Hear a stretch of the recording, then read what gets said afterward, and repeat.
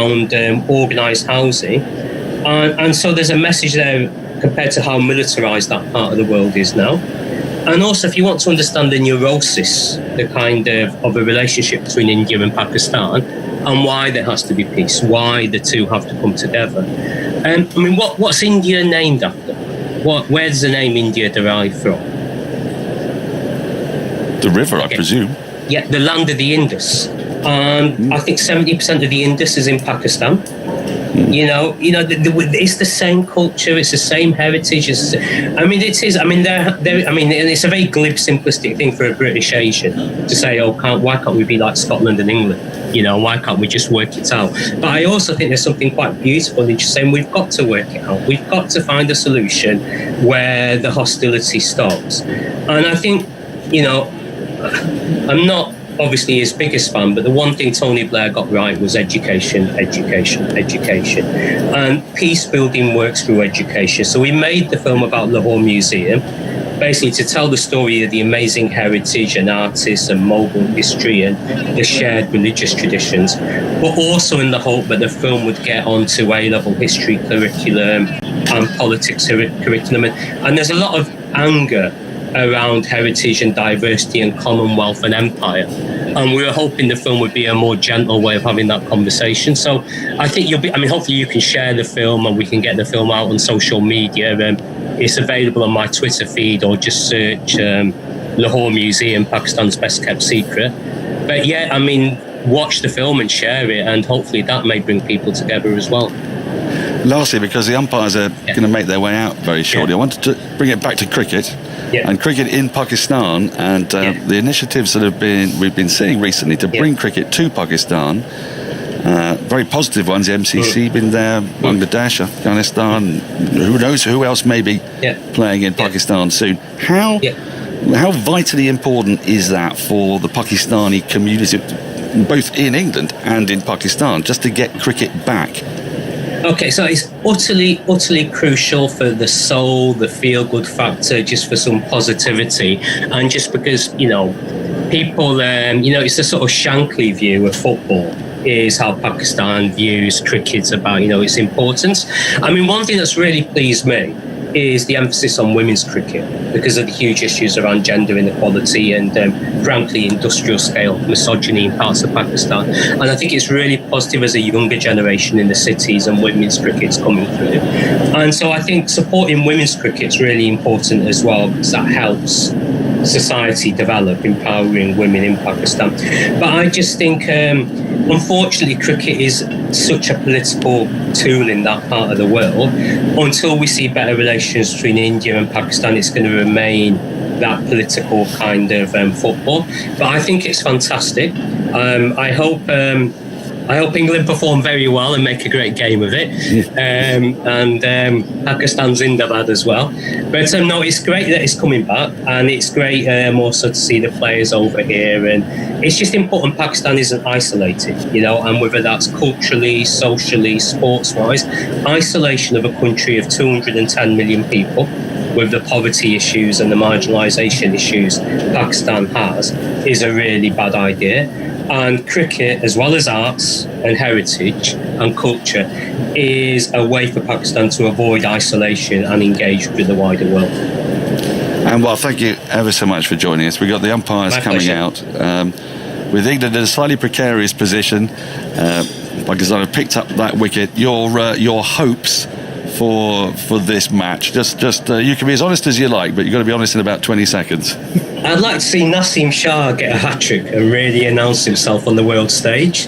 I'd like the game to last 4 days, at least 4 days. I don't want it just to end very quickly. And it's glorious to see Test cricket back in my hometown, Manchester, and Old Trafford looking so brilliant. So play up and play the game, and good luck to all.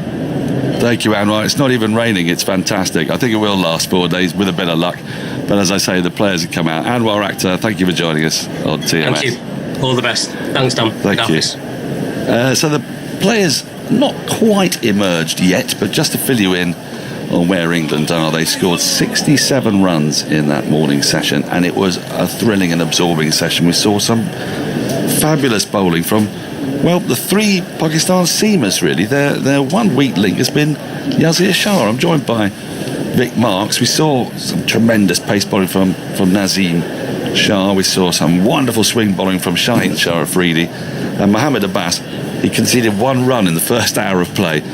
Your thoughts on that first session from Vic Marks? And then I am going to go off and grab a bite of lunch, and Jonathan Agnew is going to replace me. Well, you're quite right, Daniel. And by that measure, it's been a very good morning for England because they got through those spells, excellent spells as you suggest, and they managed to lose just the 1 wicket, a crucial wicket, that of Pope, and got 67 runs. But bear in mind, England were 12 for 3. Well, they are now, I mean, they're not out of the woods by any stretch of the imagination, but it's 159 for 5, and they could have lost, they could have lost 3-4 wickets in that morning session. The way the ball beat the bat in the first hour, Mohammad Abbas kept going past the outside edge, Naseem kept going past the outside edge. We're going to see him again now. So in one sense, England are in clover. They're in a better situation than they might have been. But they need another 100 from somewhere, at least another 100, to kind of stay in this game. Yasir Shah is a bit of a problem for Azhar Ali in that he has conceded easy runs. We had a brief couple overs before lunch, but unsurprisingly, Azhar Ali's gone back to his pace men. Hello, Angus. Yes, hello, Victor. Well, it was a fascinating morning there, and here we go. Let's see what this afternoon has in store. But Josh Buttler, the non-strikers then on 38. Chris Woakes on strike, who got a nasty blow on the helmet when he first came out, but his first ball from Naseem is outside the off stump and he allows it to swing away. But it was a really resounding clang on the helmet, with the ball very nearly caught at mid-wicket. Yeah, I don't think he hit it, but it went from helmet in front of the wicket quite quickly, which is always a little bit alarming. It wasn't not a high bouncer. It was a misjudgment by the batsman, really. He could almost have played it if he got on his toes, but he took his eye off it, obviously, right at the start of his innings. It didn't look good for a while, but he seems to be fine. He's played well since. Naseem runs away from us, bowls outside the off stump, and again there's no stroke from Woakes as that carries quickly through to the wicketkeeper standing a long way back in the distance. I mean, I can also see down there Mohammad Abbas loosening up. Are you still advocating Woakes to open the batting for England? Well, I think you had a campaign going for a little while. He's very bravely got back into line after that nasty blow on the head. Well, I can tell you about getting into line, actually, with an old friend of ours, probably, Neil Mallender. Remember him? Oh, yes. Who was not a great batsman, but he'd got a first-class 100 to his name for Otago. There's Naseem again, bowls to Woakes, too wide, he throws the bat at it. Yeah. And you heard the cries there from behind the wicket as that flew past the edge. If it connected with it, it would have whistled to the boundary. And what used to exasperate me a little bit with Neil was he'd get out for naught against Malcolm Marshall, and he'd be so proud. LBW. Look, I was in line. I was in line. He had quite a good eye. I'd much rather he backed away and sliced 3 or 4 boundaries over third man, then get out. Yeah. But no, I was LBW to Marshall. Look at that. Yeah, I know what he means. Naseem bowls outside the off stump. Nice stroke from Woakes on the front foot, driving out to extra cover. I remember the real disappointment. It was John Holder as well. We're not headed out with him, who actually gave me not out what I thought was a plum LBW off Imran Khan. He said it was going down. It's not out. Oh, really hoped. But LBW Imran will look good. But I'm in line, John. Very disappointed. Maybe one for the scrapbook. But Woakes is on a different level to that, of course. Yes. There's 2 men back.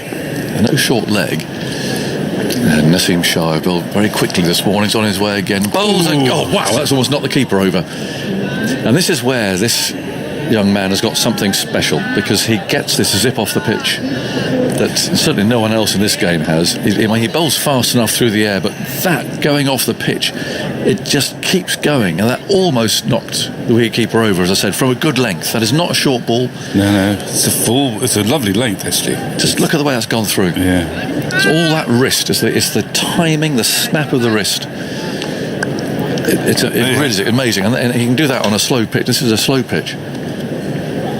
159 for 5. Woakes waits again. Naseem bowls to him. He lets that go through outside the off stump. That doesn't go through with quite the same nip. But it's just that occasional ball. And of course, Pope got one really too that bounced from just short of a length and took the shoulder of the bat. And that's what genuine pace does. But it's a classic action, completely sideways on. And he's what we've seen so far. It's only he's bowled a dozen overs in this match. Is that he seems to have very good control. He likes to bowl a pretty full length. It's not as if he's peppering the batsman constantly. The bouncer is certainly a surprise ball, but he's been in that channel most of the time now. We've got more leg spin. I should think he's got about 3 or 4 overs, Yasir, to try and get it together, and then I just thought Azhar might try his other wrist spin. Yeah, Shadab, we haven't seen bowl at all yet. No, but he just before lunch he kept dragging it down. If he gets it right, of course, he will cause problems. He's bowling to Buttler, who's on 38. And Yasir bustles in off a shortish run, and that spins away, but harmlessly outside the off stump. Rizwan's there to collect it. And as usual, there's the chorus of all sorts of things. There is a lot of noise out there, isn't it? I mean, it's great. Yeah, they're enjoying themselves. Yasir over the wicket. Bowls. Oh, he's bowled him. He's bowled him, and Buttler doesn't know how. He pushed forward, and it looks to have taken the off stump of you, hidden by the keeper. He doesn't know how. I think he almost thought, I'll just have the word with the umpire, because how did the bails come off? One's come off. I think I can still see the leg bail there. It's gone through the gate. It has. Is that wrong? Well, it's a straight one. Many of those. It's a straight one, if nothing else. The first ball he bowled after lunch was a big spinning leg break. Ball skids on. Well, he is a streaky bowler. A bit like Stuart Broad's a streaky bowler actually, but when the force is with him, and it wasn't really with him earlier in the day or even last night, despite getting Root's wicket, but when everything starts to click, anything is possible. And getting Butler's wicket would have transformed how he feels. And so England really have got to come against a very potent attack. The worst combination for tail-enders are quick bowlers and wrist spinners. Yep, they've got the lot. 159 for 6. Woakes is on 15. And Naseem Shah is already on his way now over the wicket, hurls that down, hits him on the pad, leg side from here. It's been given not out. And there's a conversation about a possible review, but certainly from this perspective looked to be going down the leg side. They're still discussing it though. Rizwan, the keeper, is having his say. We've got to hurry up though. It's quite unusual because they are reviewing it because the captain's at mid-off. So TV umpire to direct there. We have a player review for LBW. On-field decision is not out. It's a fair delivery. Can we have spin vision straight away, please? Let's have a look. I'll be surprised, but let's see. I don't think there's any nick. Nice and slow, please. Nice and slow all the way through. Okay, clearly not back to ball, so ball tracking probably missing leg, I think. Hits him thud on the pad. You can see middle stump and off stump. Now. It's a bit like your John Holder one, really. You were talking about missing the wickets, Richard. So stay with your original decision of not out. I'll let you know when you're on screen. You're on screen now, Richard. Missing leg stump. Easily. That was hitting another stump as it were. That was probably where you were hit the other day when John Holder gave you not out. I think I'd been quite pleased with him that close. 159 for 6. The Richard Kettleborough, he couldn't really believe it when they decided they were going to review that. Is you what? Yeah. It didn't look very good from here. But they're excited. They're up, aren't they? Naseem bowls a bouncer, and Woakes has pulled that with a slightly ducked head, as it were, out to mid-wicket. Not necessarily a convincing stroke. No. I mean, it made quite good contact, but it hit the field. Not sure he's actually looking at the ball when he played the shot. 159 for 6. Azhar, I think he's just gone over to Richard. Explaining his decision there to Richard Kettleborough. Or maybe just said, sorry, wasting time. That was a very bad review. I got talked into it. Yes. I mean, he's got no view where he is. Not really, not a mid-off, not wideish mid-off. He's depending on a 17-year-old fast bowler and a very excitable, newish wicket-keeper, which is perhaps not the best input. Naseem again, runs in, bowls very full, clipped away by Woakes out to mid-on's right hand, tumbling stop there. They go thinking about the second. Oh, well, they've decided against it in the end. A horrible mix-up. And it's Shaheen Afridi there, who's left-handed, of course. I think Bess saw that, and Woakes was thinking about the second. And they decided against it. Here's the Buttler one. Just watching it on the screen. It's pitched middle and off and hit off. It's not a googly. No. It could be that top spinner. And I think it's a leg spinner that hasn't spun very much. Well, yeah, but I mean, the great leg spinners, and Yasir is one of them, they can actually almost control the amount of spin up to a point where they release the ball, I think. But who's our best option to talk about that? But I'm not sure we've got them in our box, but I think they can, depending on where they release it at the back of the hand. They can, in a way that a finger spinner really couldn't, control how much spin they impart. So Bess on strike, and Naseem is running in. 3 slips and a gully. He's there and he bowls outside the off stump. And Bess is brave. He's a doughty fighter down here at number 8. And he'll be gritting his teeth. And he'll be getting stuck in. Well, he's come a long way in a very short time, Dom Bess. And that's what they like about him, is that he is up for it, but he's being stretched, both as a bowler and a batsman. Here he is against, Naseem, around about 90 miles an hour and on target. Bess dips at the knees, Naseem runs in, bowls to him on the off stump, and he plays that carefully into the offside. Nice defensive stroke, no run. Still some humour in the England camp, but if you saw on the screen there, a deadpan James Anderson. The other camera pans in to the dressing room to see who's next and what's going on. Deadpan James Anderson. Sitting alongside him was a photograph of Danny Rubin, who is our media liaison fellow, with a helmet as if he's the next batsman in. Anderson absolutely deadpan. 160 for 6. Naseem runs in, bowls a bouncer, and doesn't get up very high actually. Bess played it comfortably enough. Naseem likes a glare, and Bess actually gives him a nice little smile back. 160 for 6. Trailing by 166. Woakes 16. Bess yet to score. There's Archer, Anderson, and Broad to come. Yes, you can't guarantee too many from them. I mean, Stuart Broad, of course, actually played brilliantly in the last Test match, didn't he, for his 60? Broad might play a few more shots against the spinner, which of course will be turning it in the right direction you mustn't for him. Cast your own sort of... I know you relate to Broad now as a batsman in a way you probably didn't about 5 or 10 years ago. You know how they might think. Now then, he's not over-attacking against Woakes. At the moment, he's just got the slip. He wants to keep the pressure on in terms of run scoring at Azhar. In fact, he might be bringing in a close fielder now, but they've got to fetch the helmet. Andy. Switch myself on. I've been looking at Jos Buttler's recent form with the bat since the Old Trafford Test against Australia last year. He's had 19 innings, he's reached 13 times out of those 19, but only 2 half centuries out of those, so he's had a lot of starts without being able to go on. 38 today. Yasir moves in, bowls to Woakes, who leans forward, or rolls away down to a straight mid-on. So we've got him there straight mid-on. There's a man out at deepish mid-wicket, almost all the way to the boundary, but not quite. And then another in a similar position at deep backward square leg. The sun's out again. A ring of 4 on the offside and a slip. That's a quicker one and shorter. And hit out to Shadab, who's fielding at point. But still hasn't bowled yet. And he's the one apparently with all the variations.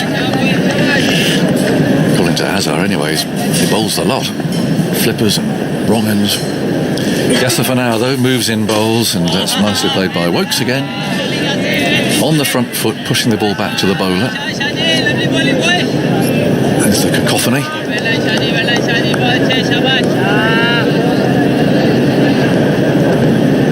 It's all like being in a souk.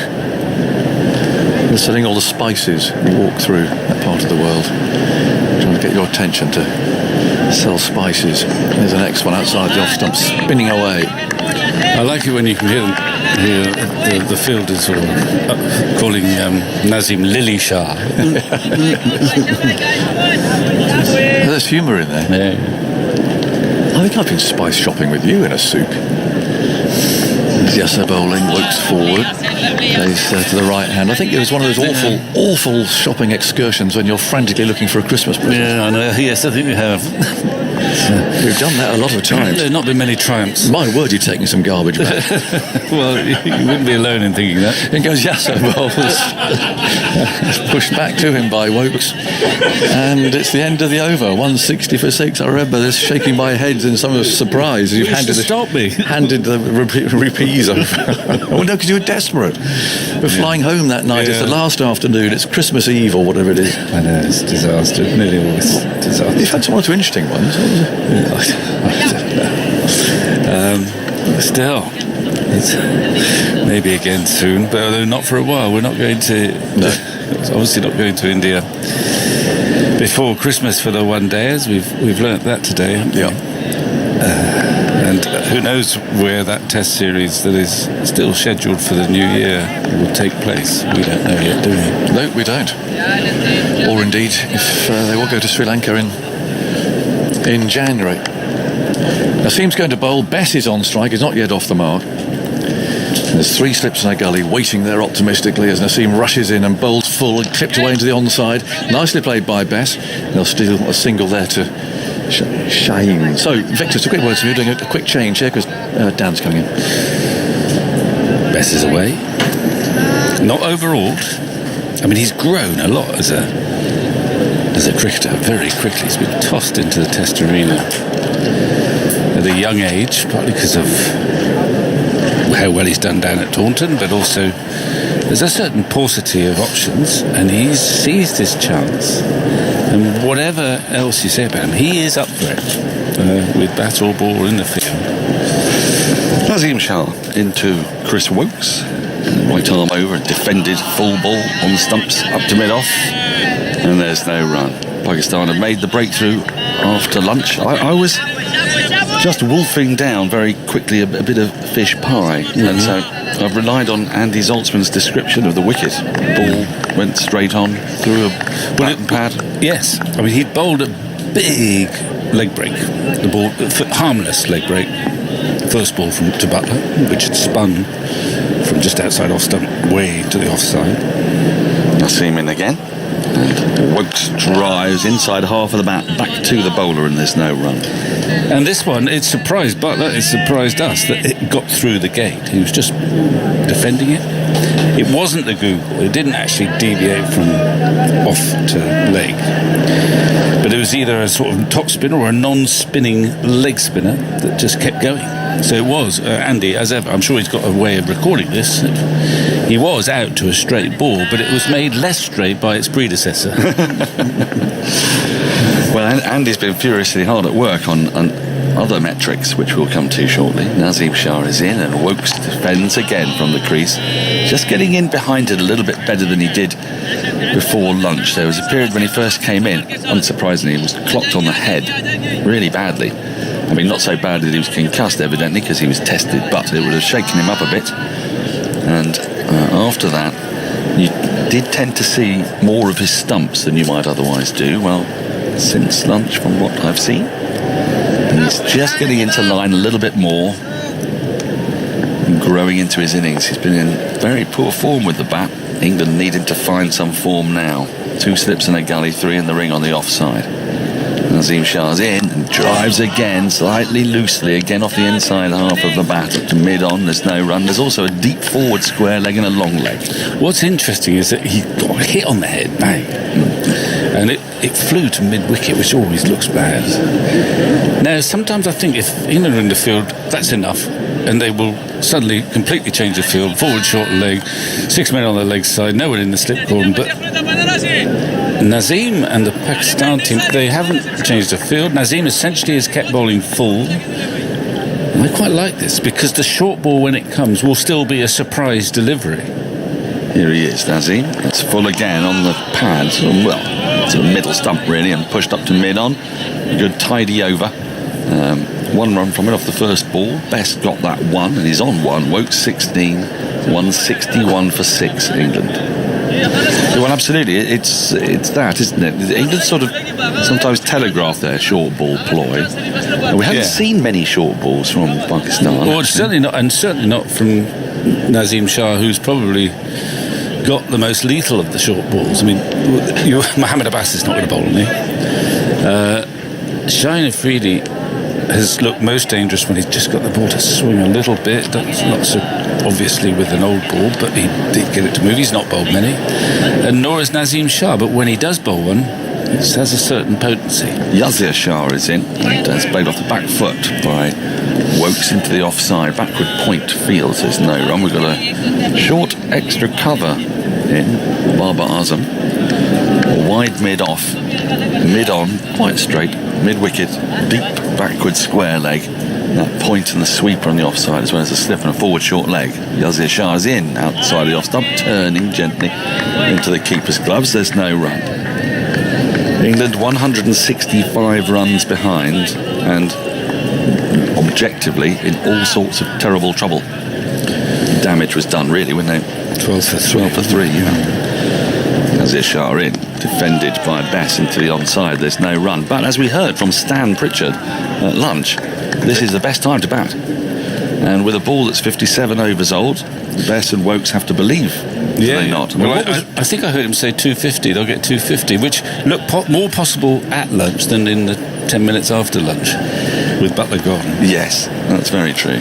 Yasir in, and that's popped up. It's been taken at slip and gone.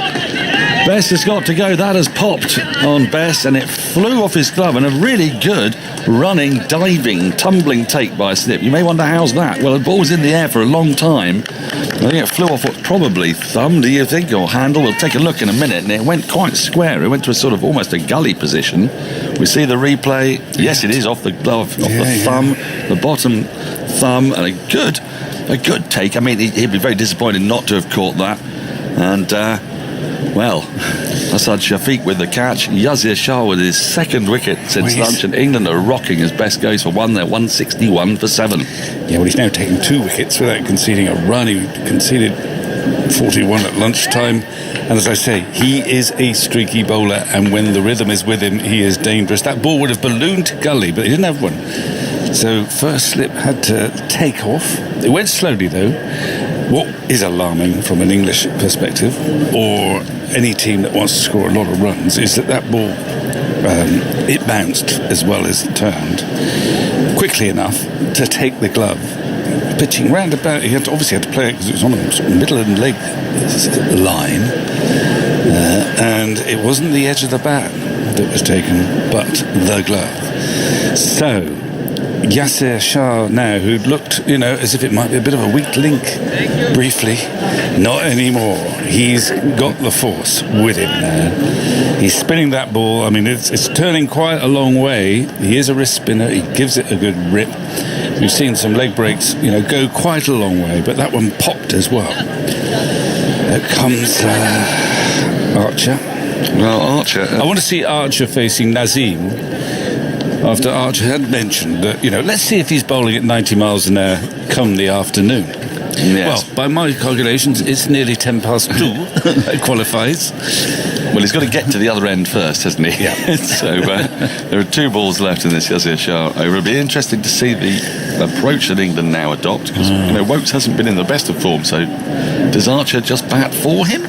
Well, he's gone back and cut this with a straight bat, really, more a back foot punch. He's got a thick edge. It's run down into the third man region, and the batsman come back for 2. Well, Shadab Khan doing the field, 163 for 7. I mean, the little I've seen of Archer, I know he can bat, is that he's better off playing it as a sort of flipper, top spinner thingy that scudded through, but he got down in time. Shadab, and he tripped over his feet there, fielding that. Yasir's in, and that's cut. That is authentically cut by Archer, and he's going to get a run for it. Is it not the best bit of fielding at point? Also bounced, I think. Maybe it bounced, if I'm being uncharitable, off a square end or something. But anyway, he's got a single for it, and he's just had a funny 2 minutes there, Shadab Khan. He's tripped over his own feet, and he's fallen over as the ball sort of bounced into the ground at him. But Archer has picked up the run. That means that Victor gets his wish at 8 minutes past 2. I mean, I know that it'd be very tempting If you are, who's at mid-on? Is it Afridi? Forward short legs in. I think. Yes. Afridi, well, he's just been having his chat, and I think the obvious conversation to have is, well, this bloke doesn't think you'll be bowling 90 mile an hour at this time of day. Well, do you want to keep a little eye on the speed gun for me then? Let's see. Archer's marking his guard. 3 slips, a gully, backward point. Batting after lunch. Well, whether it's easier or not, it's hard to tell, because Yasir Shah's got rid of 2 England wickets. One with, from what I understand, just a curiosity, a sort of straight ball, and then that one did pop. So here comes Naseem Shah into Archer, and Archer defends very comfortably back up the wicket and says something along the lines of, well, that felt like about 83.4. I'm not sure that he did say that. It's fielded at mid-on, there's no run. 164 for 7. England really, really in trouble here. Archer 3, Woakes 16. Will they counter-attack? It's the only way Stuart Broad knows how to bat these days, so you'd imagine when he comes in, that's what they'll attempt. And his last innings, he hit 62 in double quick time and turned the momentum of the game. England are going to need something like that from their 9, 10, 11. And also need Woakes to keep going at the other end as Naseem Shah is in to Archer. He bowls very full.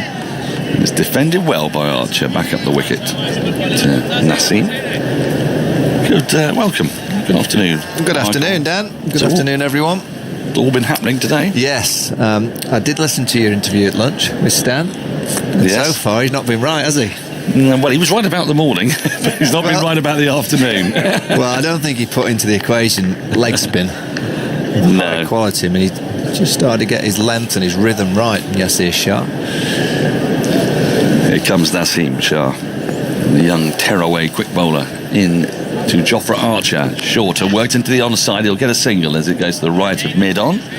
Takes Archer off strike. He's looked very comfortable. He's got right in behind those 3 balls.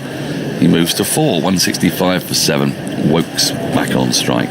So what is the plan here for England? Do they not really have a choice? You just have to play, or do they counter-attack?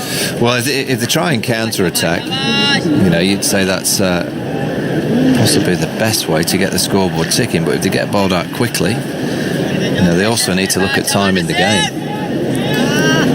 Where are we? We're nearly halfway through the match, but we're half an hour from halfway through. So, well, in terms of time, not so much in overs. It's a long way to go indeed. Naseem Shah in to Woakes, and Woakes gets a short ball which he pulls out to deep square leg. There's a man out there, but he got it into the ground soon enough for it not to be a problem for him. Picks up 1 as the deep square leg runs to his right. There are 2 men out for the pull and hook, but Woakes moves to 17. England 166. Yeah, I mean, ideally you'd want a counter punch and the scoreboard to tick, but by doing so you're going to give Pakistan a chance of getting the last 3 wickets very quickly. Yes. The pitch isn't doing a great deal. Yasir Shah obviously has just produced a good delivery to get rid of Bess, but other than that, he hasn't bowled great. And the ball that got Josh Buttler out, he just missed. Went straight on. It went through bat and pad. Yes. You're always getting a short ball or 2 every over off him. Well, the wickets to fall today, 2 of them have come from a greater than expected bounce, haven't they? Naseem is into Archer, and Archer, I think plays at that actually in the channel outside off stump. I was going to be charitable and say draws his bat inside the line, but he moved towards the ball and then pretended he was bringing the bat back inside the line. Well, yes, they've just put a short leg in place with a deep square leg on the boundary as well, so I think he was expecting the short ball, and he didn't have much foot movement going forward there, Jofra. No, but he defended the first couple of balls of this over quite redoubtably. There was no short leg when he did that. They've made a good tactical move by just putting a short leg just behind Jofra. Here's Naseem to complete his over. And Archer gets the short ball, which he doesn't even duck really. He just slightly moves out of the way of it, goes through to the keeper. End of the over. 166 for 7. Archer 4. Woakes has 17. He had 2 of the wickets to fall today. Pope, who looked really well set despite having to battle through the first hour. He got one from Naseem that bounced more than he or anybody else would have expected. Took the shoulder of the bat.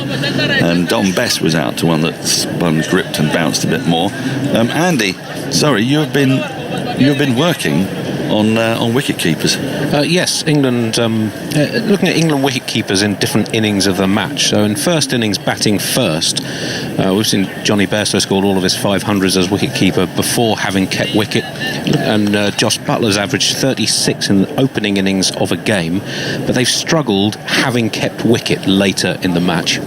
Yasir Shah starts a new over to Woakes, who defends to cover. Got extra cover, and there's no run. So Bairstow's average over his career in matches he's been picked as designated wicketkeeper averages 51.8 in first innings batting first. Yasir in again. 3 in the ring on the offside, 4 in the ring on the offside. Driven nicely and just past the outstretched hand of Babar Azam at extra cover. And they get through for a singles.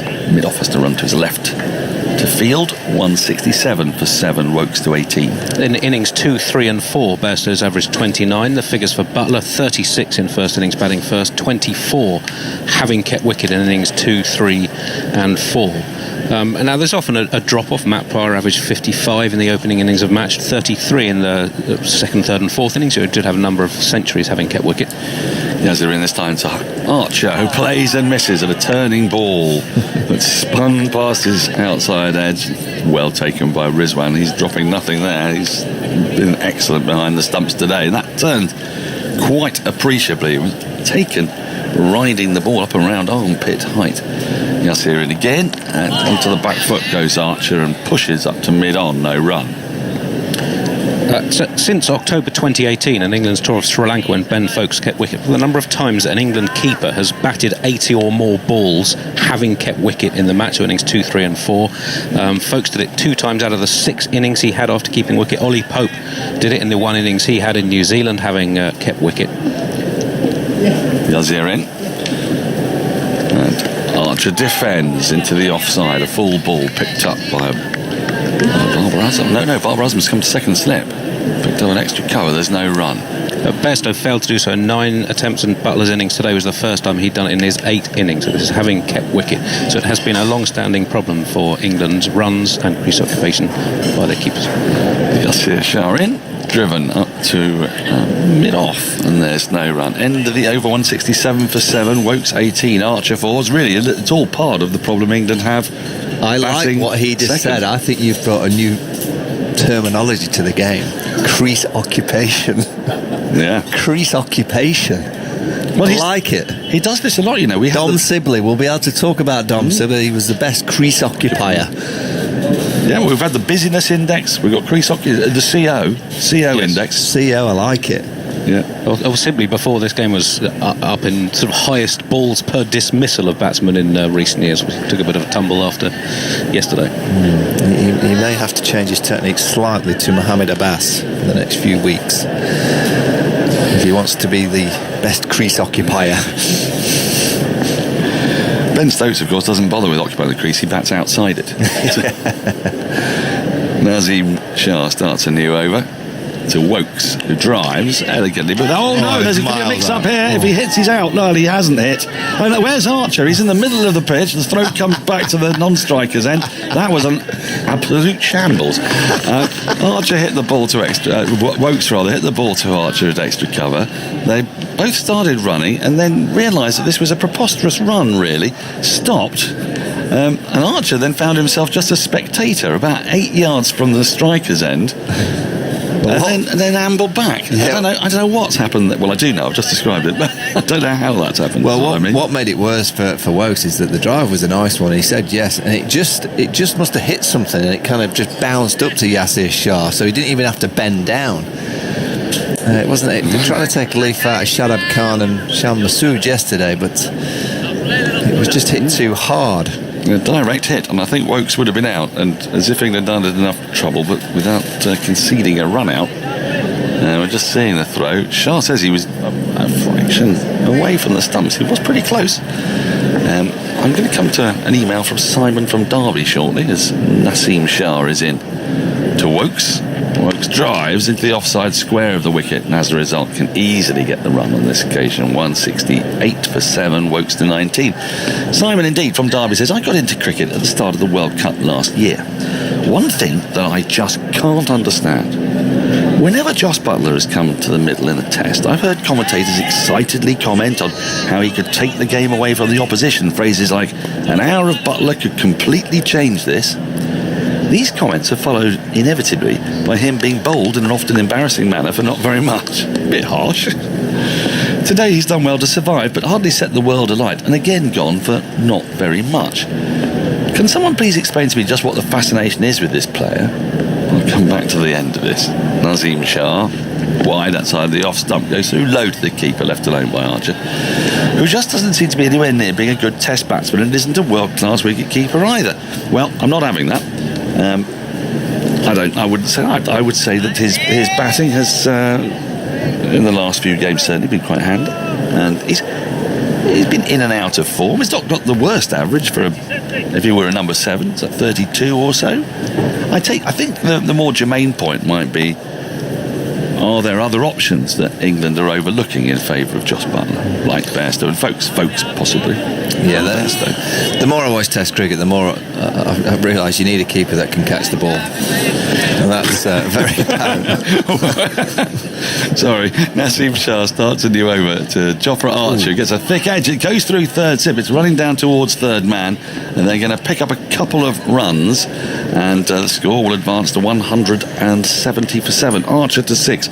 You come back to the theory that wicketkeepers need to catch the ball, Michael, and I'm going to make way for Simon Mann. Yes, the keeper of the modern game clearly has to contribute with the bat. It's so important. You need 20 wickets to win a test match. Chances have to be taken. Look at someone like Tim Payne for Australia. What was the average, Andy? About 28, something like that. Takes every single opportunity, or seems to. He doesn't drop too many. Here's Naseem bowling to Archer, and Archer's forward, thick edging that along the ground down into the gully, and there is no run. 170 for 7. Pakistan with a very firm grip on this test match. It's going to need something remarkable from England's lower order here if they're to get themselves back in the game. They're 156 runs behind on a pitch that's offered plenty of spin, and there's variations in Pakistan attack as well, which is going to clearly put pressure on England in their second innings. Payne averages 31.6 in tests, only 750s, but quite consistently productive with useful scores. Yes, the 31 batting at 7. I think if your keeper bats at 6, he has to average a few more than that, but I'd take an average of 30 at 7, take every opportunity. Archer on 6. Naseem bowls to him, and Archer just gets the bat down in time. There's an appeal for LBW. I think about a quick single as well, and neither is there, neither the LBW nor the single. And Naseem went to the ball and picked it up just as he was realising that Archer was thinking about it. That's twice now there's been some confusion between these two bowlers, now being asked to dig the team out of a very big hole with the bat. That's the first ball really for a while from Naseem Shah that's kind of whipped back into Jofra Archer. He hasn't been doing a great deal. He was getting excited because he started to appeal because he thought the ball had just flicked the pad first, but it hadn't. Came off, I'd say the middle of Jofra's bat, but it was right off the face. Something we've just seen on our screen. Chris Woakes has been having some treatment. We talked about this yesterday, didn't we, about diving on this Old Trafford square and on the wicket ends. Chris Woakes diving to make his ground on that near run out in the previous overs, taken some skin off his elbow. I think he's had some, is it iodine they put on it? Or Friars Bolson, is it? I'm not quite sure. Bolson, it's that orangey, browny stuff, so it's a stinger. Yeah, it's a horrible thing. If it's ever happened to you, you'll know. I tell you what, skin off. The worst place is on your hip, because you have to obviously sleep on your hip at night, and you stick to the sheets. Seeing the run out opportunity again on our monitor. If it hit, I think he would have been out. It's 170 for 7. So Woakes is putting his gloves back on, and he's going to take strike from Yasir Shah, who's been the main man for Pakistan this afternoon. Contrast those two spells after lunch, yesterday and today. Pakistan winning them both. Here is Yasir bowling, and Woakes plays firmly back to the bowler, and there's no run. But yesterday England's spinners couldn't make any impact at all, actually rather release the pressure. Today Pakistan's spinner has bolstered the strength of their position in this game. 170 for 7. Woakes on 19, moves quietly forward. He'll be tempted to dance down and try and hit one over Yasir Shah's head. Mid-off's just slightly deeper. He's there really halfway to the boundary, so if you get it, you'll be fine hitting it over the top. Woakes waits, Yasir bowls to him. That's a sharply spinning leg spinner that Rizwan takes away to his right-hand side, almost on line with the return crease. Well, he's just getting into a rhythm here, Yasir Shah. It's taken him a while. He's got 3 wickets and he hasn't bowled that well. This afternoon, though, he's barely bowled a bad ball. Here he is. Bowls to Woakes, and Woakes is bowled. That one kept a bit low, but went through quickly off the pitch. And Woakes was back, looking to play it into the leg side. And Yasir's got another one. 170 for 8. Woakes is out for 19. That was the one that goes straight on.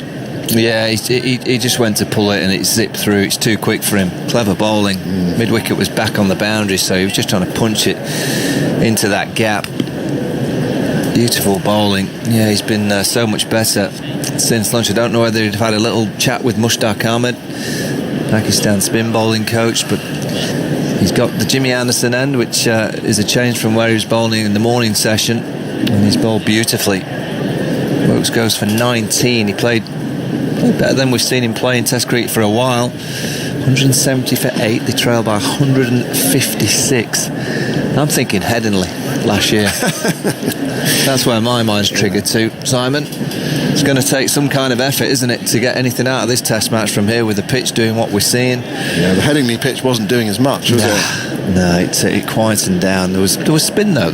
Nathan Lyon was spinning it, so when England set out for that chase, and I think they was probably having to chase something similar. I don't think any of us gave them any chance at all. So you never know, but this Pakistan seam attack haven't really got the rewards that they deserve.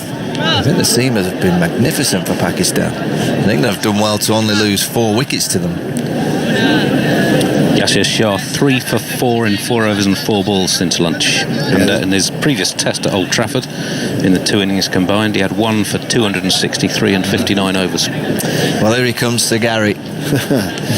Well, Stuart Broad played that remarkable innings against West Indies on this ground not so long ago.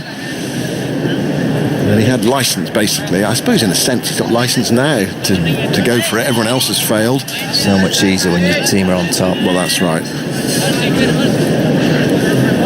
Archer has started well at the other end. He's only faced 15 balls, but he has been a very sketchy starter in Test cricket. He shapes like a player who should get a few more runs than he does. And his first-class average when he came into Test cricket suggested that as well. He's got 6 half-centuries, but there's been very little from him in Test cricket with the bat so far. There was one innings in New Zealand when they were looking to save the game on the final day where he played very well. He batted for a while and then was caught on the deep back of a square-leg boundary. Here is Yasir to bowl to Stuart Broad, and Broad is propping forward, playing it defensively back up the pitch. And almost from nowhere here, Yasir's on a fifer. Yeah, when's the sweep coming? It's coming, isn't it? Broad out in the middle, 45 catcher, short leg, an orthodox slip, so the sweep's available. It's coming. Generally speaking, leg spinners are less effective against left-handers. No ball. Last minute. Is that front foot or back foot? I think earlier on I thought he might have bowled a back foot no ball. Your foot touches the return crease. Yasir goes in and bowls. Broad again props forward to a full delivery. Back up the offside of the pitch, and there's no run. 171 for 8. Pakistan here sensing a huge first innings lead. I know a big first innings lead on a flat pitch, but a massive lead on a pitch like this. They might rely on the Manchester weather this week. Can sometimes get a bit cloudy here, can't it, Simon? Occasionally. Every now and again. Occasionally. Yasir bowls tossed up, Broad again forward, playing it defensively into the offside. Yasir picks up, Broad playing that very cautiously. So he's survived 3 balls there. It's 171 for 8. And Yasir's taken 4 for 46 from 14 overs. But the feature of his bowling this afternoon, there have been no freebies at all. Earlier in his spell, there have been an odd bad ball that you can just release some pressure. You need to get a single or... Well, I reckon Pakistan would have been concerned, Simon, with the way that he bowled last night and the way that he started today. I think there was... you only had to look at the field setting when Chris Woakes went out there to bat. When you think Woakes' record in Test cricket of late is poor, Yasir Shah had a deep mid-wicket, a square leg on the boundary, cover point in the boundary. There was no short leg to Chris Woakes, which gave me the indication that he's really struggling for confidence. And what he's found in the last half an hour is a different end, but he's found a little bit of consistency, and he's picked up 3 wickets because of it. Last thing England need is the leg spinner to find confidence in a series like this, because I'm sure the Ageas bowl will be quite dry. Saw that against Ireland in the first 2 one-days in particular. Plenty of spin for Rashid. Shaheen Afridi back into the attack from the Statham end, goes in now, bowls to Archer, who cuts that away. Very well stopped, or half stopped at backward point by Shan Masood. As Archer connected with that one, it was a nice looking shot, but he only got a single for it. They've been very impressive, Simon, Pakistan. Everything about the way that they've operated all week. Obviously batting to start with, they've looked agile and athletic in the field. It was Aggers on day one. We just mentioned their warm-ups, and we just looked down and thought, wait a minute, they look like a team that is well prepared, this Pakistan. All right, they've not played the 3 test matches like England have done, but it looks to me like the warm-up games that they've played has been competitive. You only have to look at the players that aren't playing. They train on the pitch at night doing fielding drills and fitness. Whoa, they work them hard. I was playing a bit of table tennis out to the right. They were still going last night. Were they? Yeah, they were still working hard, taking high balls, doing a bit the shuttle runs. 72 for 8. Here's Shaheen bowling way down the leg side to Stuart Broad. Rizwan dives across to take it. I suppose the only thing you would say about that is not a great deal else to do, is there? I mean, it does give you a chance to concentrate on your cricket skills. So you're doing a few laps this morning, Simon, around the ground with your big headphones on. You've got old school, those headphones, aren't they? They're like the ones I'm wearing at the moment. Well, I think they're your kids, they're massive. I discovered that actually, if you're going to run around this Old Trafford ground, you've really got to have some distraction to take your mind off it, because it is a bit soulless. Yeah, I reckon I can talk you through every single car. Here is Shaheen Afridi, bowls to Broad, gives himself a bit of room, plays it into the onside. He sets off the single, then goes back because Archer's not interested. He's leaning on his bat at the non-striker thing. There wasn't a single there. Broad wants to get off the mark. Shake of the head there from Stuart Broad. He's not happy with Jofra. Jofra's going down for a conversation. Stuart Broad talked about the way that he's looking to bat in Test match cricket, give himself a bit of space on the leg side, open up the offside. Yeah, Archer not interested there. He didn't. I mean, it was a tight one.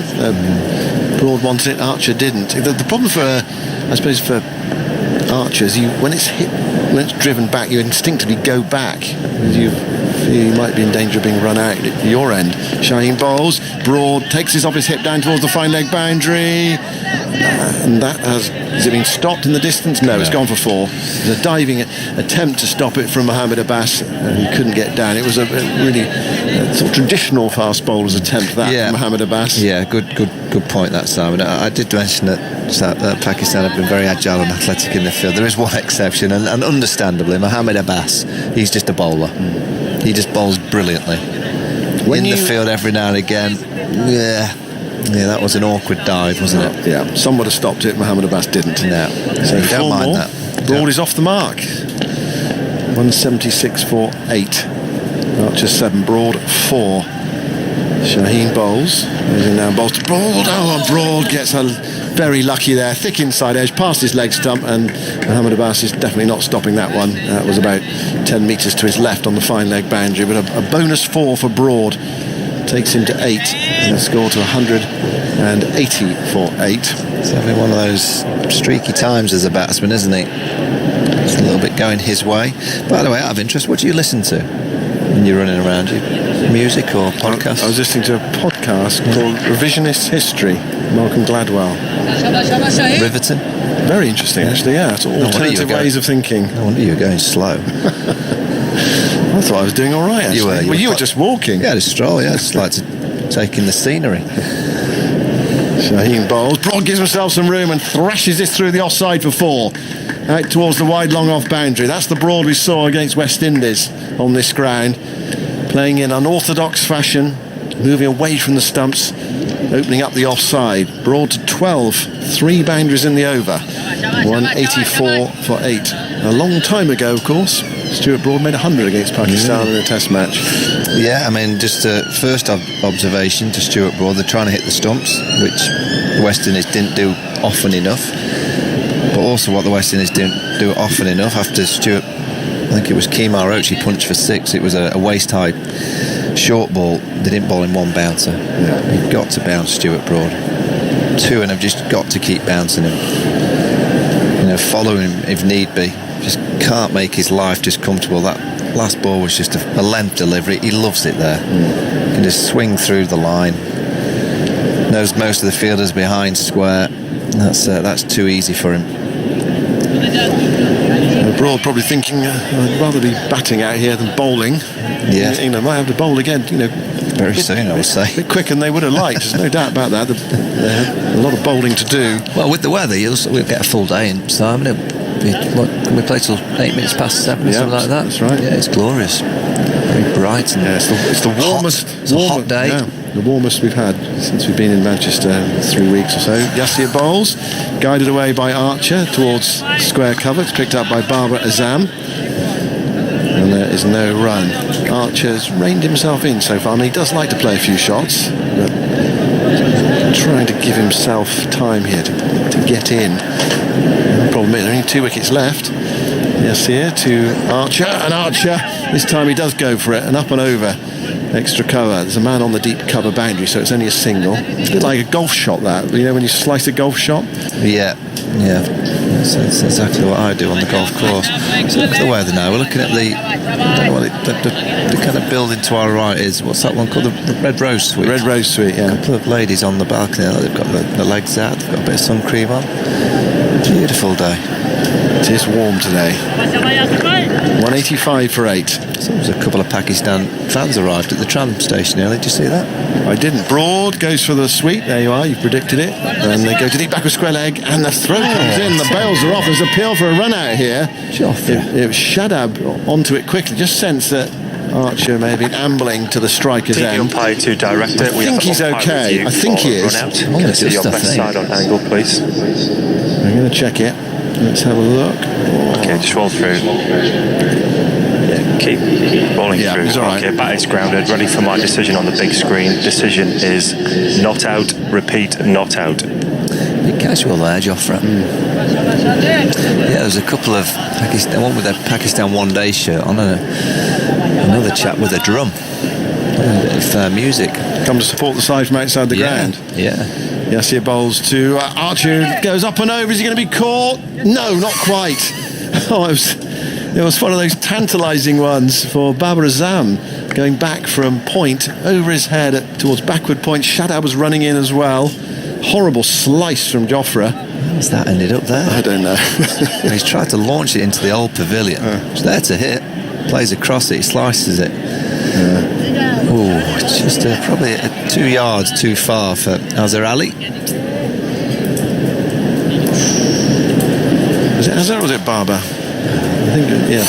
Here is Broad playing defensively. Yeah, it's Babar Azam there, number 56. He went after it. Broad plays that defensively into the onside. It's 187 for 8. Signs here that these two are going to play a few shots. If it comes off, it will be exciting, entertaining.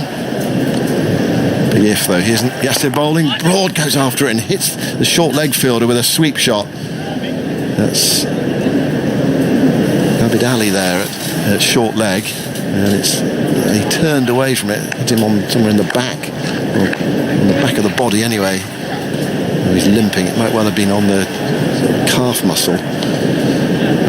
Broad got a hold of that. Yeah, if you're Jimmy Anderson, I'm sure he will have his helmet and his gloves on now. You'd probably just make your way to the edge of the stairs. The way that they're playing, I don't think it's going to be long. I guess if they can have half an hour of crashing the ball around and it gets another 30 runs, that's what they're trying to achieve. Going to be spin from both ends. Shadab Khan, the first time we've seen him.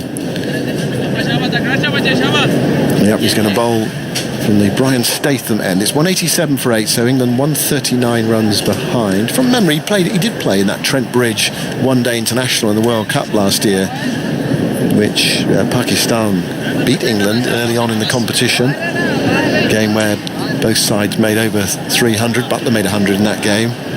England just ran out the steam in the closing overs. From memory, I think he had a reasonable effect on the match. Stokes is having a look. Here is Shadab going into bowl to Archer, who blocks his first ball back up the pitch. I think your car alarm's going off. Well, it could be. Yeah. You said you know every car in the car park. I know most. Which one is our car? Because we've got a few of us a hire car. We don't know which one it is. We've forgotten which one it is. Here is Shadab bowling. Forward goes Archer. I can see the Dayglow security. They're heading towards our cars. Oh, it's stopped now.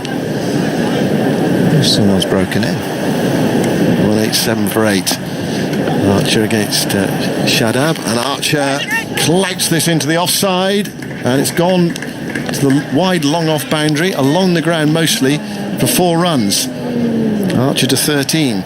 191 for 8. Am I right about Shadab? Yeah, in that World Cup, brilliant World Cup match at Trent Bridge, Pakistan made 348 for 8. Shadab a 3-ball 10 right at the end, undefeated, and then opened the bowling, dismissed Jason Roy for 8, and then took the key wicket of Joe Root, who'd scored 100 and had a partnership with Buttler. Shadab bowls to Archer. Archer stretches forward, sets off for the shortest single I think I've ever seen attempted in Test cricket. Broad sent him back. There's a short extra recovery and he played it straight to him. And something about tail-enders, when the top order kind of do a get together and want a quick single, it looks like it's going to work. And the tail-enders start trying to do it, it's carnage, isn't it? Well, Broad has been run out by half the length of the pitch there. Shadab went in. Archer wasn't quite ready, so Shadab pulled out.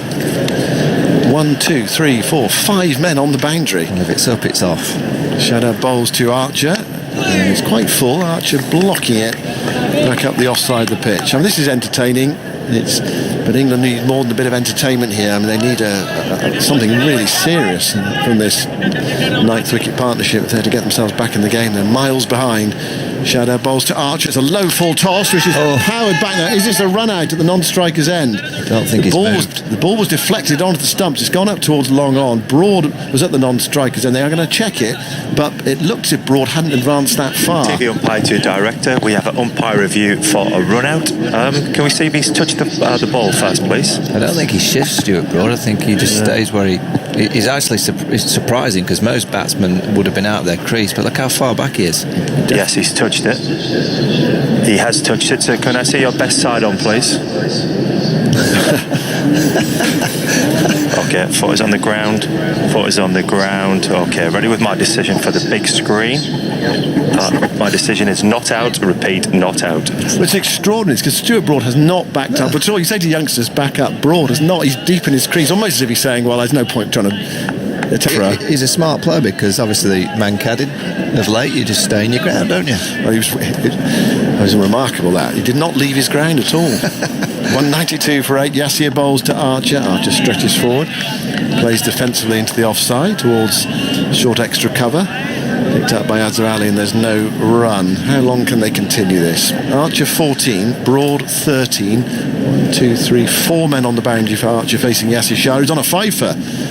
Yasir bowls, floats this up. Archer allows it to come to him and then watches it very carefully spin away. And it's taken by Rizwan. I think I'd the fielder on the deep point boundary, just bring him in by 5 yards because he's going to skew one in the air again. Going to go for the big drive. Yasir bowls to Archer. That one fizzes through as an appeal for a catch behind, belated appeal. Rizwan is saying, I think he might have nicked that, and they are going to review it. There's not a great deal of conviction out there, certainly not from Yasir Shah, the bowler. Has he got his fifer here? TV umpire to director. Smiling. We have a play review for caught behind. On-field decision is not out. It's a fair delivery. So can we move on to front on spin vision, please? I think Stuart Broad says you're fine, but we'll wait and see. Okay, doesn't appear to be any bat involved, but can we confirm that with Ultra Edge, please? Just roll it through, nice and slow, flat line. Yeah, clear daylight as a ball passes a bat. Yeah, just keep rolling through. Okay, ready to go back to Richard on field. Richard, stay with your original decision of not out. You're on screen now. There we go. Well, Pakistan are eating up England wickets and they're losing reviews, but it doesn't matter so much. They need 2 to go now. Well, in theory, it doesn't matter so much. Yasir bowls. Archer goes back. He comes off the pad, I think. Comes down fine. And they go through for one. Archer wants to come back for the second. I heard Stuart Broad say, no, wait there, but there was a clear 2 there. And 2 leg byes are taken. It was Asad Shafiq who sprinted back from slip to pick it up. Asad took that good catch to get rid of Bess, diving away to his right. You'd expect him to catch it. It was a looper, really. As long as he got his feet right, and he did. Looked spectacular. There's some good photographs of it. But you expect the slip fielder to take it. Yasir bowls to Archer. Powers that back down the pitch. Not perfectly timed, but not very well fielded by Yasir away to his left. So Archer gets a single towards the long off boundary. Archer to 15. Broad is on 13 at 195 for 8. This last wicket partnership has been worth 25 so far.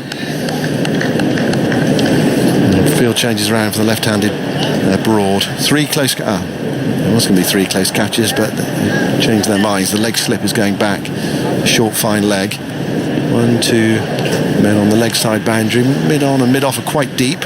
Yasir ran the wicket, bowls to Broad. Broad dead bats it back up the pitch. There's no run. It's the end of the over. It's 195 for 8. Action-packed passage of cricket. More from, in fact, I think more from Michael Vaughan. No, it's not. It's Azam has joined us. We've got a double change here. Azam and Isha Goa. Extraordinary stuff from these 2 players. They put some 25 runs on the board. Crucial partnership here for England point of view. They want to get a total of around 230, 240. Pakistan is looking for another couple of wickets to finish things off very quickly. First innings runs so important here at Old Trafford, especially with the 2 leg spinners in the Pakistan lineup, the second of which is operating right now from the Brian Statham end. Shadab Khan has come into the attack. Jofra Archer has 2 men back on the leg side, so deep backward square, deep mid-wicket is Khan is through. Forward in pressing and defending to the offside is Jofra Archer. He's got a deep cover, long off and long on as well, with these 2 looking to be a little bit more aggressive. Archer taps his bat down. Now high as he drives past, extra out to long off for a single, comes through casually. For the 1 as the throw comes in. Archer to 16, then 196 for 8, trailing by 130 then England. Stuart Broad asking for the guard of 2, middle and leg. And a similar sort of field for him as well, except there's no cover. So 3 back on the leg side, long on, deep mid-wicket, deep backward square, there's short fine, no cover, and long off is coming up inside the circle, so encouraging him to hit onto the offside. The leg spinner coming into him. Khan bowls wide of the offside, well, pushes to the offside and gets his single. Whether it will be a leg by or not, we'll just see. No, it does get bat on it. Broad goes to 14, sorry. England 197 for 8, trailing by 129. Pakistan right on top here. Azhar? Yeah, they're right on top here. This is a crucial partnership here, building up. So there's Khan bowls to archery edges, and they are appealing. It's been given. So catches the outside of the bat as he looks to fend forwards. He will have to walk off for 16. He's not even going to consult Stuart Broad as he heads towards us now. So England now 9 wickets down, and Shadab Khan has his first in the match. excellent stuff from Shadab Khan. Spin and a bounce. That's what he does, because he's a slightly taller bowler than Yasir Shah. He get more bounce and a spin on the ball. His alignment is pretty much straight, so that's why he taller action. That's why he get more bounce and spin on the ball. Archer has a casual look up to the big screen as he trudges off. Bright sunshine here at Old Trafford. That's where the sun's been. See blue sky, a few clouds dotted around, and it looks glorious now here. As Stuart Broad is chatting to Zach Crawley, who's brought on a refreshment for him. Pakistan players taking drinks as well. Babar Azam down on one knee. And the batsmen just probably having a think about and preparing themselves for coming out here shortly. With one more wicket required, England trailing by 129 then. Kevin Welsh emails, currently sitting in the garden in Sutton, Surrey, listening to your commentary. The temperature is 35 degrees and I'm sipping a nice cold pint of beer. Don't make us jealous. What a great day to spend the afternoon. Although the cricket could be a lot better. Yes, absolutely, Kevin. From your point of view, from Azhar's point of view, he's delighted. Yeah, I'm delighted. Now I've seen Azhar early signalling outside which roller he has to take, short one or big one. So let's see what the management will say. What would you say? I will go with the heavy roller. As Anderson is now out in the middle, punching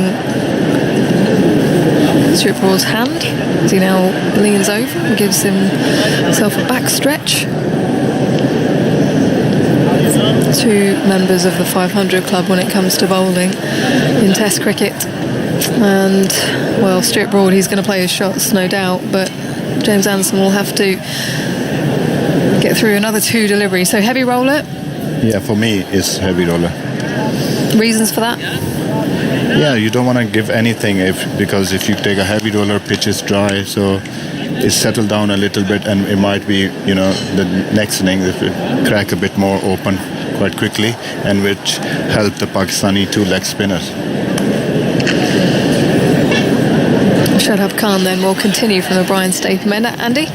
Well, just on the subject of there being two leg spinners, the first time a team has selected two leggies against England in England since Pakistan here in 2006 when they had Shahid Afridi and Danish Canaria, who'd also played the Test at Lords. Before that instance, you have to go back to 1990 when India played Kumble on his Test debut, and Narendra Hawani also at Old Trafford, and before that you're way back to the Intikhab Alam and Mushtaq Mohammad partnership, two all-rounders who bowled leg spin for Pakistan in the 60s and 70s. I wonder how upset Yasir Shah will be if Shadab Khan gets his final wicket. Will he be? No, I don't think so, because he's a team man, he's a competitor. Yasir Shah, he wants his team to do well. Well, here comes Khan now, past the stumps, bowls to Anderson, who misses one outside the off stump. Looking to drive through the covers, the Burnley Lara. He's got a slip in position, leg slip, short leg. Bowled it wide of the off stump, did Shadab Khan, and it's the googly as well, first ball. That's the wrong one. Khan through again, and this time Anderson manages to get on top of it, and they're coming through for a single as the throw is sent in from Rizwan. Stumps are taken, and Broad there's well, I'm not sure if he's got in. They'll probably look at this, will they? Is it given not out? No, they do manage to scramble the single. Why you want to do that? Huh? Why you want to do that on the last ball? Huh? Broad must be facing here. That was very strange. So England 198 for 9, and Anderson has taken it upon himself to face up to Yasir Shah, who's on 4 wickets and bowling beautifully. Maybe he's backing himself to take on Yasir Shah here. Extraordinary decision from these two gentlemen. Well, there was a real stutter as Anderson played the ball to the offside. He looked up, hesitated. Stuart Broad would have done the same and then called him through. So, I mean, this is a situation as it stands. Anderson taking his guard, men around the bat, wide open space on the offside, backward point in a mid-off, no one else in between them, as Yasir Shah is going to operate around the wicket from the James Anderson end, bowling to Anderson, who defends and covers the ball to the leg side and runs a short leg, just whip it as he comes through. Man out at deep square, short fine, who's actually probably 10 metres back from the inner circle, mid-wicket and mid-on as Shah is through. Anderson defends. I think it hits the pad as it falls to the floor. Look at that Yasir's pace here, 49, 51, the last one. That's the pace he wants to bowl, and that's the line and length. Yeah, he got confidence, got wickets. Comes through quickly here past the umpire.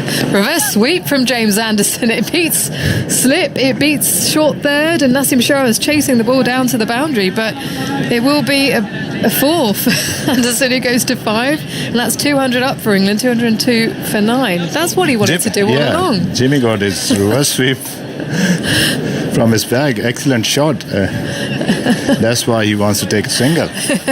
Well done, Jimmy.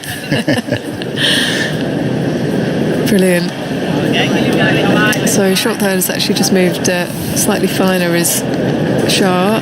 Bowls. Anderson looks to get deep into his crease and play it leg side. Misses it. Lots of turn for Shah as it goes through to Rizwan. Down the leg side.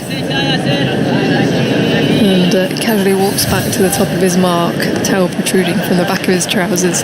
Yasir Shah spins himself a catch, bowling around the wicket to the left-handed Anderson, who defends forwards. It pops up and falls safely down the wicket. Right smile on the face of Anderson. Good stuff from Yasir. A lot of rough to work with against left-hander. Anderson taps his bat down, forward press, and works it in front of short leg. Good leg delivery on around middle and off. It turns into him, and that is the end of the over. He's managed to survive and pick up a 4, 202 for 9. And England to reach parity, 124 runs. Well, it's just about edging as close as they possibly can. And Shadab Khan will continue from the Brian Statham end. Yeah, I think Azhar is speaking to him. I think he will bowl a lot more googlies in this over. He will ask Broad to hit against the spin. We can see the field here. Slip, short third man, and mid off, long on, back here. He's going to bowl over the wicket. Shadab Khan.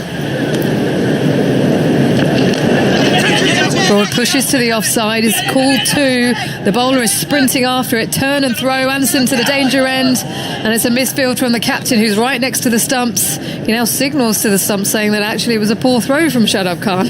Well, he might have been able to pick that up a bit better, actually. Oh, it was so close. In fact, it was nearly a direct hit. So close. Anderson diving to get in. They do manage to get the 2, so England 204 for 9, Broad to 16. And they've just sent short third out to the boundary. Slip and short leg in position, loads of space on the offside. Packed leg side field as Broad defends back down the pitch. The leg spinner. It's almost as if he was coming forward searching for the googly. Now a change of angle as Shadab will come around the wicket as Broad just remarks his guard, adjusts his gloves and sets himself up once more. Shadab bowls. Broad covers to the offside. There's a look up to say, shall we take the single? The call is no from Anderson. Broad is backing Anderson here. He is. He wants to see a few more reverse sweeps. Here comes Khan again. Through his action. A bit flatter edges. Falls in front of slip. The call is... And the appeal is for LBW as well from Rizwan. And they're going to go for the review. It was given not out. One more left for Pakistan. TV umpire to director, we have a player review for LBW. On-field decision is not out. It's a fair delivery. Can we have front on spin vision, please? So this is just to see if there's any bat involved. That is a googly from around the wicket. In fact, okay, nothing conclusive there. We'll have ultra edge one available, please. Is there any edge? Okay, thank you. Is there any bat on it? Nothing conclusive. Just waiting for ultra edge. I don't think so. Clear. Ultra edge will tell us for sure. We're just waiting, and there's a rock and roller. As yeah, roll through, please. all the way through past the bat to flat line. Keep going through all the way to the pad, please. So no bat no involved? bat involved, so ball tracking when available, please. So now they'll determine whether this is out LBW. Pitching in line, impact is in line, and it's umpires calling hitting the wickets. So stay with your original decision of not out, Richard. I'll let you know when you're on screen. You're on screen now. Bail trimmer going on to hit the bails. It was good delivery, from that angle, bowling a wrong one, and umpire call save him. Excellent stuff from Shadab Khan. That's incredible skill, isn't it, to be able to do that around the wicket? Yeah, that's the different angle and variety he delivered. Broad. Forward press, back in his crease, works it to mid-wicket, no run. One more ball left then for Broad, but the way he's been going, he's happy for Anderson to face the next over. There's Khan. Comes through, Broad on the back foot, working it to short fine. They push the single, and that is the end of the over. England's 205 for 9. The deficit 121. Broad 17. Anderson on 5. As they come together again.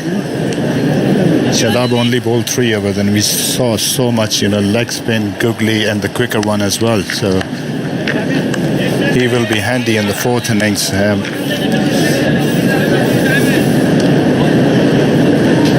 Yasir Shah will continue in search of his 17th 5-wicket haul. This is just his 40th Test match. Incredible stats. Incredible stat, more than 200 wicket, fastest, reaching to 200 mark. He's exceptional talent, and a team man. You always see him smiling, whether fielding, bowling. So he's going to come around the wicket to Broad now, who swipes across the line out to deep mid-wicket, goes over the man out there. It's Shan Masood, and Broad will pick up 6. Goes for 23, 211 for 9. Extraordinary shot. Pick up his spot with the spin. Doesn't matter if fielder is there or not. He just cleared the rope. Excellent stuff. Hang time in the air for Shan Masood, reaching up with his left hand as Shah comes through again, and again it's high in the air, this time to deep backward square. This should be taken, and Shadab Khan has dropped it. The leg spinner has dropped the leg spinner, and hands in head for Yasir Shah. That was an opportunity for a 5-fer. It goes into the rope. You can't do that, Shadab Khan. He's one of the best fielder in Pakistan lineup, I think. Straight in and out. Oh. Yeah, it falls inside the rope, so it will be 4. Broad to 27 then, as he comes forwards and pushes to the offside towards cover. Comes back for 2 as Rizwan has the ball in his hand and throws it in. So Broad now to 29. England 217 for 9. There was so much pressure on that catch, Azhar. I don't think so. From one leg spinner to another. No, he will take it all the time. I think he was not wearing the sunglasses. Maybe he can. I can't see the sun here, but I know it's disappeared behind the clouds once more. As Shah comes through, and another swipe from Broad. He's through the shot. It hits him on the body and kicks it away now.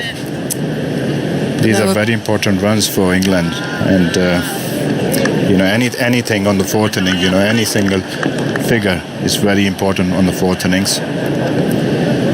Broad defending, looking to push it to the offside, but it finds its way to mid-wicket, the inner part of the bat. No run. Reminder, you can watch all the highlights of today with our video clips on the BBC Sport website and app. And Today at the Test is on BBC 2 from 7, or available on the iPlayer at any time. Broad back in his crease, working it to short leg. That was slightly quicker from Yasir Shah at the end of the over then. And England are 217 for 9. Anderson 5, Broad on 29. A few more words from you, Azhar, and then it will be Jonathan Agnew. Stuart Broad averaging 102 in last 3 Test matches. Brilliant stuff from him after drop in first Test match against West Indies. Since then, he's been bowling really well. He's taking wickets, and now when England need runs, and he is doing with the bat as well. So. Curious bowling change this. If there's two bowlers, you said Stuart Broad, who would you most like to face out there? He came up with these two. And the wrist spinners are spinning the ball into him. He doesn't like the fast stuff, you know that. They bowled one over with a left arm quickie at him and then took him off. I find it very surprising, I must say, because he's hitting with the spin. And he's got to 29 now from 25 balls. And England, well, still 109 behind. Let's see what happens with Shadab here. There's three men round the bat as he bowls to Anderson. It goes to the reverse sweep. Mistimes it horribly. The ball dribbles away a few yards into the offside. And nothing is done. 2:17 for 9. Rizwan was there very quickly to field. Because both the spinner pick up the wickets. You know, Yasir got 4, Shadab got 1 on his third over. Yes. He goes Shadab again, round the wicket, bowls, and there's a low full toss, which is scooped away by Anderson. A bit of a misfield there at mid-off. They might come back for the second. They do. They profit from that. And Pakistan just losing the plot here a little bit. A very easy catch put down in the deep. And you can hear there a bit of a rallying cry going up. Yeah. Come on, boys, concentrate. Shadab again. Bowls to Anderson against the reverse sweep, appeal for leg before wicket, and he's given out. And Anderson's reviewing it. It was a quicker ball, it was full. He went for the reverse sweep again. To director, we have a play review for LBW. On-field decision is out. It's a fair delivery, so front on spin vision, please. So straight to the business end. See if he got anything on this. James Anderson reviewed it straight away, as if he was confident this isn't going to be given out, but we'll see. Okay, nothing conclusive from that at the moment. Can I have Ultra Edge 1 available, please? So it's hard to see from the angle we're given there if the ball's hit the bat or not. Okay, thank you. Just waiting for Ultra Edge. Okay, roll through very slowly, please. Okay, keep rolling through. Yeah, next frame. Yeah, clear daylight. Keep going through, please. Nothing on that. Keep going through all the way to the pad, please. Yeah, it's pad first, so ball tracking while available, please. Just the question now of where this landed and what it's hitting. It landed in line. Pitching in line, impact in line. It's hitting the wickets, Richard. So stay with your original decision of out. I'll let you know when you're on screen. You're on screen now, Richard. So 219 all out in the 71st over with Anderson. LBW to Shadab. But some useful runs added there by Stuart Broad, who's marching off, peeling off his gloves. And the scoreboard hasn't actually told me what he's got, but 29 or thereabouts. 29 off 25 balls. It was strong and again from Shadab. Excellent stuff. Jimmy wants to play the reverse sweep, which he played over before. He likes that shot. He's sort of get out of jail shot for against the spinners. But it's tough to do against a wrist spinner. And despite that little flurry there's still some big smiles on the faces of Pakistan's fielders as Yasir Shah leads them off.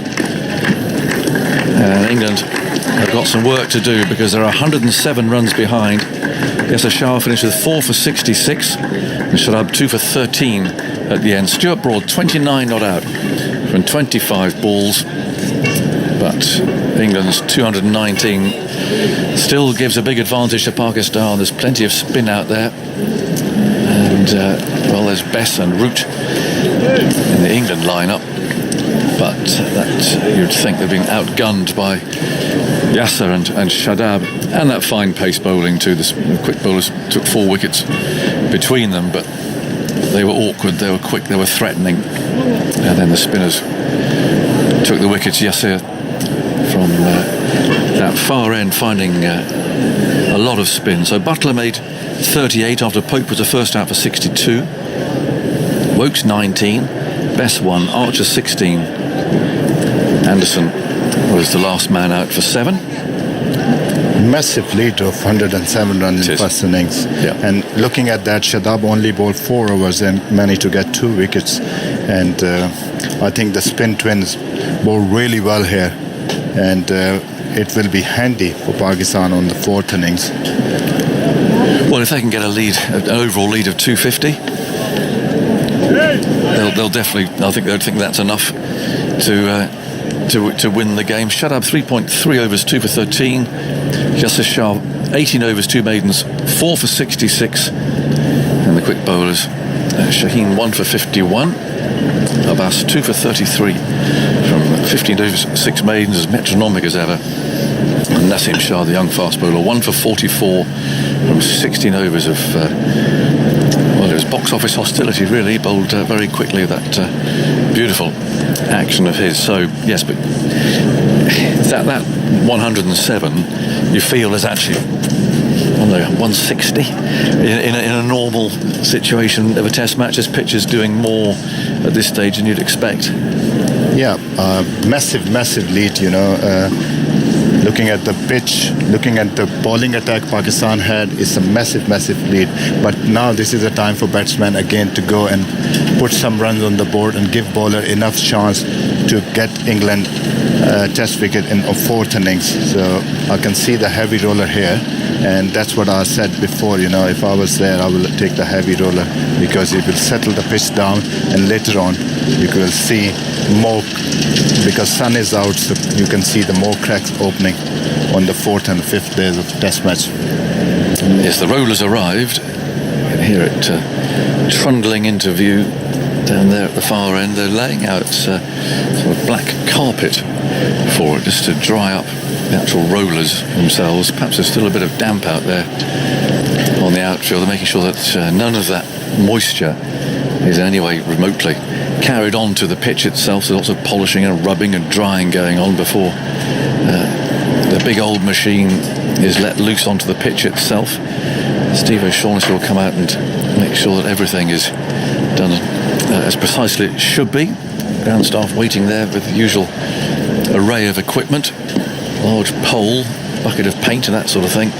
So all the normal stuff that happens between innings. I can see out there bowling one Dom Bess, but another I can see with his hair swept back and a heavily tattooed right arm. I see Ben Stokes loosening up, and well, that's an interesting development, possibly. Mark Ramprakash. I mean, it's a big lead, but I wonder if Stokes is going to have a bowl. Well, I would say that Ben would not be too happy with his batting contribution, and as knowing him, he's such an up and at them, guy who wants to be in the game. He's probably put his hand up to help out with the workload. You know, the seamers got through roughly around 20 overs each, and England have not batted that long for those guys to recover. So knowing Stokesy, I think he's thinking, well, he can help the team by being available to bowl. Now, of course, what England will have to weigh up is, if he does bowl, is he putting himself in jeopardy of re-injuring himself? Yes, because that'd be it for the series then, wouldn't it? If he did something now. Yeah, absolutely. Dom Bess as well, warming up. He's got a big role to play at some point. Strikes me as a sort of bowler who'll relish it, though. He's a competitive fellow. But Stokes is certainly going through his paces there. He looks to be bowling more or less as you'd expect him to on a practice strip situation. Bit of pace there, but Woakes also coming out. But this is it's obviously England have to do. They've got to bowl Pakistan out very cheaply here. Yeah, and if Shan Masood bats a period of time, you'd have thought that Bess would be really important to come into the attack and try and create some problems for the left-hander, as he did in the first innings. He bowled some terrific deliveries. You're right, he is a willing worker, and he's a young spinner who's going to learn so much through this experience of bowling to Babar Azam in the first innings, who played him so well. I'm sure that he would, and the England coaching staff will have reflected on what happened in that first innings, the sorts of fields that they had, and the sort of line that Dominic bowled, and they really need to be clear in how they're going to go about restricting Pakistan in this second innings, because clearly there's an emphasis on trying to control the run rate. Yes. And a lot will depend on Pakistan's attitude and how proactive they want to be. They may come out and say, well, actually, we're only just going to bat and pick up on what's on offer. But, I'd say for Dominic Bess, his role is I wouldn't want him bowling too far outside the off stump, because that way you can get hit both sides of the wicket. Whereas if he's on the stumps, with a predominantly leg side field to the right-handers. That way he should be able to control the run rate a little easier. How do you assess England's first innings, Marcus, from your batting coach perspective? Well, I think there's always a balance to be had where you give credit to the opposition, and Pakistan were on the money with their new ball attack. Shaheen cleaning up Burns' first over. It's never easy, your first few balls. It was a decent delivery, but Rory has this tendency to go across the crease where his bat and his head are outside off stumps, so anything that's on the stumps, he tends to come across the line. Now, normally he hits it for runs, and he actually clipped a 4 through mid-wicket, but that one he missed. And Dom Sibley, quite similar actually, in that balls on the stumps, normally they back themselves to hit, but it was a good piece of bowling by Abbas, who found some seam movement. So there were some good balls mixed in there, but as a group, clearly it's not been good enough. And I think the concern would be someone like Joe Root, who batted over 50 deliveries. I thought he was just getting himself in, and then he made a poor decision. So that was much more batsman error, in my opinion. You can be shot out, anyone can be shot out very quickly in their first few deliveries, but Joe, I think the team would have been looking for him to try and build on that solid start that he had and play a substantial innings. But the shining light was clearly Pope, and Jos Buttler,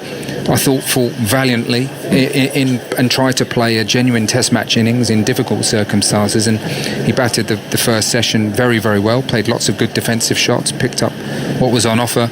But of course, as we know, it only takes one slight error in judgment.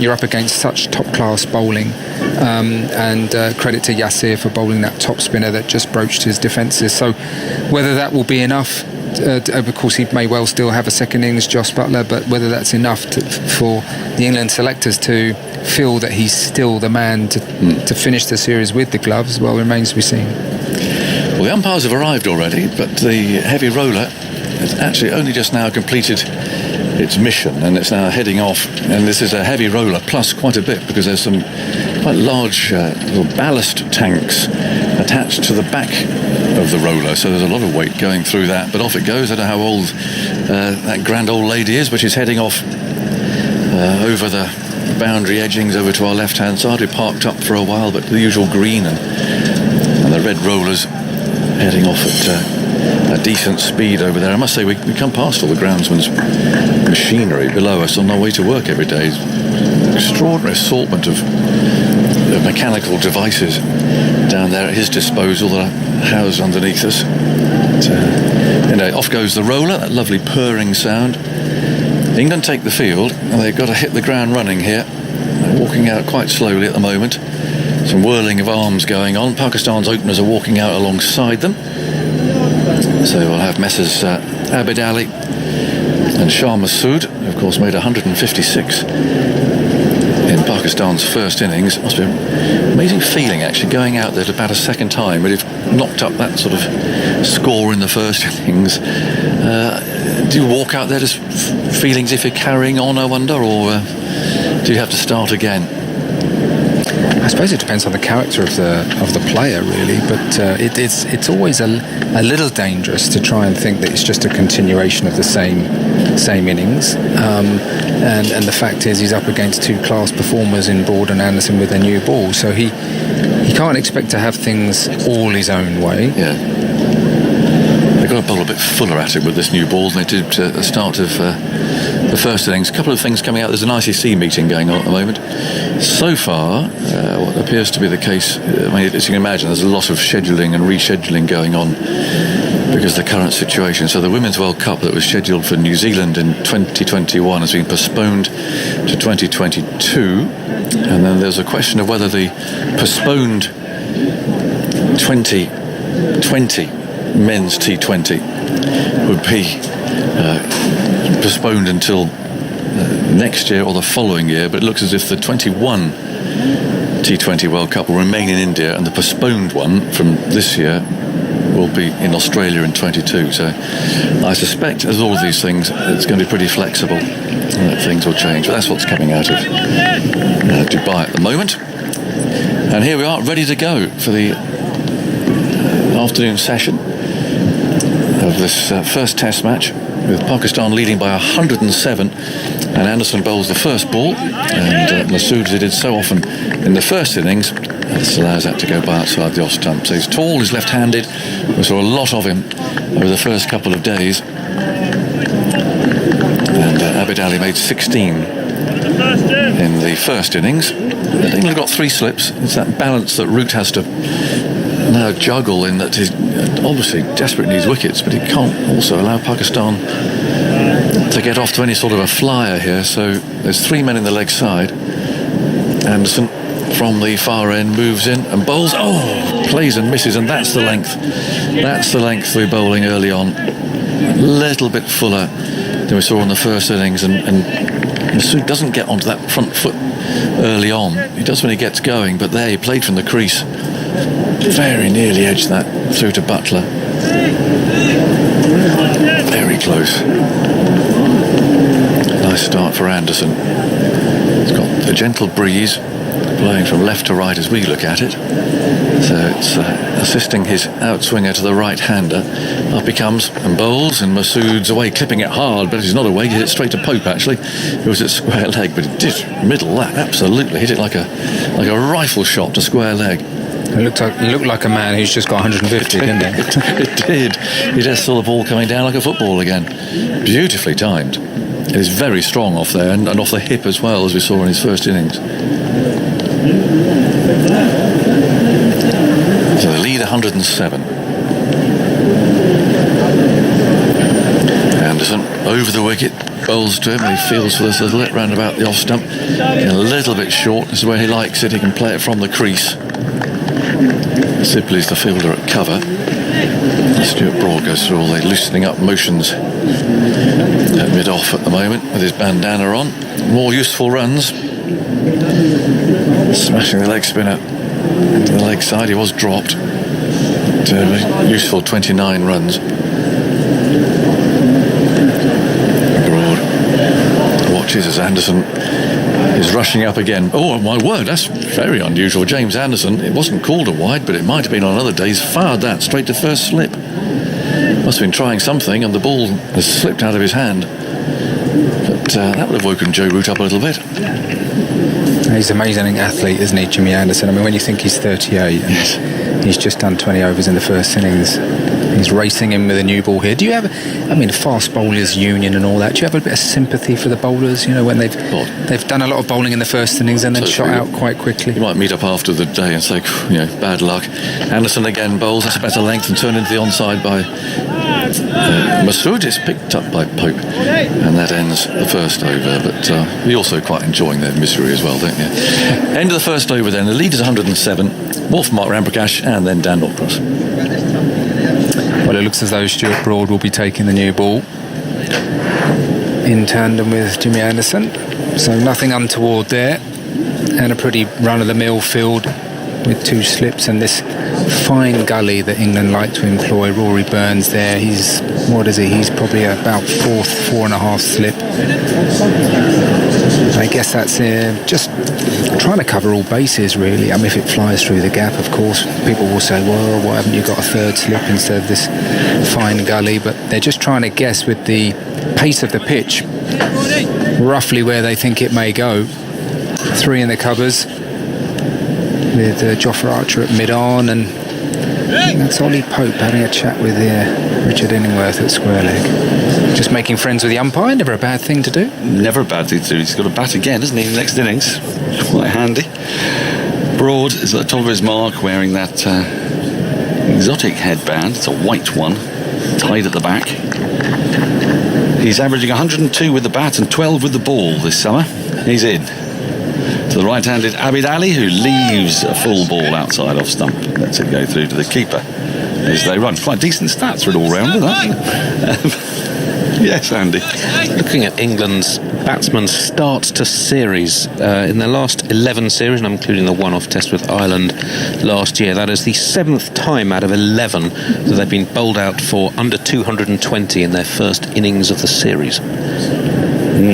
That's not a great stat from their point of view, is it? Suboptimal, I think, is the word these days. And given that they had 3 test matches to warm up in, it's sort of like the 4th test match of their summer, but it's always the first of a series.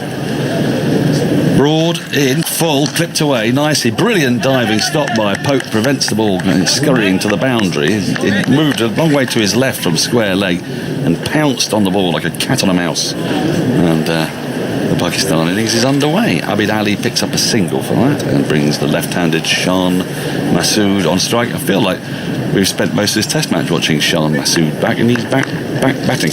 Well, did you notice that when the decision was given out, that he ran off at quite a pace to put his pads on? There's no hint of fatigue there, or he was right up for batting a second time, which is exactly how you want your openers to be. Well, I guess if you've hit 156 in the first innings, you might be feeling in quite decent nick. 2 slips, a gully, backward point, cover, wide mid-off, almost extra cover, Jofra Archer there. It's a wide mid-off, really, and a wide mid-on, saving one. Jimmy Anderson and the man just in front of square moving. So that Dom Bess, I think, moving closer to square, and a long leg. Broad into the left-handed Masood, who lets this go by outside the off-stump. There's no run. So, Mark, the only way England get back into this game is a little bit like the Headingley Test last year against Australia. I don't mean that they require an extraordinary innings from Stokes. I mean, they've got to look to bowl Pakistan out as cheaply as possible. There's no suggestion here, is there, of going on the defensive early, because with a deficit of 107 already. It's a no ball. Just been informed that was a no ball from Broad. So 1 more to the total, 2 without loss outside the off stump. Dies on Buttler and then goes through his gloves and runs away down to the boundary for 4 byes. You won't be happy with that, Buttler. It did die on him, in fairness, but was a little untidy as it went through his gloves. 4 more to the total, 6 without loss. Yeah, Mark, I'm just trying to, the plan here has got to be attack, hasn't it, to get back in the game? Well, it's been a fairly attritional type of surface. What I mean by that is it's not been 3 and 4 slips and a gully and short legs and stuff like that. The pitch is fairly slow. It's not the first time we haven't seen a ball carry to the wicketkeeper, so there has been some uneven bounce there, and England have got 3 in the covers to protect that offside. So it's a fairly attritional sort of difficult balance for Joe Root. You're right, you can't over-attack. Broad in, worked into the onside. Think about a single. It's not there as Anderson moves to his left from mid-on to field. I suppose on the plus side for the captain, the England bowlers this summer have tended to target the stumps, and for that you don't then really need to worry too much about having a 3rd or 4th slip in, do you? It's not like they're sort of looking to get the Nikos ball after ball. They tend to be bringing the ball back into the batsman quite a fair bit, and with the pitch not, as you say, bouncing too much, that does bring the stumps more into play, I guess. And they're good at that. Broad and Anderson are good at adjusting to these types of surfaces and straightening their line to bring the stumps into play. Here is Broad round the wicket, edged, or played with an angled bat, I should say, really, by Masood into the backward point region where it is fielded by Pope, no run. This is not the area, though, where England have to work hard. The new ball will be delivered on a good line and length pretty much most of the time. It's when the ball gets a bit older, we have to bring the spinner into the attack, and how we manage to have an in-out field for the spinner that gives control but also wicket-taking threat. That will be a key part of the game, and how the Pakistanis in turn, what is their attitude to play facing Dominic Bess? How aggressive will they be? Broad in. And Masood down the leg side, gets the edge of that, and he's gone. Yes, he looked to glide that down the leg side, would you believe it? 156 in the first innings, a duck in the second, a wicket for Broad, crucial breakthrough for England. Shan Masood, it was on his sort of between knee, thigh, hip area. He looked to just turn it round, and you could hear that woody sound. Sometimes in those you think that might be the thigh pad, but it just sounded like a bat. It was a long way from his body, and Buttler made no mistake, moving to his right, throws a ball up with glee into the sky, and Pakistan have lost their first wicket. They're 6 for 1. Well, what a game this is. What a leveller. Yeah, absolutely amazing. I mean, he batted so well in the first innings, and a very average delivery from Stuart Broad, and you could hear the nick from here, couldn't you? Really, it was a solid deflection, and he has to depart. So he's full of confidence, and well, that's why I take up golf. You see, if you play a bad hole, you've still got 17 left. Andy, you're going to give me a stat on people who've got 150 and then naught. Yes, Shan Masood is the first player to do that in England. A first innings 150 and then a second innings duck. Billy Murdoch of Australia in the first ever test in England in 1880 had a duck, then 150. Shan Masood is the 22nd player in all tests to get 150, then a duck. 12 players have a duck, then 150 plus score. Only 2 players have a 150 plus, then a duck against England, both out of this country. Clem Hill, 188 and naught at the MCG in 1898. Remember it well. And innings you might remember, but a Shoaib Malik, 245 and a duck. That's the highest score ever by someone who's also got a duck in a test match. That was in Abu Dhabi in October 2015. Can I just say, sometimes you make things look effortlessly easy. That I was going to ask you, and I expected you to have to rummage around for. I did not think that you would have that to hand. How did you even know to think that might happen? Just a hunch. That is superb from you. I think that is my fast stat of the day. Start of a new over, Anderson in, and played a miss, maybe no. I think maybe Abid Ali just played after the ball had gone through. I don't know. I need to see it again. Bowling's coming towards us, but it was in the channel from Anderson. It's gone through to Buttler. The game's moving along at incredible pace. Stan, if you're listening, you said batting got much easier after lunch. Well, England went into lunch at 159 for 5. They've scored 60 for 5 and Pakistan are 6 for 1. So that's 66 for 6 this session. And if it gets difficult after tea, I think the game will be over by lunch tomorrow. Wow. Here comes Anderson into Abid Ali. And he clips this off his pads nicely out through square on the side, just in front of squares, being pursued by Bess, who slides, picks up, throws. Batsmen come back for 2. 8 for 1. Abid Ali to 3. Azhar Ali has joined him, and Azhar Ali is on a pair. So what are your stats going to be here? I suppose that'll be the duck and 150. You've got that one all in the bag already. If he gets 150. Sorry, I was looking up some Stuart Broad stats. He keeps taking wickets in the first over at Old Trafford. Well, we'll have that at the end of the over. I'm really looking forward to that one. Anderson, 2 slips and a gully into Abid Ali. And Abid plays at that definitely and misses. Just got turned around by it slightly. It wasn't a full ball, and it came through at good height through to sort of waist height. Buttler took it and it definitely moved away from the batsman off the seam, I would imagine. 8 for 1. Pakistan having lost their first innings centurion, Shan Masood, for a duck. The last ball of Broad's first over. Takes wickets a lot in his first over at Old Trafford, I think. On a Friday. Very much. Well, we'll check that. Anderson in, Abid Ali leaves. A wider ball outside the off stump, which Buttler takes cleanly. It's a horrible way to get out, isn't it? He's caught about they describe it as a strangle. I've heard some of the older pros say it's really unfair that bowlers don't get the credit for that wicket, but you as a batsman, when you were out that way, on your sort of livid scale, on the Ramprakash livid scale, how livid would you be? Pretty high. It's a poor delivery because they're not meaning to bowl anywhere near there. So Anderson in, Abid Ali drives nicely, elegantly, but straight to mid-off. Yeah, I think when the ball is on your pads, the batsman would feel I'm in control of that delivery. Of course, this is slightly further down the leg side, and there is a point where actually you dice with death because the deflection can only be fine.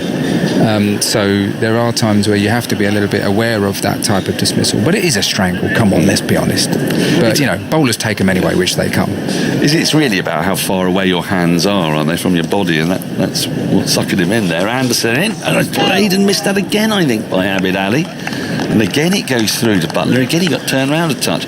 He survives the over. He has 3. Azhar Ali is yet to score. Pakistan 8 for 1, lead by 100 And I've got to get this in my head now because I'm going to need 116, 17? 115. So Stuart Broad in the first over at Old Trafford. 6 innings this summer. He struck in 4 out of the 6 and in both first overs against Australia last September. So 6 out of his last 8 innings on this ground. He's taken a wicket in the first over. That he's bowled, yes. So generally the second over of the innings.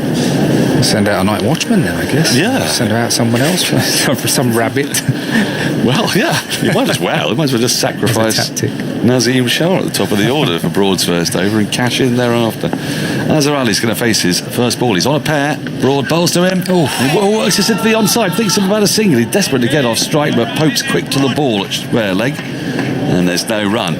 Well, terrific delivery from Stuart Broad. That was just outside off stump, nipping back. Very similar mode of dismissal that it was with the Chris Woakes delivery in the first innings, which struck Azhar Ali around off stump on the knee roll, plumb in front, and Azhar Ali just getting an inside edge on that out to square leg. So we would think that Azhar Ali will be looking for a very quick single very soon. Well, he certainly was there, wasn't he? And Pope was alert to that. 2 on the leg side in the ring, saving one as Broad comes in to Azhar Ali, who lets this go outside the off stump. It was full again, a little wide, not too wide.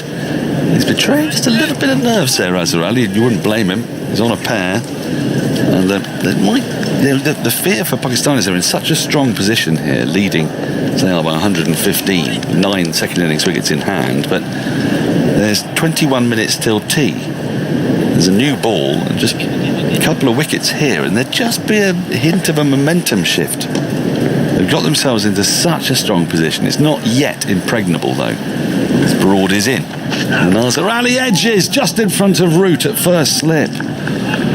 Oh, just died on him. He's clutching his hand. He might have got the end of the fingers. He's in a bit of pain here, but he's... fortunately, his hand itself is being obscured. Now we get to see it. Yeah, it's on the tip of the second or third finger of his right hand, I think. We'll just see a replay of that. It held up nicely. It bounced a good metre in front of him. Oh, actually, it feels like it's more on the thumb. Yeah, on the bony bit of the thumb there. Yes. Yeah, that's sore. Is he? I think he might actually want some treatment for this. I think it is sore. And he might be coming off. Yes, he's calling for Dom Sibley to come into the slips. And he's walking off. I think he's going to want some magic spray. We might not see him back till after tea, I fancy. And Dan Lawrence is going to deputise for the captain, which means Ben Stokes will be skipper on the field. I'm pretty sure that he broke his thumb back in the West Indies in a one-day international. Still went on to get 100 though. This will be a few years ago, Joe Root. So I think it's very wise for him to pop off and just get that seen to. I broke my thumb twice, and it's very, very painful. And when you get hit by a ball on the fingers or the thumb, you get the initial pain, and then it kind of wears off. When you've hurt yourself, it doesn't. It just stays with you. It's Crawley, I should say, not Lawrence, who's come onto the field. And Broad is in, pushed into the offside, and fielded actually by Crawley there at extra cover. And there is no run. Yeah, I mean, it doesn't look in distress. He managed to smile about it a bit, but I think it's got that. You think that bit of the bone at the base of the thumb? Did it look like to you? I mean, he's a tough fella, Joe Root. You say he didn't look in distress, but he wasn't moving it a lot. And sometimes, when you see players play football and they go down, some are all over the place rolling around, but it's the ones who lie still you think they've done something serious. Let's hope not, for Joe's sake. Well, he's off the field. And Broad is bowling, and Stokes will be on the field skipper. It's Broad to Azhar Ali, plays across his front pad to oohs and ahs up to Archer at wide mid-on. There's no run. There's just something about the game at the moment. There's just a little feel, isn't there? Well, I don't think we should underestimate the fact that Masood batted virtually the whole innings at one end. It was an exceptional innings, but of course it's that left-handed angle. Now England have got rid of him. It's much easier for the bowlers to settle into a line and length against all the remaining batsmen, which tend to be right-handers. So Broad and Anderson and all the guys, Dominic, Bess, they'll all be very, very happy to see the back of Masood. Yeah, there's no left-handers till you get right down to the very bottom of this order. Broad is in, left alone, in extravagant fashion by Azhar. It's become a bit of voguish, this leave. It's the Steve Smith leave, where you almost as if you're sort of knighting someone, but quite forcefully. If you know what I mean. You wouldn't really want to be knighted that way. I suppose if you had a very perky queen. Junk. But that's in contrast. No run, end of the over. Sorry, 8 for 1 off 4. Yeah. That's in contrast to Abid Ali, who just struck me. He's got a little bit of the Mark Benson leave. Many years ago, left-hander, played for England, and you'd kept thinking, well, he's playing at that, but actually he was just playing down the off-stump line. Very annoying. Got to be called the Kent leave in the end. The Kent leave? Yes. Yeah. Yes, but I know exactly the one you mean. Yeah, you think you're interested as a bowler. You think, well, he's playing at that, but actually Abid Ali perhaps just playing down the line of off-stump. Jimmy Anderson's found a little bit of a way movement, and he thinks he's very much in the game here, Jimmy, I'm sure. And Abid Ali, well, you said about what type of attitude will Pakistan come out with, and they've still got to negotiate this new ball. Anderson into him, Shaw goes up on his toes and works it to Crawley just in front of square. No, Bess. It's Bess just in front of square leg. 2 or 3 yards in front of square. There's no run. There's some oohs and ahs. England looking here for a breakthrough or two before tea. As Mark said, there'll be confidence there because having got rid of Shah and Masood, they'll feel, well, we got the rest of the Pakistan side out for 170 odd, including extras. Anderson in, it's well on-driven defensively to the right of Broad at mid-on. It was full. Blade gave the full face of the mat, struck it crisply. There is no run. Broad with the breakthrough again. What does that make his bowling average this summer now? Because we were saying a moment ago that he averages 102 with the bat and 12 with the ball this summer. Not shabby. It's going to be even better now. That bowling average would be down to about 11, 10 and a half, something like that. Anderson in, and Ali plays inside the line of the ball, and it goes through to Buttler. It's a little shorter and a little wider. And again, he played that shot that Mark's talking about. It sort of looks like he's playing it. It's particularly difficult when you're behind him because you can't quite tell how close he ever gets to the ball. Stuart Broad this summer with the ball in 3 tests so far, 20 wickets, average 11.5. He's technically averaging over 100, but he's only been out once. I don't like averages. If you can't get out, Andy, you know. Anderson in, plays at that, there's Abid Ali, and it goes through low to Buttler, who takes it. It was not far outside the off stump, and it was a tentative push. That was not a Kent leave. It's not like he's scoring 100 every time he goes to the crease. However, his recent batting form, he's had 3 double-figure scores in a row, and 4 in a row if you discount sort of 1 not out in South Africa. And since 2015, when he had a run of 15 double-figure scores in 17 innings, since then he's only had 1 other period in which he's got 3 double-figure scores in a row. So definite resurgence in Broad's batting. Anderson in, and Abid Ali covers up in defence, firmly pushes the ball up to mid-off where Woakes fields. He's looking deliberately compact, if you know what I mean, Abid Ali, isn't he? He's absolutely determined to get over the ball and keep hands and back close to his body. There isn't really a hint of that back really moving away from his body at the moment, which Anderson would like to see. Just trying to guts it out until tea. It's about 13 minutes to go. There'll be 3 overs, maybe. Anderson into it to complete the over. It's wide of the off stump. Doesn't tempt him. Goes through to Buttler. End of the over, the 5th of the innings. Azhar Ali is yet to score. He's on a pair. Abid Ali is on 3. Pakistan 8 for 1. They lead by 115. More thoughts. What has been a gripping afternoon of play from Mark Ramprakash, and then to take you up to tea, it will be Simon Mann. Well, it's been good from England. I think a few runs by the lower order players just to lift their spirits, and then of course the dismissal of Shah and Masood. And we can hear through the stump mic, there's plenty of encouragement for the bowlers. It's really important that England sustain that. This game, the Test cricket over 5 days, it really does examine your character. And as a group, they've got to stay tight. They'll be slightly fatigued from their efforts in the field in the first innings. Broad starts his run up. Here's Broad to Azhar. He's still on a pair, and he's looking for a single there into the offside. He was off. No from Abid at the non-strikers end, and just as well, Crawley, subfielder, closing in to his left in the covers. So 8 for 1, the lead 115 for Pakistan. It feels on this surface the first innings lead of 100 is a massive advantage, massive. Somehow I've got to believe here and see if they can bowl Pakistan out cheaply. Back with Broad. 2 slips and a gully. Broad goes in and bowls. Oh, is he nicked? No, he hasn't. Oh, that one took off and left him. I thought I heard a noise there as the ball went past the batsman. Fine delivery from Stuart Broad. And as a surviving, not easy being out there as a batsman. It left him. It went a long way, that, didn't it? And quickly. Yeah. And you look at the angle. Stuart Broad is operating from quite wide of the crease, so he's running it in an angle quite wide of the crease, so it's almost angling into the right-hander, and that one leg cut away from Azhar at pace. You really want those to take the glove if you're a bowler. Broad bowls. Oh, and it's gone through him again. Broad can barely believe it. Azhar walked off towards square leg. It's quite close to off stump as well.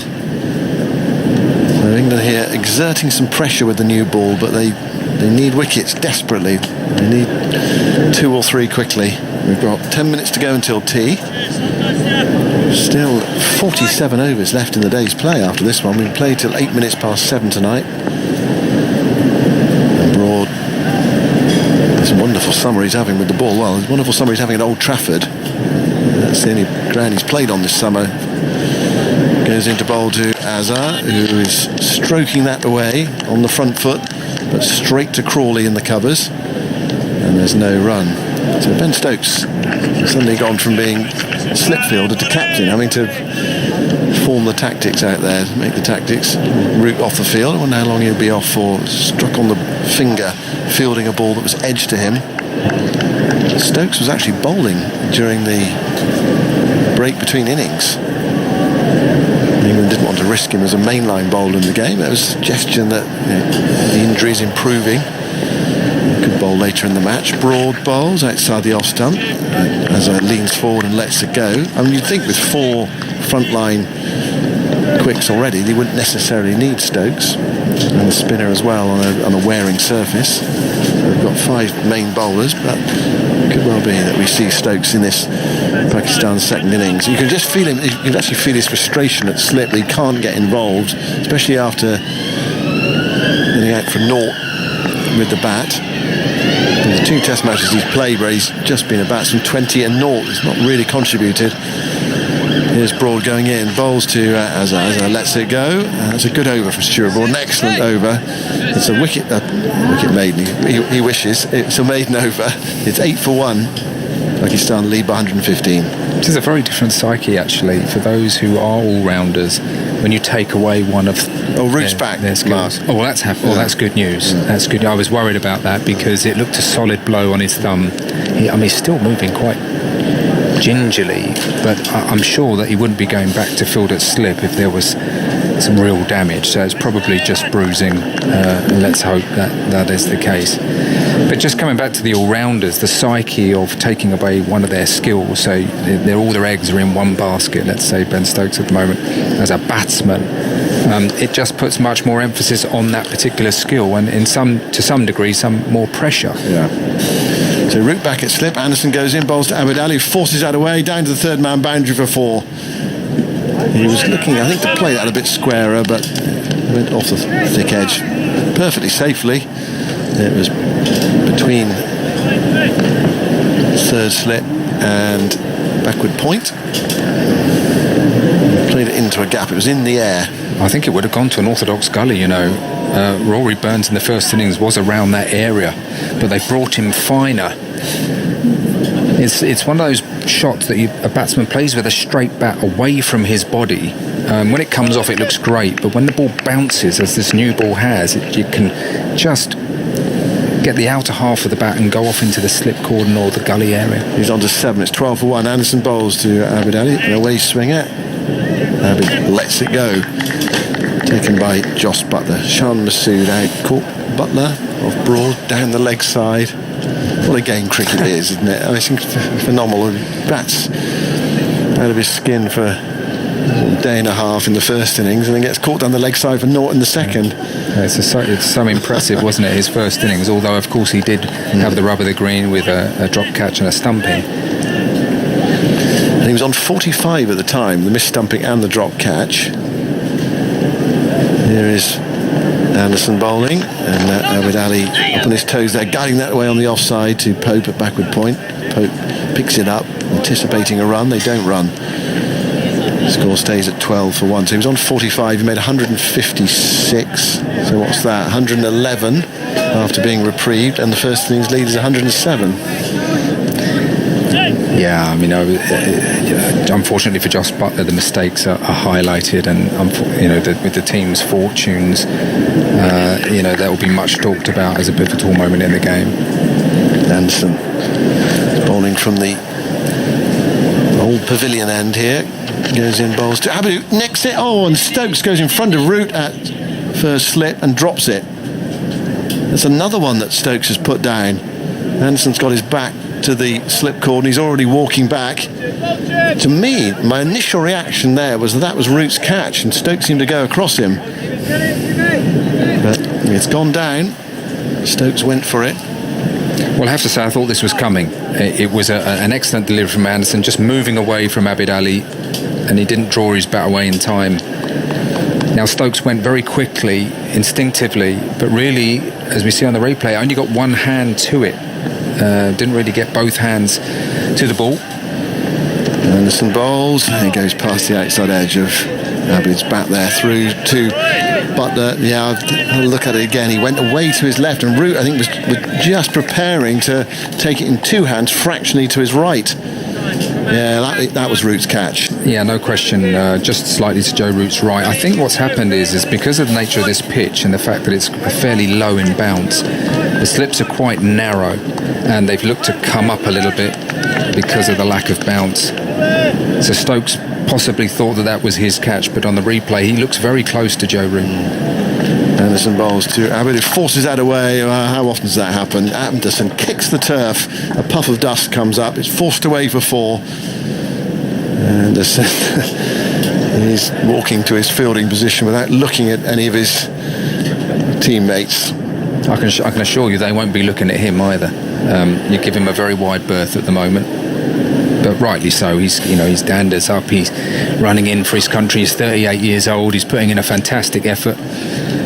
And it's bitterly disappointing for a bowler when they're putting in that physical effort to see a chance like that go down. But that's why I always say any catch at slip is a good catch. It may look easy on the replays, on the TV, but it goes so quickly. Yeah, it did go quickly to Stokes. Here is Broad bowling wide of off stump, and Azhar still on naught, lets it go, but it really was Root's catch. Root just fractionally deeper, of course, he's at first slip. And he seemed to get his hands in a nice position to take it, and with Stokes diving across him and knocking it out of his grasp. Anderson, I think it's fair to say, not impressed. Well, he's bowled beautifully in this spell. I mean, to have to come out after the first innings efforts and go again, it's a big ask, but for someone of his experience and age. 16 for 1, Broad bowls full, and Azhar drives and misses. Well, Pakistan could easily be 20 for 4 here, the way things are going. The wicket by Stuart Broad was his 426th in matches in which he's played with Jimmy Anderson. Jimmy Anderson has 474 in those games, so 900 between them in games in which they've played together. They're second on the all-time list of wickets by pairs of bowlers in games they played together. Warne and McGrath, 101 wickets ahead. Warne had 513 at average 24 in matches he played with McGrath. McGrath 488 at 21. Back with Broad, 16 for 1, goes in and bowls to Azhar, who's squared up by that one. Thickish outside edge, goes to backward point.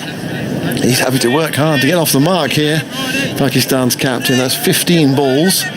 He's still on a pair. And no visiting number 3 has had a pair in England since N.S. Harford of New Zealand in 1958 at Headingley. Well, it could happen.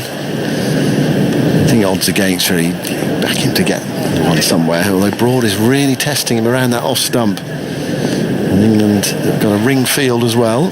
Broad bowls, and he turns that into the onside, straight to forward square leg. Pope comes in to pick up, and there's no run. Of course, the other issue here is he going to do it before tea? So he could be going into tea still on a pair. We've got, I think, just over a minute. There are 2 balls left in this over. This could well be the last over before tea. It's been a struggle for Pakistan's captain, but overall he'll be delighted with the match situation. Pakistan 123 runs ahead, still with 9 wickets, and they get to bowl last on this pitch. And the spinners took 6 between them, Yasir and Shadab. Broad bowls to Azam's back quietly in defence, playing back up the offside of the pitch, and there is no run. And the other thing in Azam's favour as well is he's such an experienced cricketer. This is his 80th Test match, with a very good record behind him. 79th Test match, 1600s as well. So, last ball of the over, the clock ticking round towards 5-4. Broad goes in to bowl to Pakistan's captain. It's outside the off stump. He lets it go. It's through to Buttler. That's the end of the over. 16 for 1. And what are the umpires going to do here? Is there time for one more? England are hastening through to try to get one more. It's waiting for umpire Kettleborough to come in from square leg. It's taking quite a long time. If they decide there's going to be one more, touch and go. It's 15:54 on the scoreboard. Yes, we're going to get one more. According to CricViz, that drop was Ben Stokes' 16th since the start of the New Zealand series in early 2018. That's the most of anyone in world cricket. Josh Buttler next with 14, then Joe Root, Ajinkya Rahane and Rishabh Pant on 9. So England have played more tests in that time, but still a disappointing number for Stokes. He's caught a few, but there's some bad drops among them. Anderson bowls, that's forced away nicely by Abid Ali for 4. That's not going to improve Anderson's mood. It was a fraction short, beautifully played though, really firmly by Abid, who was reprieved on what score, Andy? 7. Score advantage to 20 for 1. He was off the ground there, playing that on the back foot. It was a much more convincing stroke there, and a little bit closer to his body, so he had more control. Beautifully timed, as you say, up on his toes. Anderson gets the ball back and bends down at that far end and rubs the ball furiously on his trousers. Anderson, in overcast conditions, moves in and bowls to Abid, who plays that firmly into the offside. Goes to Sibley, who's now filling in the covers, and there's no run. And then slipcord and Root and Stokes, and then Burns in the gully region. There's also a deep backward point now for Abid Ali. Pope has dropped back. Anderson walking very slowly back at that far end. Well, he's just about seen it. He'll have had plenty of catches dropped off his bowling. Just so frustrating in this situation where you're striving for wickets. Goes in now and bowls. Oh, and he goes past the outside edge of the bat. He puts one hand to his head there. Well, he's seen it all before. How many times he's beaten the bat in his Test career? He's bowled more balls than anybody else, just about. The seam bowlers. I think he'll be upset with the general situation for his team. You know, he cares so much, and he'll be desperately disappointed with the fact that there's such a deficit on the first innings and that he's had to come out and bowl so quickly. Yes, England bowling again less than 24 hours after they were last in the field. Anderson bowls to Abid, who's in behind that, playing firmly up towards Broad at mid-on. There's no run. Bowlers like a full day off, don't they? They don't mind it. They get a full day off, that's fine. Yeah, absolutely. I don't think they're too worried about, you know, scoring rates and all of that jazz. You know, they want people to get out there and bat time. That's why when I was playing with Phil Tufnell and for England, he used to love the sight of Graham Gooch putting on his mum and dad's. Yes, his pads. That is Cockney rhyming slang for anyone who doesn't know. Anderson, 2 balls left until the tea interval. Bowls to Abid, who plays that again firmly back up the pitch. Anderson stops off his own bowling, and there's no run. Abid Ali's short man. What would it be? 5'6", something like that. 5'8". He's not that short then, if he's 5'8". Well, relatively. I'm all of 5'9.5", I think. Compact player. Compact, yeah, that's the word.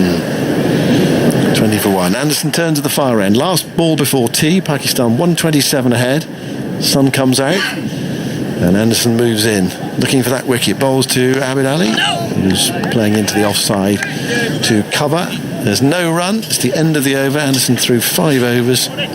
No wicket for 14.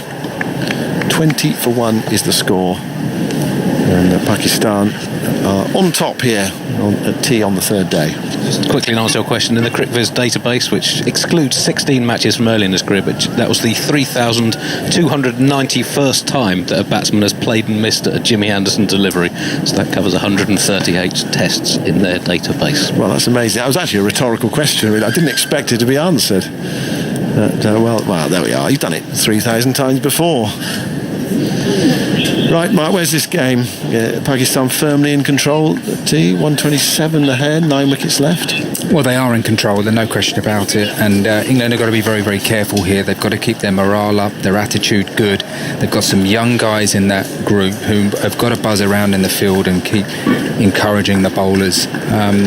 It's a big session after tea because clearly we don't want Pakistan sort of really running away with the game. They've got to somehow create pressure and hopefully rely, well, on some good deliveries, but also maybe 1 or 2 mistakes from Pakistan, maybe a bit of complacency. Maybe they haven't been in this situation too often before. So England have got the attack, they've got the 5 bowlers. It's going to be very important how Joe Root sets things up, you know, which end he bowls Bess, and how he manages to try and control the run rate. If Azhar stays in and Babar Azam gets to the wicket, you know, they're fluent stroke makers and they're capable of taking the game away from England after tea. Yeah, thanks very much, Mark. More from you later. So the game moving on in that afternoon session, 6 wickets going down. England bowled out 107 runs behind, and Pakistan at tea 20 for 1 in their second innings. Shan Masood out for 0, and Azhar Ali still on 0. Abid Ali playing well at the other end.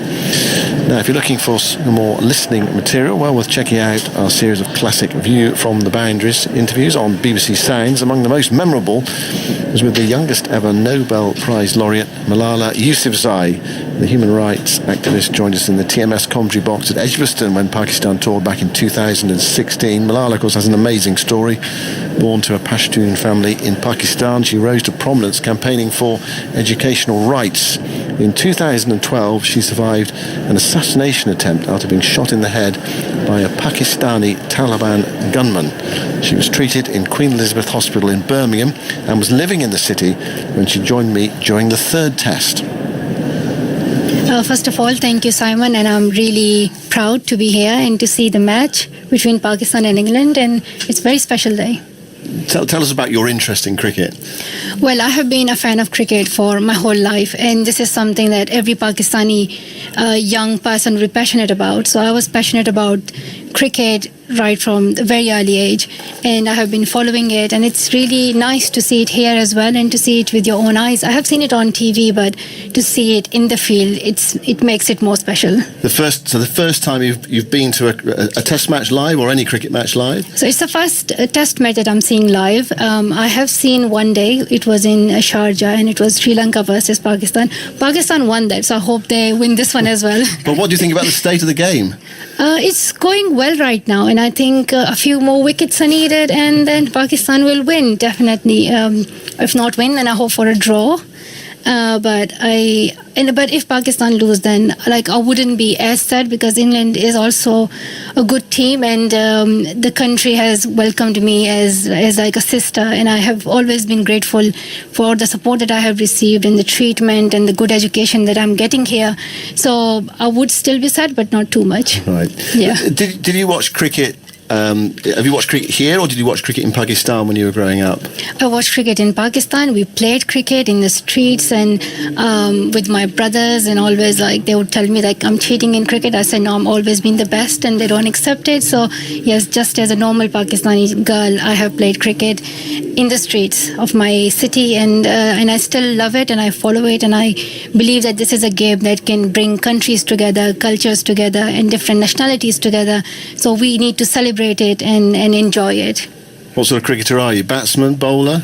I think I'm good at everything, but my brothers think I'm good at nothing. Well, what about your brothers? Are they any good? They are good. Batting, bowling, they are very good. They consider themselves all-rounders. I don't accept that at all. Right. Yeah. Okay. So do you play here? I mean, have you look to play here? We do try to play in our garden, and I also played at school, but unfortunately the weather is not always nice, so don't get a chance to play. It's always raining. Yeah. Sorry about that. Well, it's fine. I forgive you for that. What about the players? While you were growing up, well, you're still very young, but who are your sort of heroes in the Pakistan side, or perhaps other sides as well? Well, I have loved cricket, and I love all cricket players. But in Pakistan, especially Shahid Afridi, everyone is Shahid Afridi's fan. But seeing Misbah, Yunus, or top players, and also the bowlers like Amir, and so it's really great, seeing Yasir playing and doing really well. But also I have loved many players like Shane Watson, Shane Warne, and in England, Cook did really well.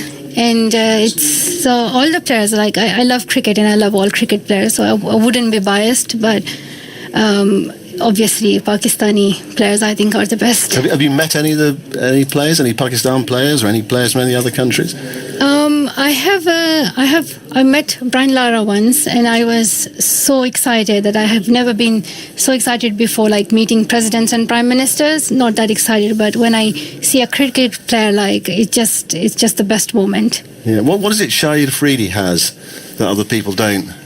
I think when he hits the ball, it just feels like it's the real cricket. That's what you want to see. And he is very passionate as well, very energetic. But then when he gets out, then we all lose hope. Yeah. Then let's talk about other aspects of your life. You're living in the UK now. Are you going to stay here? This is where you're going to make your home now? So I have been in the UK, in Birmingham, for more than 3.5 years, and this is where I got my treatment in the Queen Elizabeth Hospital, and I'm also getting my education right now. I finished my AS levels, and I have 1 year of A levels left, and I would be applying to university right now for next year. So I'm really excited, and I want to study here and get quality and good education. That's what I dream for, because that's what I stand up for as well, to ensure that every girl has the right to go to school, and that's what I have been campaigning for, whether it's girls in Nigeria or Pakistan or India. So that's my campaign, but I also want myself to get education as well. So I'm hoping to get quality education here. Yeah, and then what? Once you've done your education, what after that? Well, I'm hoping to continue the campaign, and our Malala Fund, our aim is to have advocacy and to also do work on the ground building schools. So I want to continue that work, and hopefully one day go back to Pakistan and make sure that we bring peace in the country, and we have amazing youth. I want the youth to be empowered in so they can get education, but also to have good relations in terms of like with other countries, and also to spread cricket around the world, and make sure we have many more test and cricket matches within Pakistan as well. So I'm hoping for peace in Pakistan. Yeah, because Pakistan don't play at home. That's something you'd like to see. Do you think there's a possibility of that happening? That the Pakistan will play home matches again, home international matches? Yes, that's what my dream is. That Pakistan gets the opportunity to have home matches, and but that is possible when peace comes. And I think for that, everyone has to contribute. The young generation of Pakistan, and also our leaders, they have to contribute to ensure that we stand together against terrorism, and we unite for education and for peace in the country. Yeah, I mean, do you want to go back and live in Pakistan? Was that what you'd like to do in the future? Yes, definitely. That's where I began my campaign. That's where I stood up for my right to go to school. So that's what I want to continue this mission, and I'm hoping that we all can change. We all can bring the change that we want to see. So for that, our contribution is needed. So I can't just wait and stand here and see my country good. I have to go there and contribute from my side. So I'm hoping to go back. Tell us a bit more about the charity work you do. You know, the fundraising, the raising of awareness around child education, girls' education, not just in Pakistan but other countries in the world. You mentioned Nigeria, yes, didn't you? And I think Syria as well is another country where you have a lot of interest. What are you doing? How does the campaigning work? So actually we have three key things to do. First one is advocacy, second investment, and third amplify. So in advocacy we spread the message of 12 years of quality education for every child, which means primary and secondary. But also our goal is to make sure that the Syrian refugee children, they get education. So that's the message that I have been spreading among leaders, whether it's Barack Obama or the president of Nigeria or the president of Lebanon and Jordan, to speak out for refugee children, but also to do work on the ground, that is investment in the local projects. And we have done projects in Lebanon, such as building 2 schools in a refugee camp. We have done projects in Pakistan, in Swat Valley, which is my hometown. So that is building schools, giving scholarships. So we want to do something from our side and show the leaders that if we can build one school, like, why can't you? Why are you stepping back?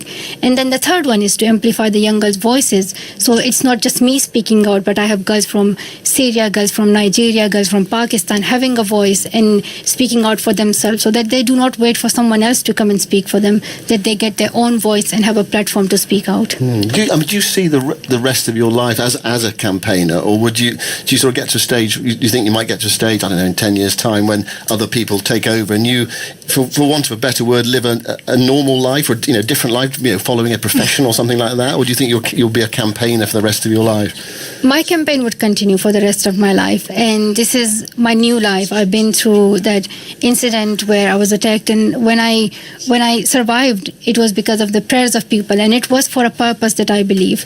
So this life is for the purpose of education, to serve humanity, but I do want to get my own education, to live a bit of a normal life, to get a job, and but I am normal. I'm quite normal. Like, I have 2 younger brothers. Fighting with them is very normal, and they keep annoying me, so that keeps me normal. Yeah. I mean, it's a remarkable life you've had. I mean, you're 19, aren't you? Is that right? Yes, I'm 19. It's a remarkable life that you've had. The fact that what happened to you, the fact that you were shot, you recovered. I know you mentioned there meeting presidents and prime ministers. It's opened a huge amount of doors, isn't it? I mean, it's such a bizarre thing to happen to someone. Well, a lot happened in 19 years of my life, but to see people's support, that gives you strength each and every day. So I'm hoping that I will continue my education and mission, and that's something that I'm looking forward to. Yeah. Sherry Khan's here as well, who's from the PCB, the head man at the PCB. You're involved in Malala coming along today. Very much so. We are greatly honoured and privileged to have her as our chief guest for the 4th day. She's been very, very gracious to come here. And one of the thrills of my life has been that she has given me a copy of her Nobel Prize, the diploma document. I really cherish that, and I would want to thank her for it and to say what a great pleasure it is to receive such a wonderful gift from her. She is, as you see, a wonderful person, very committed, very dedicated to education, and she continues her campaign despite the fact that she was shot in the head. She continues it. She's gone to Nigeria to rescue those poor girls that Boko Haram have had captured, kidnapped, been to Austria, been all over the world trying to help girls' education. It's a real inspiration to listen to her and to be with her, and it's a great, great honor for the team. Today, after close of play, the whole team will meet her, and I think she'll enjoy meeting them also. Yeah, I'm very excited for that. Yeah. Who do you want to meet in particular? All of them, just to see them, and I am like a great fan of cricket and all the cricketers. I can't even explain. Yeah, so you've met presidents and prime ministers, but it's the players you want to meet most, is Yes. it? Yes. I'm very glad she said that, you know. In your future campaigning work, what will make success? What success look like? I think education is taken for granted in many countries, like in the developed world, and it is not given enough attention. And I'm hoping that the world leaders, they give it enough attention and investment if we are thinking of a better world and better future, and if we want any advancement and improvement in technology. But we are forgetting that the future generation, they don't go to school, and they're not getting access to the tools that they need in their future. So how can we think of any success? And that is the key thing that is forgotten. So without education, we can't improve any country. We can't achieve peace. And especially in Pakistan, in India, in Afghanistan, in those countries, education it's important, but it's necessary. It's needed. I understand that in Pakistan, it's the second largest number of girls not in school in the world. Yes. So like the top one is Nigeria, and then Pakistan comes. So we don't want to see that. We want to see every child in Pakistan getting education. And sometimes people ask me that why is education important? And I think it doesn't even need an explanation. If you look at the leaders and the politicians, all of them have their daughters and sons admitted.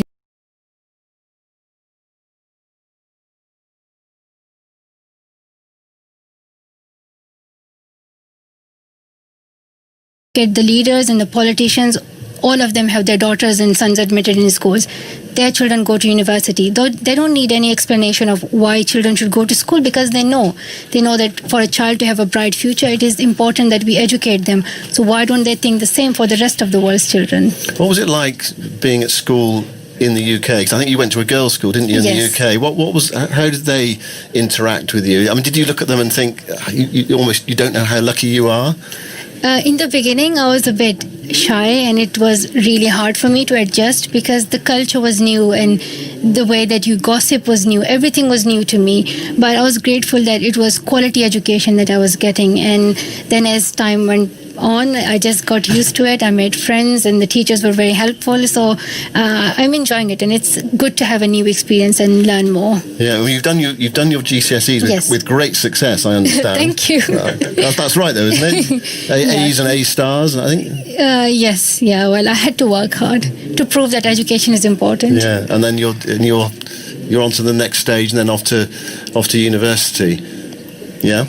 Yes, yeah, and hope that I get admission in the university, and I hope that they accept me. What was it like for the other girls being at school with you? Do you think someone who is a celebrity in their midst? Actually, my school was really good because they kept me completely normal. So when I go to school, it just doesn't look like I'm anyone special. It just looks that I'm Malala, the student. That's it. But I do participate in school, in debates, in clubs, and I stood up for the head girl role. There was election, and I couldn't win. You didn't win? You didn't, and I didn't win. So it just shows how normal it is. But I did get the deputy head girl role. Right, okay. So, yeah. So they had to vote for you, did they? Yes, they had. I had to deliver a speech, and I had to write application form. I had to go through interviews. So I would have done a lot of interviews, but I couldn't really win the school elections and those things. Yeah, that's hard. Life is hard. I was just thinking of the girl who won, actually. We'll have her on as our next view from the boundary.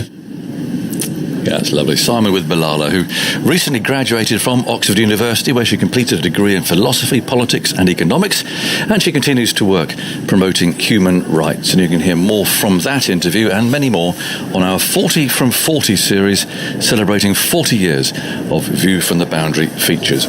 So welcome back to Emirates Old Trafford. We're waiting for tea to end on this third day. Another fascinating day for just catching up with things. England were bowled out for 219.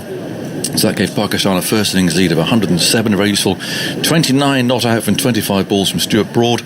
Joss Buttler made 38, Ollie Pope 62, Chris Woakes 19. It was the spinners that did the damage, really. Yasir Shah took 4 for 66 in all, as Shadab Khan 2 for 13. So 219 all out. And at the tea break, Pakistan are 20 for 1, and it's remarkable, isn't it, having scored 150 in the first innings, 156 to be precise. Shan Masood should nick one down the leg side off Stuart Broad and get out for a duck in the second innings, but it doesn't happen very often. But there you go, he's out.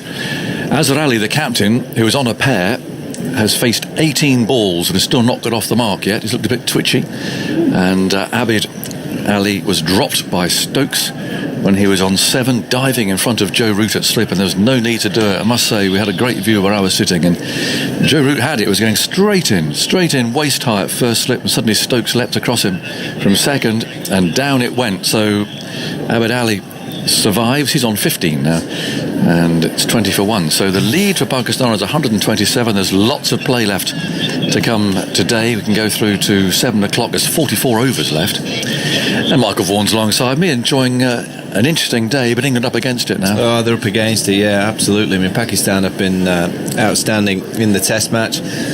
I guess that drop catch, Ben Stokes, Abid Ali, it sums England's performance up. They've just not been good enough in all the disciplines of the game. They've had periods where they've looked pretty good, particularly with the ball in hand. With the bat, Ollie Pope was good, Joss Buttler for a time was good, Stuart Broad, but the majority of England's players this week have just not been on it for long enough periods. The discipline elements have not been strong enough. Concentration, whatever it may be. First test of a series once again.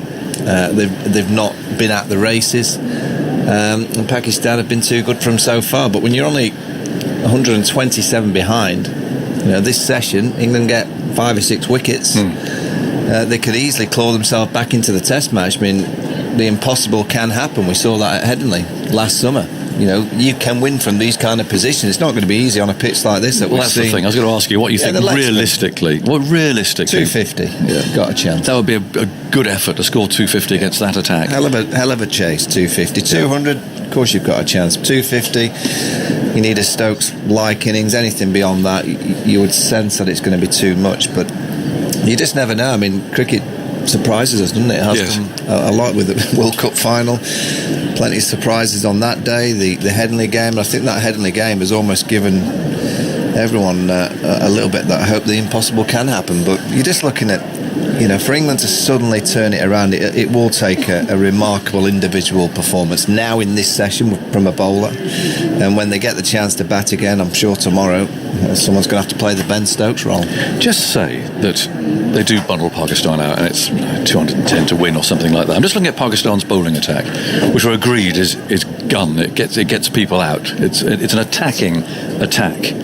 Just wonder, if they were to come under pressure, who would you throw the ball to try and keep an end going? Because Mohammad Abbas, I guess, but then he's a seamer. He's only got a certain amount of time in him. But the spinners are attacking spinners. They do leak runs. You'd probably get the leg spin around the wicket into the rough to the right handers. That's an attack that they could go for. But you're right, the leg spinners generally like to. I thought Shadab Khan looked excellent. Yes. That Google's going to. I don't think it'll be the last of his wickets throughout this series. I think he might pick up a few, particularly tail enders. You can only look what's in front of you. England, they can't lose another session.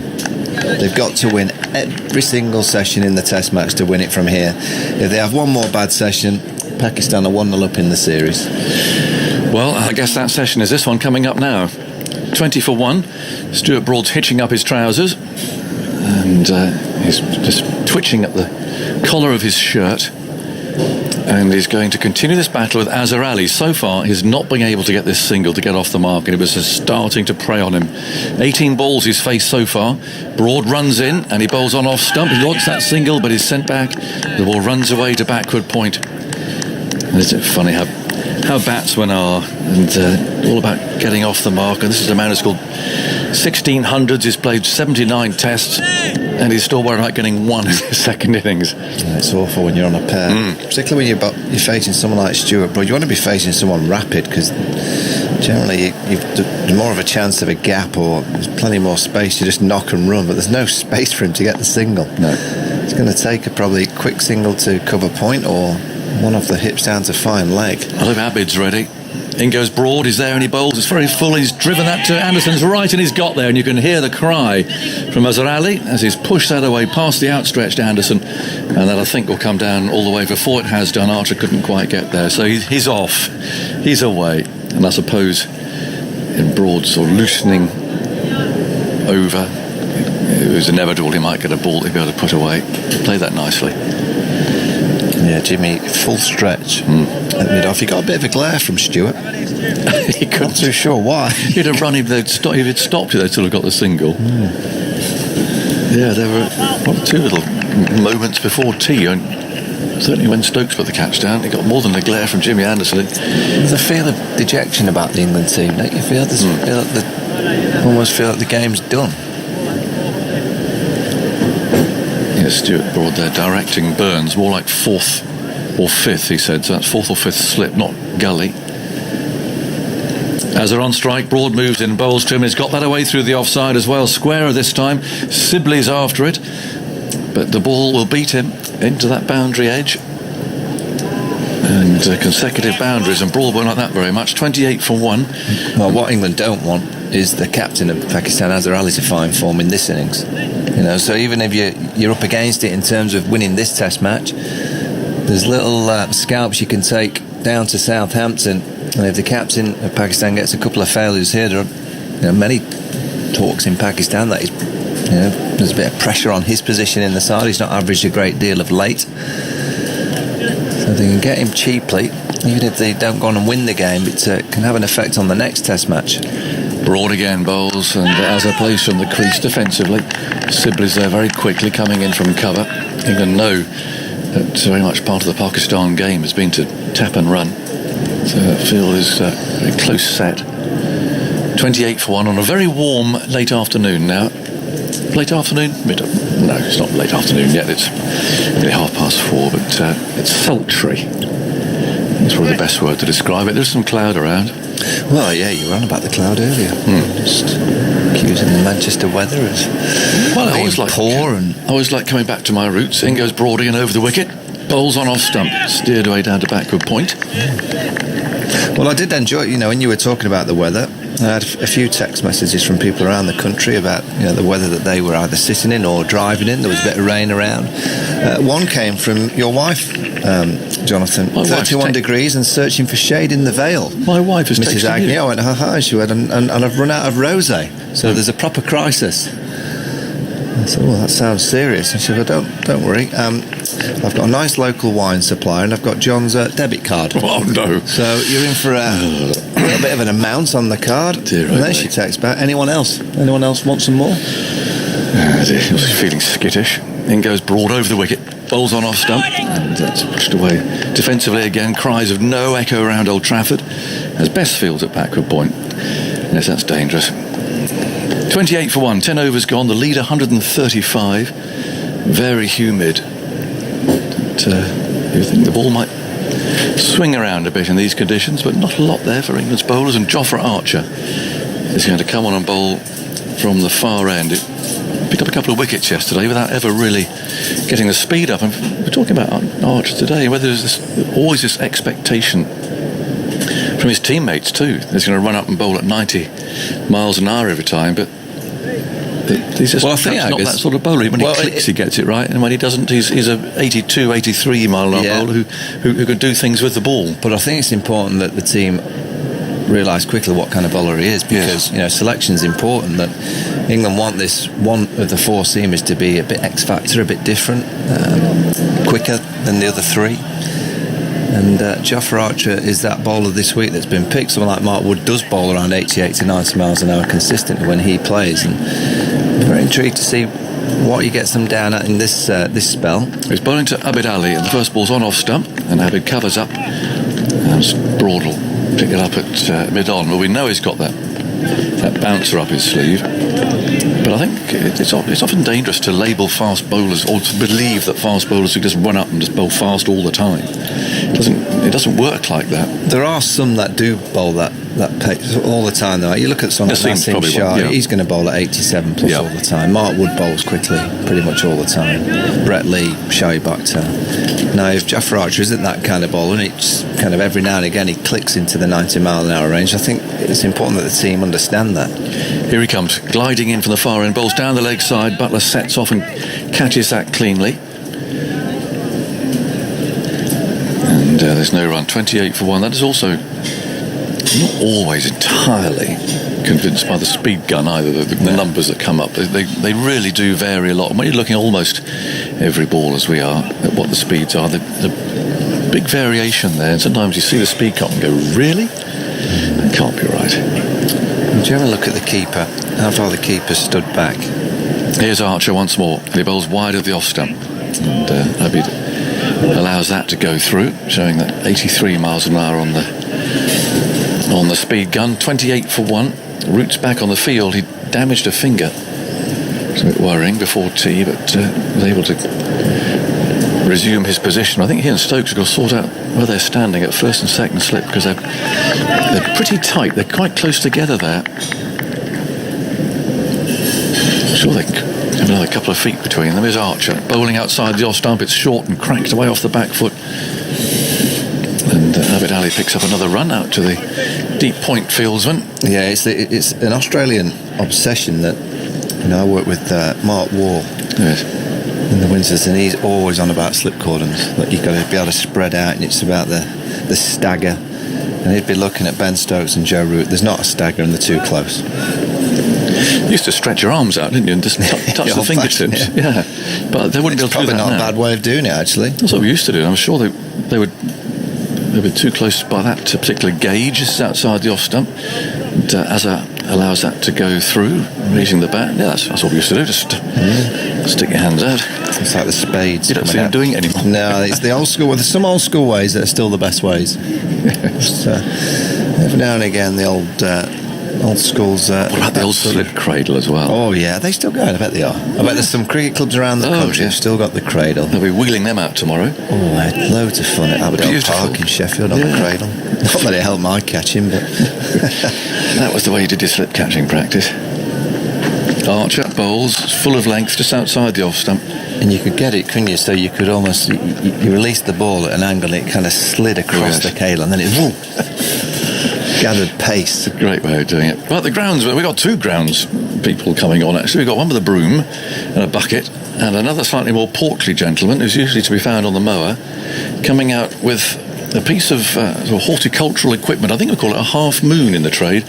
You normally do it to trim the edges of your lawn, but he's going down here, and I think he's going to sort of chamfer, is that the right word? Chamfer off some of the foothold there from this end. Stuart Broad's asked him, and he's actually, Broad is literally overseeing this operation, so his hands on his knees, stooped over, while so the porter of the two is down on his knees, but very delicate operation. This just a bit like a cheese grater.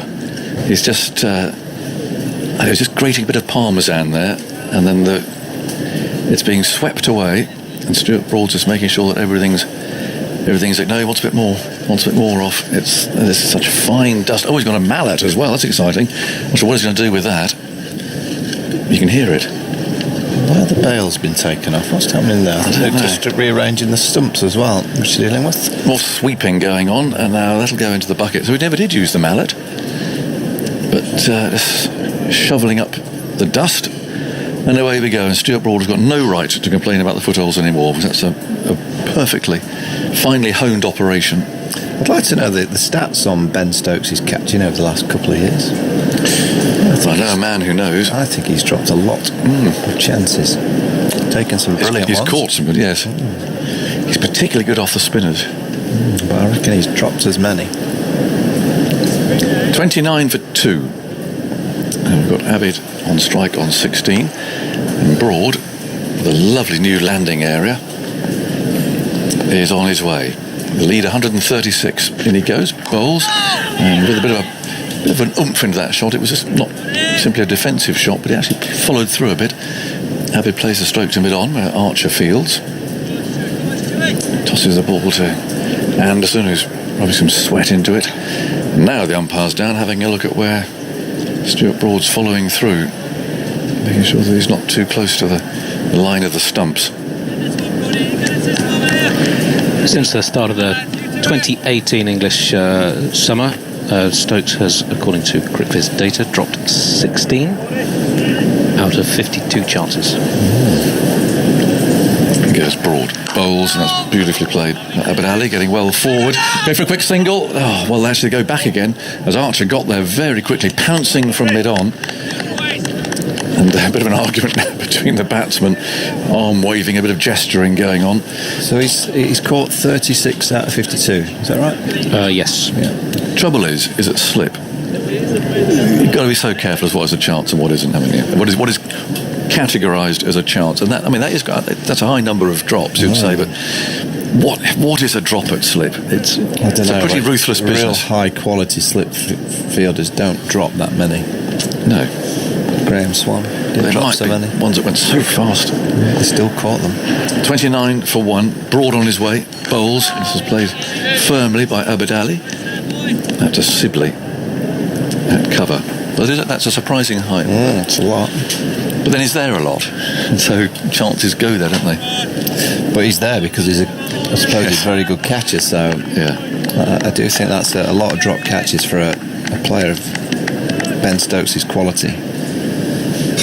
Abid Ali looks a player that could frustrate. He's got an offsidey game. He likes playing square of the wicket on the offside, particularly off the back foot. Broad over the wicket, bowls, he drives a beautiful stroke. Horrible misfield, that will get a glare. Who's that? And Stuart Broad can't quite believe that. And it's Jimmy Anderson, who's, I'm not sure he even got a hand on that. And I know they're good friends and everything else, but I don't think there'll be much of a word between them now as Broad walks back and Anderson's got to walk more or less past him. I think he might be completely ignored here. Interesting if the ball comes back via Anderson, which I think it might well do. Sibley's got it. I reckon that's the first time in my life watching Jimmy Anderson that I could say he looked quite old. That's the first time I think I've ever said that about Jimmy Anderson in the field. He looked a little bit like Mohammad Abbas fielding that. Well, that's not a great compliment. There was not any word spoken between them. He had to throw the ball back to Broad. It's a horrible piece of fielding for someone who was so good. Broad again. Bowls on middle stump. And Ali's forward, plays it back to Broad, looks a bit grumpy there, and hurls the ball back past him. Can you ever remember looking down and seeing Jimmy Anderson thinking, ooh, that looks like an aged fielder? Well, happens to us all. But Jim was a terrific fielder, wasn't he? He still is. Yeah. Until then. That's what I was surprised by. It's like his back needed a little bit of a wheel to get down. Square leg going on the boundary. I wonder if this is a bit of psychology to get into Abid Ali's mind. He's looking very comfortable on the front foot. 31 for 1. He's on 18. Pakistan lead by 138. Broad runs in, bowls, and the opening batsman tucks that away to that gap now mid-wicket. So Archer concedes the single. He'll keep the ball because he'll continue from the far end, the Anderson end, and Jimmy wanders off looking a bit thoughtful coming down here to fine leg, walking very slowly. Yeah, a little world of his own down there. 32 for 1. Tricky that, isn't it? Not so many with the bat, playing his favourite reverse sweep. He reviewed it straight away out of anger. Reverse sweeping the googly, it's an interesting decision for a left-hander. Yeah, well, I don't think he knew it was the googly. That's the first thing we should say. But he missed it and he reviewed it quickly, just out of anger. And then the drop catch has got him in a bit of a grumpy state, and he's just misfielded one. 32 for 1 then, and we've got Archer from the far end running in, bowling outside the off stump, and Abid Ali wearing number 60 allows that to go by. That fits through nicely. That was 85 miles an hour. Yeah, went through nicely.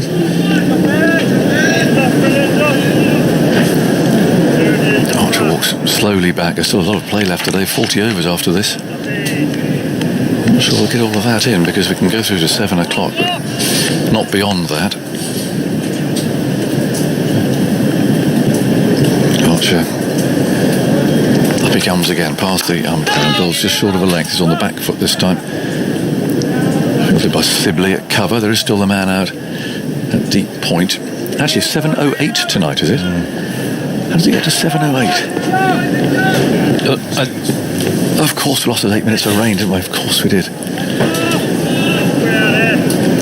As the rest of the country basked in sunshine. Well, it was just trying to cool down Manchester. It was that hot. The northern weather looks after our own. Thermometers exploded over in the east. In comes Archer, bowls a bouncer. And Abid Ali's underneath that. 32 in Melton Mowbray. Yes, as your wife has let us know. She'll be on probably her third or fourth bottle by now. She could not be. Serious trouble. 32 for 1. Ball slowly returned to Archer. Not sure there's much event. It's supposed to be an entertainment evening this evening. Well, I heard a whisper. Well, I worry a bit about the quality of the entertainment because I gather there might have been a resignation involved. 32 for 1. In comes Archer. Bowls and is played away off the back foot. Square out to Pope, who's busily rushing round to his right. He will stop the second run. So 33 for 1. As I understood it, Isha was sorting out the food and Alison was supposed to be providing the entertainment, but I think she's resigned. Had you heard any kind of hint of the entertainment? Or No. There's a table tennis table, and there's a dartboard. Yes, but that's not, we've done that before. Yeah, it's got something different. Yeah. The standard's been raised. It has. The slips are quite close. Archer comes in, bowls outside the off stump, and Azhar Ali allows that to go by. Well, she certainly, I'm not sure she's resigned, but I think she's now stepped aside, saying it's not her responsibility anymore, which is more or less the same thing. I'd say it is exactly a resignation. So let's find out what's going on. And the start time, is it 8 o'clock, 8:30? I think it's flexible.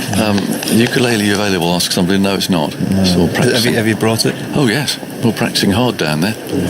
What are you practicing for? Nothing really. Right, okay.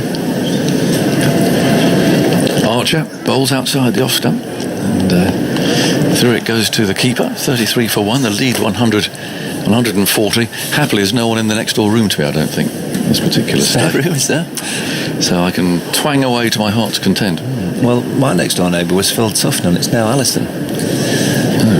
Alison's on the balcony next to me. Ian Ward from Sky to my left.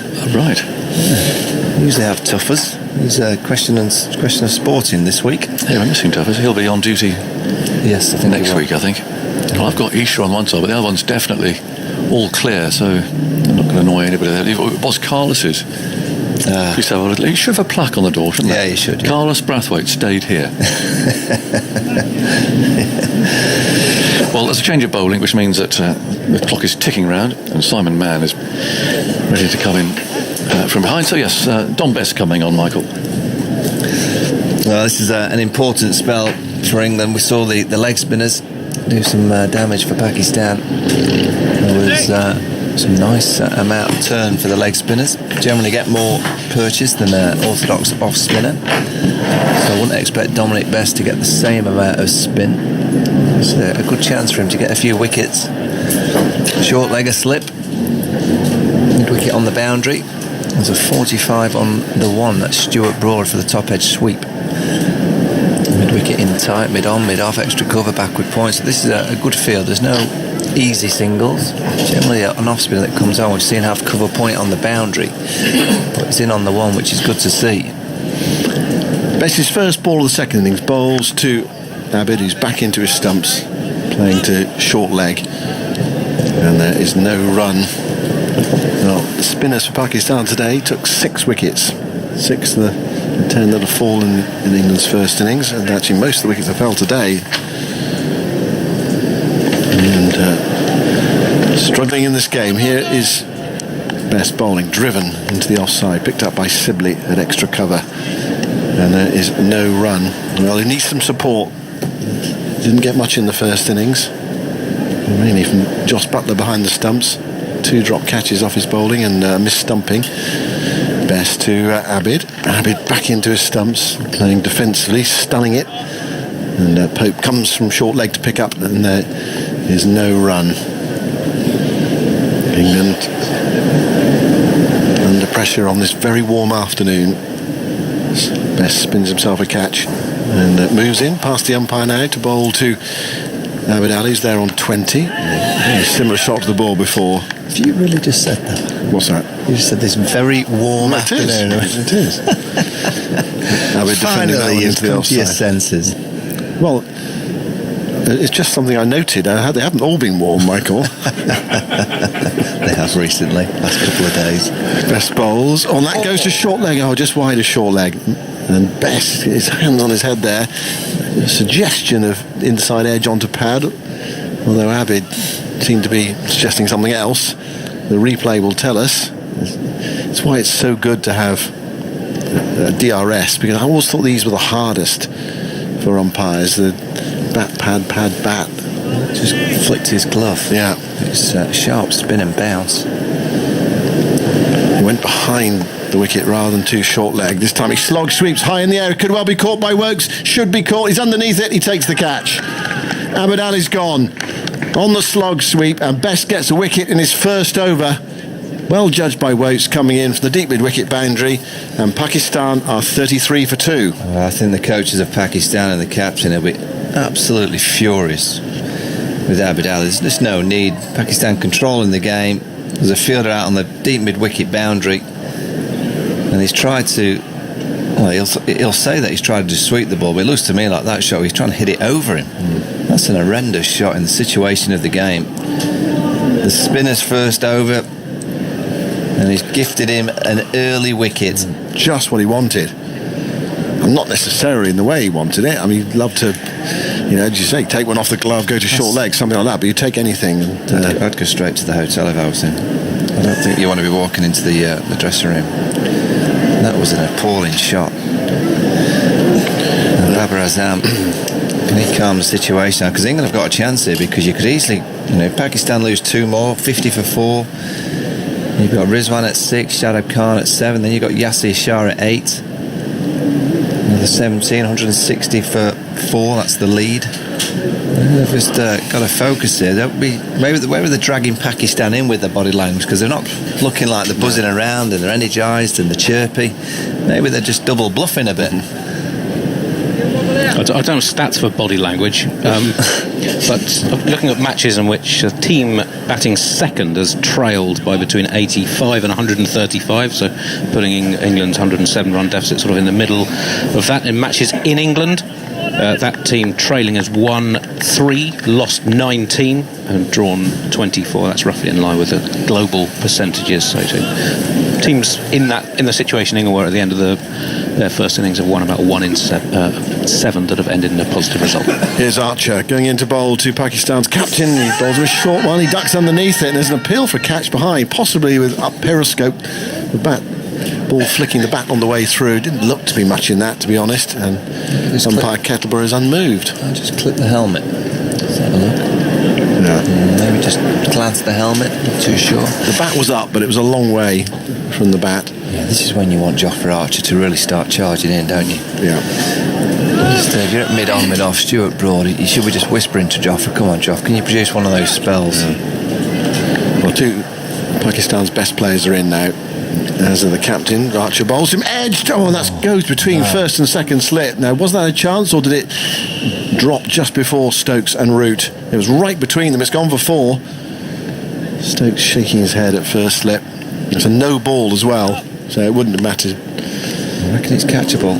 It's low, and it would have been a tremendous catch, but I'm pretty sure it went in between them at catchable height.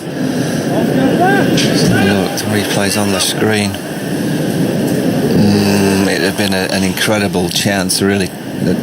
Stokes would have had to dive across and probably take it with that left hand. Yeah, he'd have to have gone really low, wouldn't he? Yeah. Archer bowls. Azhar's in behind that, playing defensively up towards mid-on, and there's no run. Azhar with those 4 runs goes to 12, and Pakistan to 38 for 2 with the 5 runs, the one for the no ball and the 4 runs as well. So their lead is creeping up, 145. Those matches in England where a team has won with a deficit similar to England's, presumably obviously Headingley last year. New Zealand here in 2006, that might well have been one of them. England had a big first innings deficit in that match, and that is the highest successful run chase on this ground. England brought off in that game against New Zealand, 294 I think it was. And Rob Key got a few runs in that game. Archer into bowl to Azhar, and Azhar plays that firmly back on the front foot, picked up by Archer off his own bowling. And there is no run. How many could England realistically chase in the fourth innings of the game now? We've seen Bess turn one sharply already to Abid Ali, hit him on the glove, possibly on the chest as well. Yasir, Shah and Shadab taking 6 between them. I think anything 225 they'd fancy. Archer rolls to Azhar, turned into the onside towards Broad, who comes in purposefully from mid-on to pick up. I mean, realistically, anything 200 and below around that score, England would fancy it, but it'd still be difficult. Anything beyond 250, I mean, the history tells you that it's going to be very, very tough, but because of what happened at Headingley last year, I think we all think, well, it could be possible once again, which of course it could, but I think anything around 200 they'll fancy. Well, it's 1-4-5 the lead at the moment. Archer bowls, Azhar's up on his toes, pushing that away towards mid-off, and there's no run. Email from Claudio. As I was cycling my local park in Chelmsford, I noticed a chap running in 30 plus degree heat, and to my absolute amazement I realised it was Sir Alistair Cook, sweating heavily. Poor chap. Are you sure it was him? No, it can't be him. It can't be him. It shows what an amazing professional sportsman he is to be exerting himself in such hot weather. Very impressive. And also worth saying the Bob Willis Trophy resumes tomorrow. Every ball of every game available on the BBC Sport website and app. Archer bowls very full outside the off stump, dug out by Azhar, looking for a single. It's not there. I think Claudio might have got the wrong night. You might have done. The night we know does not sweat. No. You were sweating this morning, Simon. Would he have been in Chelmsford? Yeah, he'd have been. Are they playing at home tomorrow at Essex? I haven't checked on the schedule of the Bob Willis Trophy. The 3 games where a team with a similar deficit to England have overturned that deficit to win a test in England are indeed the Headingley test of last year. England were 112 behind, off being bowled out for 67. Lord's test against West Indies, another curious game. England 133 behind and then skittled the West Indies for, I think, 51 was it? Michael, you were playing in that game, weren't you? And then chased around that 57 maybe. Chased down to win, and then against New Zealand the previous year they were 100 behind on first innings in Edgbaston. I think it was the out game. Oh, right, Alex Tudor's game. So what was the deficit in the New Zealand Test match here then, when England won by 6 wickets chasing 290? Best bowls. Forward goes Babar. His first ball of the second innings. Played beautifully in the first innings. Simon, Essex are at home tomorrow, so Claudio could have been could be. Right. Yeah. I'm guessing he would have been right. I don't think he'd have made that up. It's the sweating, isn't it? Yeah, that's a little bit of the problem area. Best bowls. Forward goes Babar, pushing the ball back down the pitch. Bat and pad close together. 38 for 2. Shah Masood out for 0. Abid Ali for 20. I think Babar Azam out here inside his first 10 runs. I'm going to have got a little sniff. Bess. Slip and a short leg bowls to Babar. Babar back into his stumps, playing up the onside of the pitch. And there is no run. Babar Azam's record in England international matches has been good. 50 in the first innings, 50 in the Lord's Test match. The last tour, retired hurt. Good in the last summer in white ball cricket. Babar is forward there. Thick outside edge along the ground, rolls out towards backward point. And there is no run. The other issue here, of course, is if Bess could get Babar, what a lift to his confidence that would be, getting rid of one of the best players in the world. Root turning to Bess quite early. Forward goes Babar there and playing it back down the pitch. And there's no run. This is the 16th over, so he got a wicket in his 14th over. He's attacking his 14th. So far, Babar Azam's getting a great lesson. I mean, he's making batting look so simple because he picks length so quickly and then he smothers the full ball, and when it's been short, he's gone right back. Best bowls a shortish delivery, and Babar clips it away for his first run towards Woakes along the ground, deep mid wicket. Woakes, who might have been surprised as anyone to have that catch coming his way in the last Bess over. Okay, over bowled. Best 2 overs, 1 for 1, 39 for 2. The lead is 146 for Pakistan. Azhar has 12 and Babar Azam has 1. Danny Payne says my brothers and I, Stuart and Calvin, were supposed to be treating our dad Malcolm to a day at the test today for his 70th birthday present. Instead, Stuart's still in Brighton, Calvin's in Sheffield, I'm in Montreal, and Dad is listening in Yorkshire. Can you please wish him a very happy birthday from all of us? We'll have to make it up at Old Trafford against India in 2021. Well, let's hope so, and a very happy birthday as well. Yeah, it's frustrating. I think of some of the cricket we've had in this match already, and it's deserved a big crowd. I think Shah Masood's 100, Babar's batting in the first innings. Pope's batting yesterday. Pakistan's bowling. It's a thrilling final session yesterday. Pakistan's steaming in. Here's Archer going in to bowl to Babar Azam, very full, dug out by Babar towards cover. Sibley comes in, there's no run. Just again, I'm just looking at England's tactics here to Babar Azam. It's just so orthodox. We saw him have a couple of problems with the short stuff into the armpit. Twice in the first innings, Jofra looked like he'd got him. Just wonder whether it's worse than being really aggressive to someone like Babar Azam straight away. Short leg in, square leg on the boundary. Archer to Babar outside the off stump, no stroke. And it's through to Buttler. I can see the fourth umpire poised with a box of balls down the boundary edge. Whether they think the ball's gone out of shape, I thought actually if it had, they would have asked for the fourth umpire to come on straight away. That test you're asking about against New Zealand here in 2008, New Zealand 381 all out with 154 by Ross Taylor. England bowled out for 202. Then Monty Panesar took 6 for 37. New Zealand bowled out for 114. Archer bowls, Babar drives, goes to mid-off, and there's no run. Oh, right, so that didn't get into your little spread there. It was too big, that deficit. Yes. And then England 294 for 4, century by Strauss. I remember that game as a captain. I remember the pitch started to spin hugely for Monty Panesar. And Peter Marin was the groundsman, and I went to see him on one of the evenings. I said, what are we doing with the rollers? And he said, just put heavy roller after heavy. I said, won't that break it? We said, no, it'll flatten it out. And it flattened it out, and we chased it down comfortably.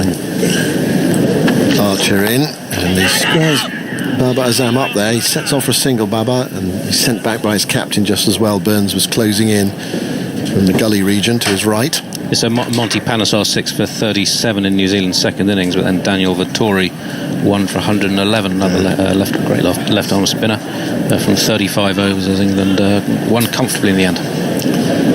It was the great wind match, that one.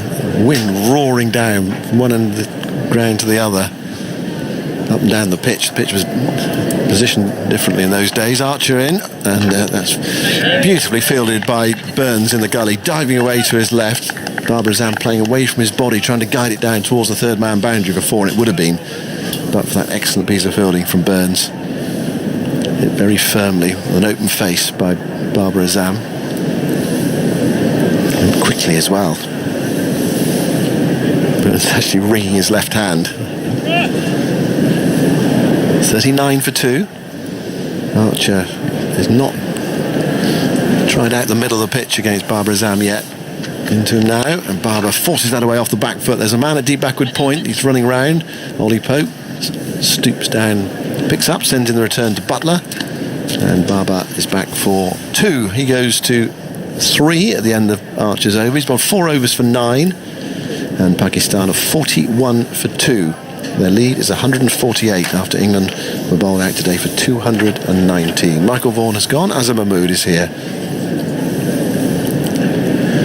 Yeah, it was just a right shot from Abid Ali. Normally he's very good player against spin bowling, but I think it's rush of the blood to make him play this shot.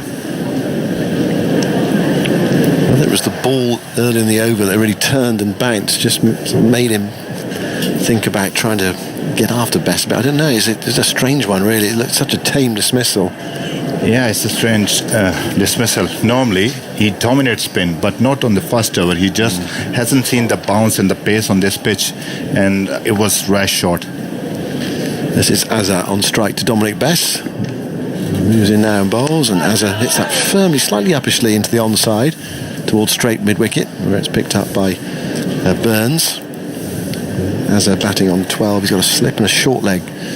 Bess is still that man out. Chris Woakes in front of the Red Rose Suite away to our right on the deep mid-wicket boundary. Bess goes in again now to bowl to Azhar outside the off stump. Azhar leans forward, guides into the offside. That was Shadab. They've been running through for a single there. Yeah, Azhar is not the quickest around, so maybe Babar and Shadab was there, so they will take the single. Or Shan, there's the fittest guy in Pakistan. Yeah. Scott. There probably wasn't a single there. It was the right call, but they still would have pinched it in the first innings the way they were playing. A bit short from Bess, turned away by Azhar into the onside, wide of Burns at mid-wicket, and Woakes rushes in this time and prevents a second run. Azhar goes to 13 and Pakistan to 42 for 2. Situation in the game where Pakistan can close England out here with a decent partnership. 2 more wickets and England will feel they've got a bit of a chance, but the lead is it's nearly 150. Bess to Babar, who's forward, full face of the bat, back down the pitch, picked up by Bess, and there is no run. That was 58 miles an hour from Dominic Bess. Talking earlier, Azhar, about Yasir Shah bowling at about 51, 52. Get some perches on this pitch, and that one turns from Bess, fired through outside the off stump, and it turns. Babar let it go. It's close to off stump, taken by Buttler. Definite spin there for Bess. Yeah, because a lot of rough there to work with. Now you can bowl a bit quicker, so that's fine. I was talking about in the first inning when there's no footholds there, and now there's a lot of footholds. Bess bowls a full toss, and it's sliced away by Babar Azam. Missed out there completely. Sliced away to backward point where it's stopped by diving Anderson. See, when Yasir got the wickets and he was bowling on 51 and 49, that's sort of pace he was bowling at. So that's where in the first inning. Now a lot of footholds we can see on outside, and finger spinner is different to the leg spinner. So you want to get more purchase, more revs on the ball to get spin and bounce. So best bowling at 58 is fine for this pitch now. I would like him to bowl at 54, 55, but occasionally just a bit slower. Yeah. It's going to be Archer to continue from the far end. And it's Azhar Ali who's on strike. We did see Archer discomfort Babar Azam in the first innings, but so far we've seen none of that. It's Azhar Ali who's on strike. This conventional field that England are adopting for their right-arm pace bowlers. 2 slips in the gully. First ball is pushed away by Azhar towards mid-off, and it's stopped by Chris Woakes, who's doing some loosening up exercises, so it might not be long before we see him. Which end, I wonder if we're going to see Woakes at Archer's end, or whether he's going to take Bess off. Big responsibility on captain's shoulder, because when he's playing well, he can give confidence to the whole team. Azhar waits, bat raised, Archer goes in, bowls to him, forward goes Azhar, and he pushes that back past the stumps at the non-striker's end. Broad has to chase it back towards the straight long-on boundary, and they trot through for a couple of runs. Well, these are Pakistan's 2 best players, aren't they now? Azhar and Babar Azam. Yeah, Azhar, especially when he's playing well, he's hitting the ball, this last delivery towards long on mid-wicket area. That's where his balance is right. If you see the first inning, his head was over off stumps, then that's where he missed a lot of balls. If he's hitting that area, I'm very confident his balance is good, his head position is fine. Where's the ball coming from? Where are his weaknesses? We saw a couple of next top of off stump on the fourth to fifth stump. Archer bowls to Azhar. That's on Midland leg, turned away comfortably by Azhar Ali. He's back for 2. Bess is after it, and that's all they get. So that's a great example. When he's hitting through mid-wicket and mid-on area, that means his balance is absolutely perfect. Azhar goes to 17, and Pakistan to 46 for 2. The lead over 150 now. 153. Is there a problem with the ball? Well, England think so. They chucked it to the umpire, and I think he's put it through his metal hoop and said, there you go, get on with it. That's typical bowlers thing, when nothing happening, we always chuck the ball to the umpire. So have a look, it's out of shape and it's not doing all sort of things. Yeah, I'm going to get that ball changed if you can. Here is Archer rushing into bowl to Azhar. Azhar clips that away off his hip, but straight to Bess at forward square leg that time. And there is no run. Still bags of cricket left in this day's play for Pakistan to build that lead, or England to force their way back in. Over 2 hours left. Plenty of time left in this test match. And there's going to be a result, isn't there, one way or the other, unless something remarkable happens. I can't see what that remarkable thing would be, to be honest. It's going to be Pakistan or England, and the way it looks at the moment, most likely Pakistan. Archer. It was a short ball, and Azhar Ali tumbles over there. He wasn't that far away from rolling onto his stumps. Oh, yeah. That was nasty delivery by Archer. It was one of those low bouncers, or skiddy bouncers, and he had to get really low and tumbled back. He was very lucky not to touch the stumps with his foot. He lost balance and fell backwards, and I think he was conscious of the fact that he could roll back onto the stumps. He put his hand down just to almost push himself away. The last ball of Archer's over. What does he come up with this time? Full or short? It's full outside the off stump as he leans forward and lets it go through to Buttler. So end of the over, 46 for 2. Pakistan's lead is 153. Azhar 17, Babar 3. More from Azam Mahmood, and then Dan Norcross is going to pick up the commentary. What a pick here from Azhar Ali. His balance is absolutely on spot on, hitting the ball through mid-on area, and against spinner, he's playing the ball really late, let the ball come to him, and then point through mid-wicket area, playing with the spin. We're going to see Chris Woakes here, first time in this second innings. Short spell from Bess, wasn't it? 3 overs, 1 for 2. Andy, I believe you're sitting on some Azhar Ali recent form stats. Well, yes, he's had a bit of a rocky patch recently. He scored 100 against Sri Lanka in December, but prior to that he'd been out 9 times in 13 innings in single figures. In all, in the last 3 years he's averaged 28, whereas in the previous 3 years and 25 tests he'd averaged 58. So he has had a bit of a lean patch for a while, but looking good so far today. It's a bit curious what's going on out there, I think. I thought when Chris Woakes took the catch to dismiss Abid Ali off Don Bess's bowling, England had, they're behind in the game, but it was 33 for 2 then, and England would have thought they've got out the opener, got 150 odd, and they brought Babar to the crease, and that would be an opportunity, perhaps a little window, a door is ajar, but there's a real lack of sort of intensity out there at the moment, and maybe it's suffused intensity, I'm not sure. Woakes is running away from us. That was the first ball of his spell to Babar Azam, that's pushed into the offside. There's no run. I think England are looking to take a wicket, but I think in Pakistan point of view, this partnership is very crucial because, as you know, yes, Shadab got runs, but under pressure is Mohammad Rizwan is there. He's not played enough test match cricket and inexperienced there, and then you go to tail. So these two are very important for Pakistan to get to a good, decent total for fourth innings. Which is sort of why I would expect there to be more, sort of more chatter, more noise out there, more intensity.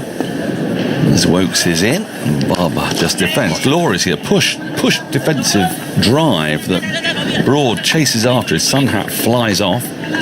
Goes through sort of wide mid-off for extra cover region. They come back for 2, 48 for 2. I just thought it was noticeable when Woakes took the catch that it wasn't, thrown up in the air or anything of that sort. He just rolled it back, and I don't know. Maybe they're focused, concentrating, but maybe intensity is missing there. Just by his last shot, it's just a pure timing. It just a defensive push, went for 2 runs. Excellent timing. Everything was right about it, wasn't it? There was no risk at all. Played it very contained fashion, but he still got 2 for it. Great placement. Now Woakes isn't happy with the ball. They're determined to get this ball changed. I remember, I think it was at Edgbaston last year, Australia were really struggling with England's batting. They just couldn't take a wicket, and Pattinson got the ball changed around about the 55th, 60th over or so, and the replacement hooped around. It did so much, and that's what England may be hoping for here, but the umpire's having none of it. He's tossed the ball back to Woakes. sometimes happens. Some balls swung more than the other, and this ball is doing nothing for them, and they want to change these balls. And it's not happening. They're not getting any joy on that front. Woakes is in, and Babar lets that go. That's really close to off stump, and it would have hit it. It wasn't left on length. That was left on line, and it was mighty close to off stump. See that again, and it cut back as well. Very close. Low to Buttler. Look at the seams there. He was looking to this ball to go away from him, but the natural variation hit the seam and nipped back. Yeah, that was a perilous leave, but a good one in the end. Woakes in, and Babar defends, jumping slightly, and then they think of a run, and as you could probably hear on the microphone, he was sent back with some force and energy. It's picked up in the covers. There's no run. 48 for 2. Babar Azam has 5. You always hear Babar, even when the crowd is there. There's no crowd here, but you always hear Babar when he say yes or no. Yeah, it was very noticeable, that one. It's particularly more noticeable, I suppose, because we do have this empty cavern here. As Woakes runs in, hair flapping. Right arm over the wicket to Babar. Edges and is taken. Stokes takes the catch at second slip. England have got their third wicket. Babar Azam, the big one, has gone for 5. Pakistan are 48 for 3, and England really are nearly back in this. Another couple of wickets and they really would be back in this, and I just wonder if we're going to see an upping of intensity now. He just prodded at that. It was a ball, beautifully delivered ball just in the channel outside off stump, and Babar went for it quite firmly, got a good thick edge, and where Stokes had dropped one already in this innings, he moved across to his left and took it comfortably with both hands, and Babar Azam was more than a little annoyed with himself. Pakistan 48 for 3, Azhar. Yeah, big wicket for Chris Woakes and England. It was excellent delivery, right on the channel, and Chris Woakes was spot on with his line and length and getting wicket on his first over. He's really come good in this last few test matches, especially here at Manchester. He seems to enjoy bowling here, or he has done this summer. I'm really looking forward to seeing a replay of that, because he bowled almost the perfect, the best ball in the first innings, I thought. It just wonderfully it angles into the batsman and then it holds up. His seam position has been terrific, and that is a massive wicket for England, potentially. He's been a terrific bowler for England. I rate him so highly because of his wrist position. Every time he bowls, wrist behind the ball and the flick of the wrist, which he always does something with the ball. Any condition he plays, yes, people are talking about, he's more successful with the Duke ball in England condition. I think if you have that ability, like look at the Mohammad Abbas, he's successful all over the world. If he gets something like that and doing these sort of things, look at the seam position. And it was a great catch by Ben Stokes. He's dropped early one, but this one he grabs it, and very important catch. And it was quite low, that one, and that was definitely his catch, where before he'd sort of gone across. The one he dropped, he went across Joe Root. Root might have been able to get to that, but that was definitely second slip's catch, and Stokes has pouched it. New batsman in, Asad Shafiq, and Woakes has got a new batsman to bowl at. Here he comes, right arm over into Shafiq. Shafiq is defending slightly awkwardly off the inside half of the bat to mid-wicket. It's picked up by Ollie Pope. That is the end of another successful over for Chris Woakes. His first in this innings, 1 for 2, his first over. England bowlers getting wickets in their first over. Broad, of course, getting Shan Masood out for a duck. Bess, which over did Bess get his wicket in? First over. Yep, first over. So all 3 wickets have come when there's been a bowling change. That's either inspiration from Joe Root, or he needs to change the bowling every over.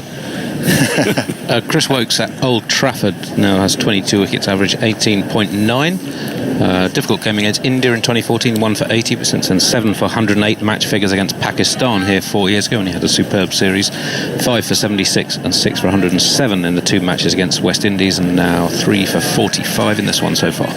So, can you tell me how many matches he played outside England?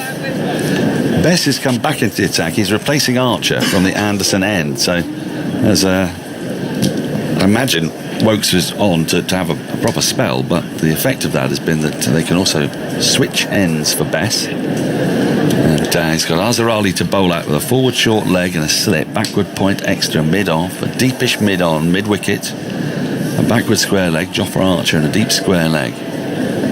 Bess comes in, and Azhar returns this ball off his hip to Jofra Archer. Just wait to see the signal. It was a leg by. It came off his pad and rolled down to Archer in this backward square leg position. Get a run, 49 for 3.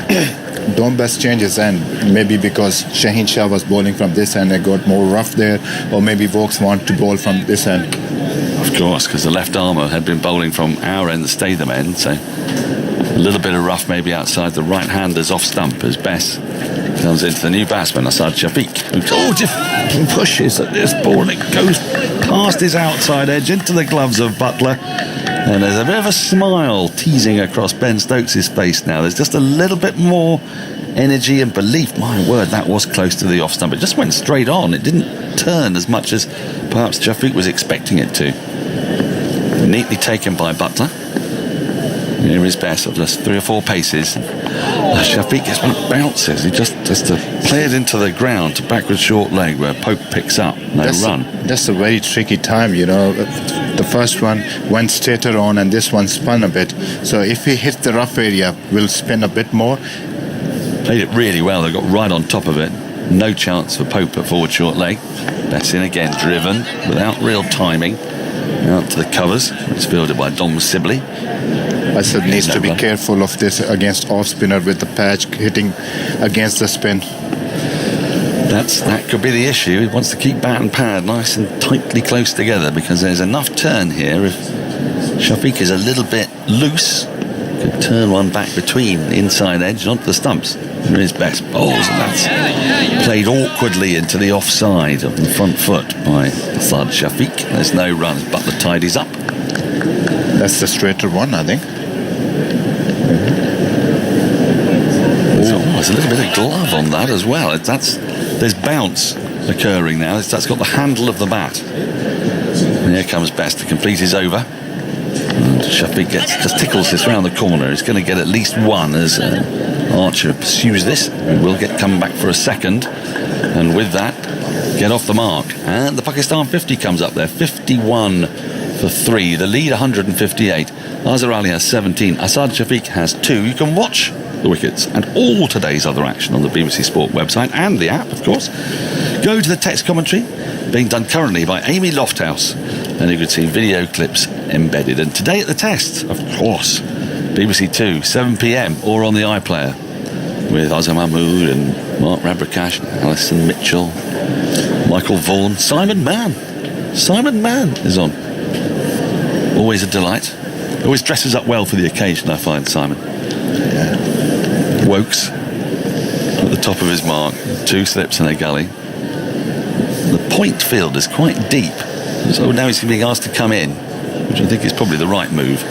An extra cover, mid-off, mid-on, mid-wicket, and a long leg. Woakes, who's just taken that wicket, potentially crucial wicket of Babar Azam in the previous over. He runs in to Azhar, who defends into the offside, wants a single and is sent back instantly. It's just a back of a length ball, played well, safely, but there's stuff happening again. It's that time of day. So England were batting at this time yesterday, and they lost those 3 quick wickets. They were 12 for 3. Azhar's on his feet. There's a genuine sense of tension in the box. I can feel it, Azhar. Yeah, it is. And you're pacing if that's possible. With the headphones I've been sitting around in the bathroom, so I'm gonna stand up. I like it. Woakes in, and Azhar clips this off his pads. It's a straight ball, and he clips it down to long leg for a single. There are more oohs and ahs now. There's just a feeling, a sense that the game has built up to take is afoot. I'm lucky I'm not in the dressing room, Pakistan dressing room. My hands are sweaty. It's just like, I've seen these things happen before. When we were good, we are really good. When we bad, we bad. So I don't want to see that again anymore. Please, guys. Well, I'm afraid it isn't up to me, Azhar. I'll do my best for you, then. Woakes in. It's clipped away again. Nicely, beautifully. Square of the wicket by Asad Shafiq. He should get 4 for it. A great diving attempt out there on the boundary by Dom Bess is in vain. It was really well timed. He hit it completely square, dead square, pretty much straight at the umpire. Easy picking for Asad Shafiq. It was just leg stump delivery. He's very strong player on the onside. Turned the wrists on it beautifully, timed it fantastically. Bess made a valiant attempt, but now there's a change in the field. What have we got going on out here? We've got a deep square leg. Is that deep square leg really for that ball? Because you don't sort of imagine Chris Woakes necessarily trying to bounce somebody out on this surface. No. That's not really his game. So I understand what they're trying to do. They put the square leg back to save the boundary, got a mid-wicket there, so they're going to bowl stump to stumps here. Yep. It's going to go straight. It's going to aim at those stumps, and it's got Brawl's now going a bit wider at mid-off as a result. Woakes is in. That's again on the pads, but easily tucked away down to deep backward square. Throw comes in. One more to the total, 57 for 3, Pakistan. It might be tailing a little bit. If you see the shiny side, he was putting the shiny side inside. Maybe hint of a reverse swing here.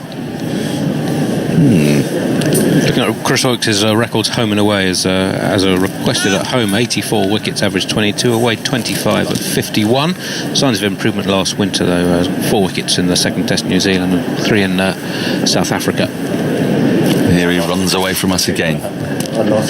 Balls, and that's beaten the bat. There's a huge appeal. I didn't hear anything. They like it to the slips, but I didn't hear anything. I think that went straight through. Are they thinking about? No, they're not going to review. It was a beautiful ball to Azhar. It was right there in the channel, forced him to play, and he poked at it, but he didn't really get that close to it.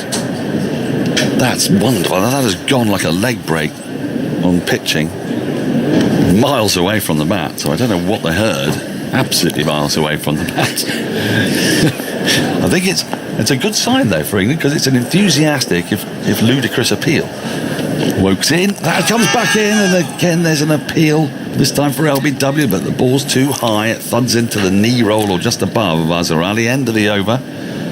A good probing last couple of balls, and as Azam Mahmood was saying, clearly the line of attack to Azhar is dead straight. 57 for 3, 22 overs have been bowled. We welcome back Vic Marks. I'm delightful to see you. Well, game's getting interesting. Getting up again. I was talking to Andy, your friend, just before I came on, and we were a little bit bemused by how the game had felt like it had gone a bit quiet. And even when Bess took that wicket, which seemed like an important wicket of Abid Ali out the deep mid-wicket boundary, there was no great celebration. And I think when Babar was out, a bit more, and a bit more of a huddle, and they got together, but it got a little flat, strangely. And now with Pakistan 57 for 3, yeah, well, maybe they're just being clinically, coldly, patiently, like assassins. But Woakes, some serious deliveries there, but he immediately passed the outside edge. He said, no, that's not out, when they were getting excited behind the stumps. It was a glorious ball, but it had done very, very well to get an edge on it, because it absolutely fizzed away from the bat. Dominic Bess starts a new over from the Anderson end, and he's in. Shafiq works this up to mid-on. He wants a single. He does it brilliantly, actually. It was a tip and run. It was completely... and they're going to get an over throw. As a throw comes in from Root, I think it was, and they weren't backing. It wasn't a great throw. Buttler couldn't take it. Stokes couldn't stop it as he moved from his position at first slip, and Archer had to tidy up. But this has been a feature of Pakistan's cricket. When they've been in a little bit of trouble, like they were yesterday, they sort of went into tip and run mode, and worked quite well, didn't it? Yeah, Root's quite deep at mid-on. Shafiq's still on strike as he comes forward in defence. The next ball from Bess just plops it down in front of him, and Pope picks up at short leg. 59 for 3. Asad Shafiq has 9, Azhar 18. These two will have played so much cricket together. They'll know each other's games. And we could be in for a bit of entertainment here as Bess trots in, bowls, that turns slightly back into Shafiq. He works it to mid-wicket where Rory Burns does the fielding. Bess rubs some sweat from his forehead onto the ball and shines the ball. A ball that England were very suspicious of a moment ago. I'm not sure they'd be quite as suspicious of it now. Here is Bess. Shafiq works this to mid-wicket, but Burns is very alert and moves to his left of field, so prevents that single that they got in the first ball over. It's a very telegraphed single, really. He just came at the ball and pushed and ran this occasion. Burns is there, eagle-eyed. Extra cover and mid-wicket could be crucial this moment. Bess in. Shafiq gets one that bounces on him. Takes one hand off the bat and goes down in front of him to sort of where a silly point might be, and Buttler fields. Look at this again. That has bounced and it's got his gloves. He played it really well. Off the glove, though, yeah. Took his glove off the bat quickly and it went down. The forward short leg on the leg side. He's had to do that a bit off Bess, hasn't he? There's been a few balls that have bounced on him. The pitch is dusting up a bit. Bess in, sweep. Poor ball, 4 runs. It was just too far down the leg side, and Shafiq latched onto it and just helped it on its way, really, down to the boundary. 63 for 3 at the end of the over, the 23rd of Pakistan's innings. Azhar Ali has 18. Asad Shafiq, 13 off 14 balls. He's only just arrived there, and he's looked busy as drinks come on to the field. Well, I think Pakistani batsmen, by and large, like to be busy against the spinners. Traditionally, they've played a lot against spin, and they like to impose themselves on them. Not necessarily with big hits, but getting off strike. We saw Shafiq there come down the pitch, pop it to mid-on. He was halfway down the pitch anyway, so he was always going to get in. And they want, in this situation, where the pitch is helping, the ball is gripping, they almost want to make the bowlers try stuff. When the pitch is helping you, as a finger spinner or any spinner, you don't want to try and be too clever and bowl too many variations, because the pitch is your ally. So the big thing is to just get it down on that length, in the knowledge that one might pop, like we saw one pop and hit his glove.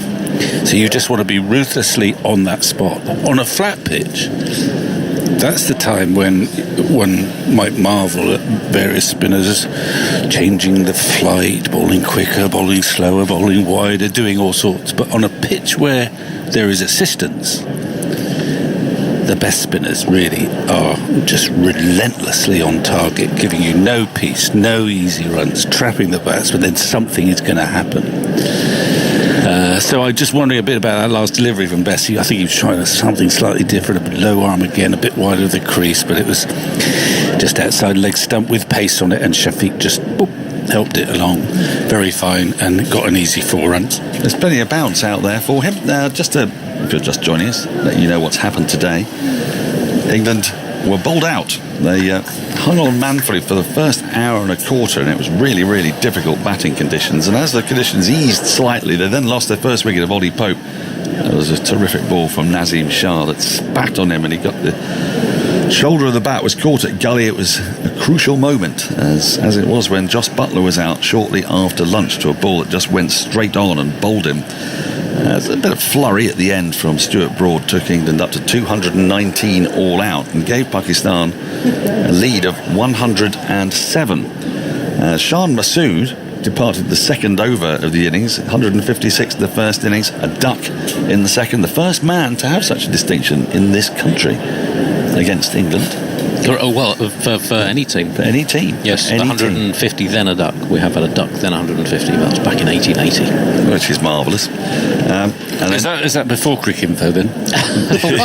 Cricinfo has that. They just don't have the ball by balls. Thank you. Ball tracking stats and things. That was Billy Murdoch, an old teammate of yours. I'll make a note. Pakistan then went on relatively serenely until the first over of Dom Bess, when Abid Ali suddenly decided that he was going to impose himself on the spinner, played a massive slog sweep, hit it way out to deep mid-wicket, where Chris Woakes took a very comfortable catch, and then the wicket that England will want every time they play Pakistan, I think for many years to come actually. Babar Azam was caught at slip in Chris Woakes' first over by Ben Stokes, who dropped one earlier, and moving across to his left, pounched it two-handed. At that point, Pakistan were 48 for 3. They're now 63 for 3, and Azhar Ali and Asad Shafiq are together. Andy Zaltzman has I mentioned Chris Woakes' excellent record against Pakistan and tests in this country, and it's particularly so against these two batsmen. Woakes is in. and gets one to swing towards the off stump, but it's played well by Azhar as he pushes it into the onside. He's picked up at mid-wicket. There's no run. He's dismissed both of them 4 times. Azhar scored 69 runs against him for 4 dismissals, and Shafiq 66 for 4. So Woakes has been very good against 2 high-class players. Woakes, top of his mark. Nisha's arrived. Woakes is in, and this is left alone outside the off stump by Azhar. Goes through to the keeper. There's no run. Do you do the switcheroo now, or do you want to do it at the end of the over? I'll tell you what. I'll do it after this ball, because then that'll be the optimum time. You just and I think Andy's got an emergency stat ready as Isha twirls her microphone cable. It's all happening in here. This is the entertainment we're going to get later on, isn't it? Tonight on Guhar night. He's just opened his emergency stat book. Look. Here is Woakes into Azhar. That's all defended but awkwardly by Azhar. Again, he's getting good away shape as Chris Woakes. I'm going to get out of the way.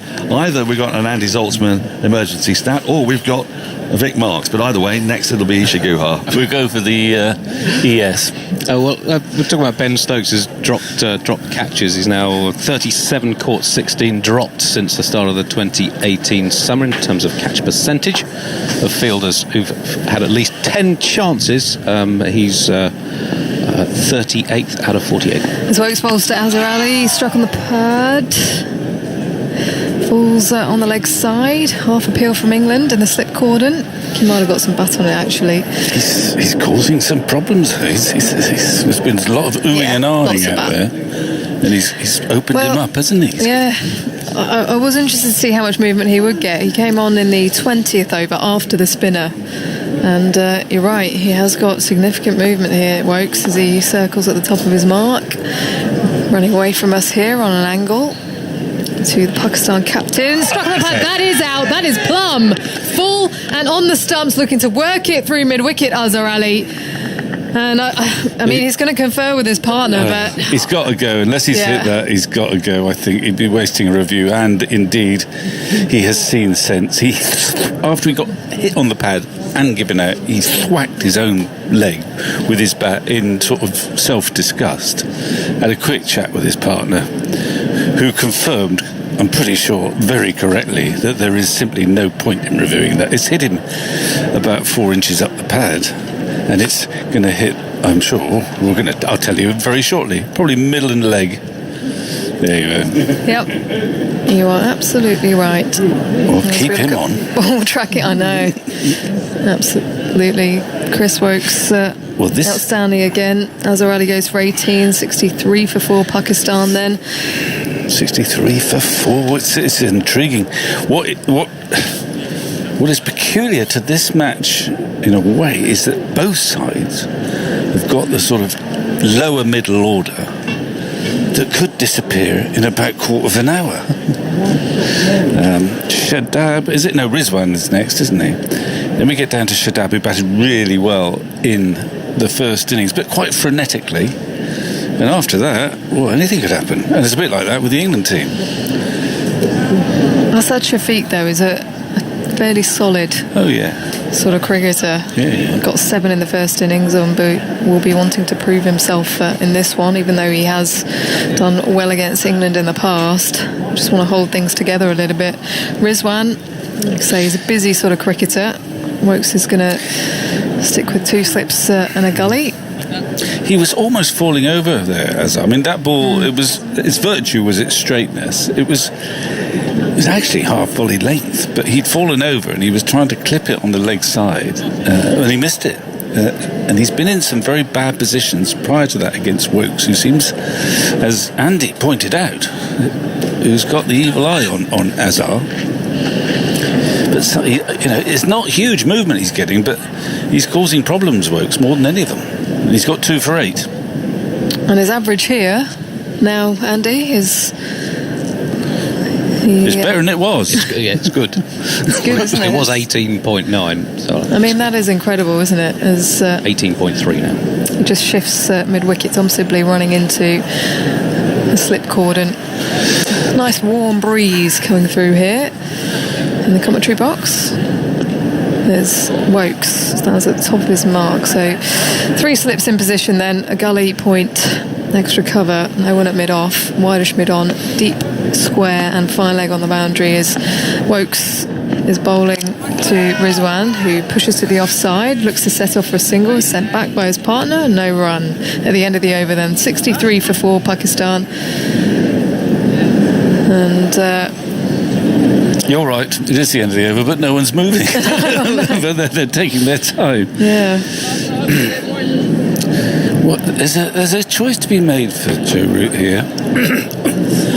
Excuse me. I'll let you grab some water, Vic. Woakes, you keep going with Woakes as long as you possibly can. It was interesting, wasn't it? You could go Seamer at the other end just for a minute.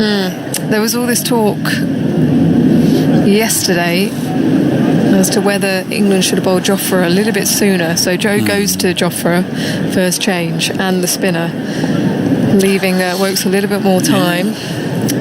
Well, going to the spinner early worked, of course. Yeah, as Bess continues from the James Anderson end, bowls to Shafiq, who's forward pressing and defending to the offside.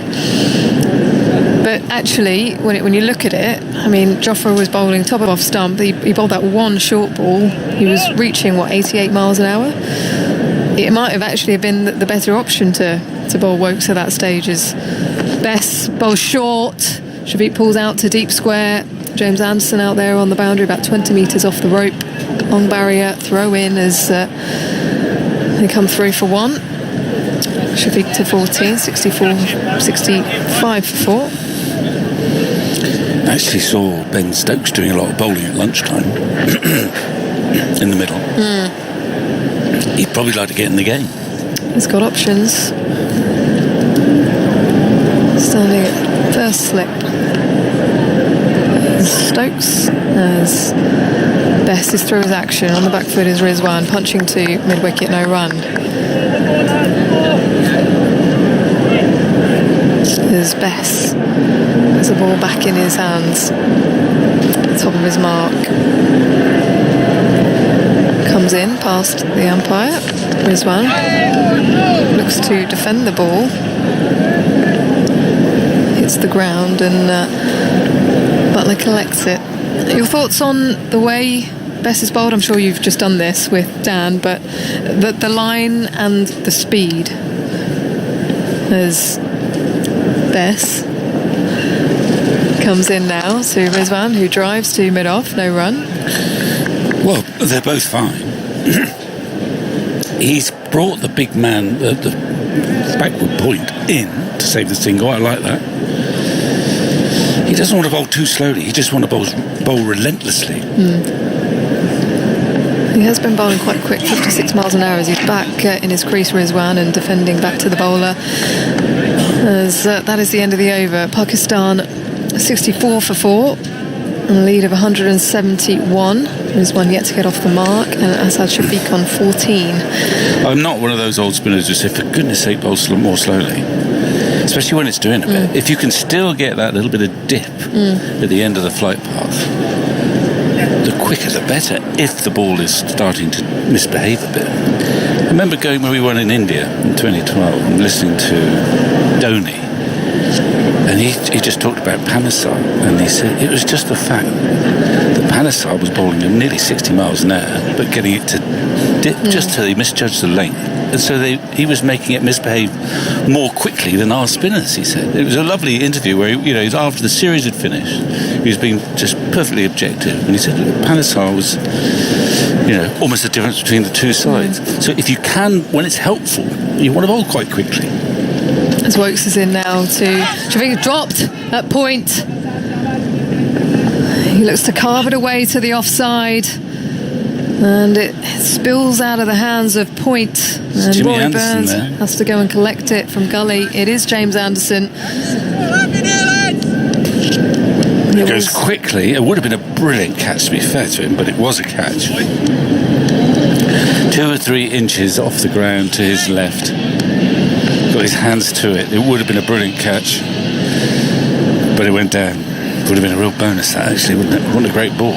Woakes has bowled. Shafiq on 16. score 66 for 4. The lead of 173 is Woakes pushes away, running away from us, balls down the leg side. This time Shafiq doesn't get anything on it as it goes through to Buttler.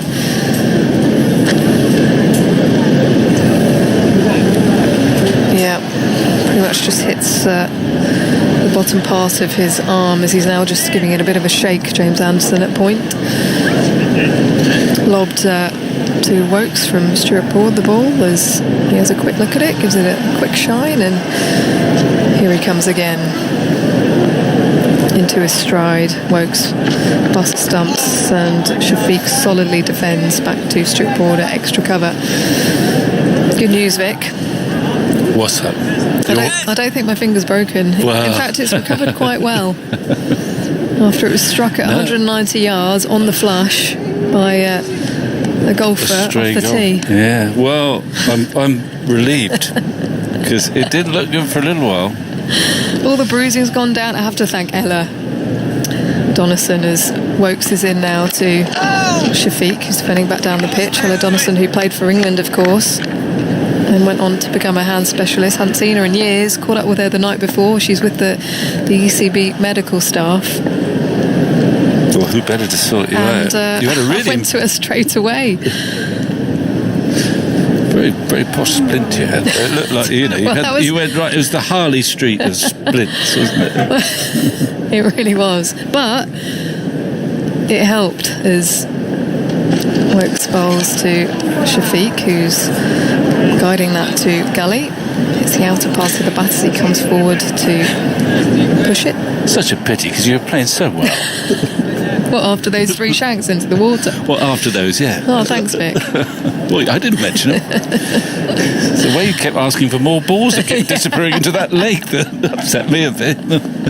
Fortunately, I had some old ones to hand. I examined them very carefully before I gave them to you. Shafiq pushing to the offside again off the front foot, this time in front of point. And no run is taken at the end of the over. So Pakistan remain on 66 for 4. A maiden bowled by Chris Woakes, 2 for 10 from his 4 overs. He's bowled brilliantly once again here. And well, he's looked terrific. He's got, in fact, he bowled a bad ball there that nearly got a wicket with that square cut uppish, flew to Anderson, who nearly brought off a terrific catch. It won't improve Anderson's mood. He was very grumpy when he had a catch dropped by Stokes, actually. Yeah, before the break. He kicked the turf in a manner that was Angus Fraser-like. He used to give it a great big wallop when something had gone wrong. And I'm wondering whether Anderson it might be worth just giving him a little spell now. He usually bowls quite well when he's very, very grumpy. But you could try him for a few overs instead of Bess. Let's see what happens with Bess there. Rizwan on the back foot, punching to cover as he comes through for his first run. Tom Sibley running to his left to collect the ball, and the score moves to 67 for 4, lead of 174. Not that you need any tips, but the golf is on 5 Live tonight. Shafiq clipping to mid-wicket, no run off the front foot. 5 Live Sports Extra from 9 o'clock. Will we be finished by 9? I think so. The way it's been going with the bad light is Best bowls to Shafiq, who pushes 2 points, and Jofra Arch was slipped as he's come in from point to take the ball, and he's that in does. agony. Oh no, he's okay. Is he? He's smiling. Oh, he's right. laughing. I think as he gets up on one leg and then the other. I thought he was in trouble for a minute. Yeah, it was side of the foot. Yeah. He completely slid in a little damp patch. I think it's just his pride. As Bess continues, bowls, Rizwan smothers the ball to the offside.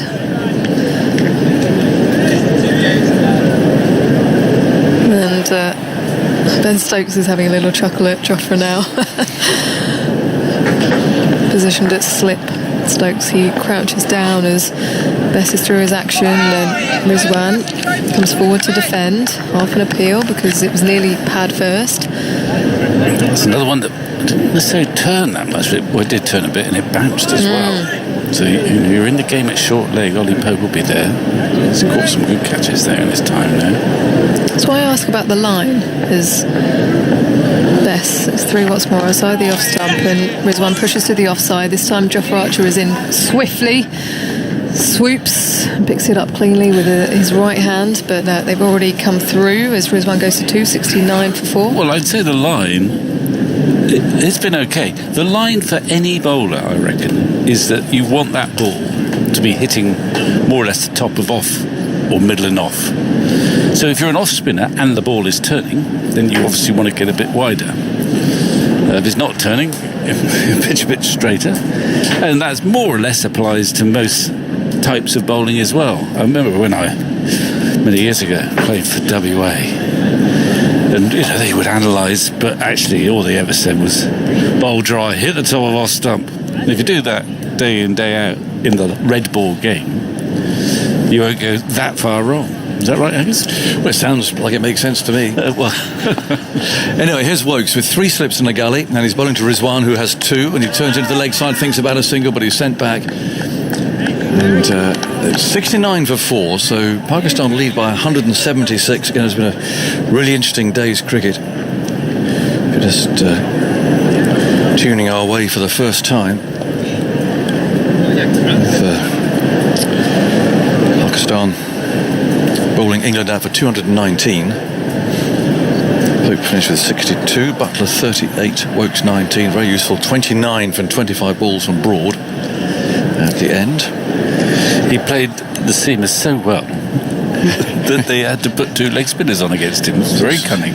He will love to develop a reputation of being a little bit weak against wrist spin. They bowled one over of pace at him and took him off. That's extraordinary. Anyway, in goes Woakes over the wicket. There, and he bowls, and it comes cutting back, and he plays off the back foot.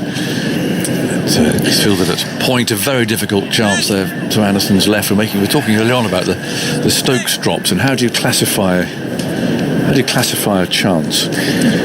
Well, I don't know how you can classify it in terms of how many times out of 10 you might catch that. Yeah. And I would have thought with the Anderson one, 3. The Stokes one, 8. That he dropped this afternoon, yes. Yeah. Well, yes, I mean... something like that, isn't it? But Root would have caught it, wouldn't it? That's the point, I think. Yeah, well, they were too close, weren't they? Yeah. 69 for 4. Woakes on his way again. Bowls full, clipped away into the leg side. Nice shot that. Testing Archer. Down he goes. That's his little head over heels there as he lands. I imagine Andy's got a system of classifying catch difficulty. I do not, but thank you for planting that seed. I don't know if the various cricket data companies do that. There are various new metrics being used to sort of gauge fielding. It'd be really useful. I mean, only sort of since the end of the war or something. If you could go through those. Which war? Second. Not Peloponnesian. No, here's Woakes. Bowling comes cutting back. So they appeal behind the stumps at nothing from Woakes. And that's tickled Asad up a little bit. He's on his hands and he's on his knees, anyway, crouching at the moment. Usually a bad sign. And his partner's coming down, so cheer him up a little bit. The ball's doing plenty out there for... That nipped back a long way, didn't it? Spinners and seamers alike, and the bounce is variable. It's the bounce that the spinner really is enjoying. Yeah. Not often you see that. It's only the 3rd day of a test match in England. Off goes Woakes. Bowls, and let's hit on the pad. Now Woakes appeals this time, but... They were more interested in that one. Ilias already shaking his head, and Root's coming up for a conversation. Looked leg side-ish to me, if I'm absolutely honest with you, but they're desperate for a wicket. Have they got all their reviews? I can't see on there. Yes, they have got 3, yeah. They're not going to do it, though. No, it looked leg side-ish to me, I must say. Yeah, the ball did not move so much off the pitch, so there was greater possibilities there. Back it comes. Just cut back. It's a little bit high. I mean, it might have got an umpire's call. We'll let you know if we get the replay. In fact, we're going to get it now. No, it's missing leg, yeah. Yeah, width and height. 70 for 4. Pakistan lead by 177. Woakes on his way, bowls full on the leg stump, turns mid-wicket. He's got a field that encourages him to bowl straight, hasn't he? Yes. You know, sometimes you don't actually quite bowl straight, you're bowling for the outside edge, you're bowling 2 or 3 inches outside the off stump, and your main mode of dismissal, you can correct me if I'm wrong because this is your neck of the woods really, is from an outside edge caught in the slip cordon, but he's got the insurance of a square leg on the boundary, a mid-wicket and a mid-on, as well as a long leg, and that allows him to feel confident about bowling straight. Occasionally he might get clipped, but it's not bouncing that much, and there's every chance. It's an LBWE sort of wicket, and well, he got Azhar absolutely plugged. He did. It was a full ball. He should have hit it really, but he was overbalancing. And he's after those stumps. He's after the LBW. Talking about the James Anderson chance, were you surprised that he's actually fielding there? We've got, well, of course, Bess, he used to be. Bess at fine leg. Yeah, well, that's true. Bess might have caught that. Yeah. Bess is a terrific catcher. I suppose he's bowling, but. And Jimmy, of course, used to be one of the absolute outstanding fielders. He's now at sort of square mid-wicket on the boundary. He's earned senior statesman territory status. Here's Bess over the wicket. There's a sweep, and he's hit that pretty hard too. Hard enough for 4 anyway. It was in the air, so it suggests perhaps slightly the top part of the bat was involved, but really went through with the shot. And that went skimming past Pope, who's got his arms folded at the He got it on the full toss. Yeah.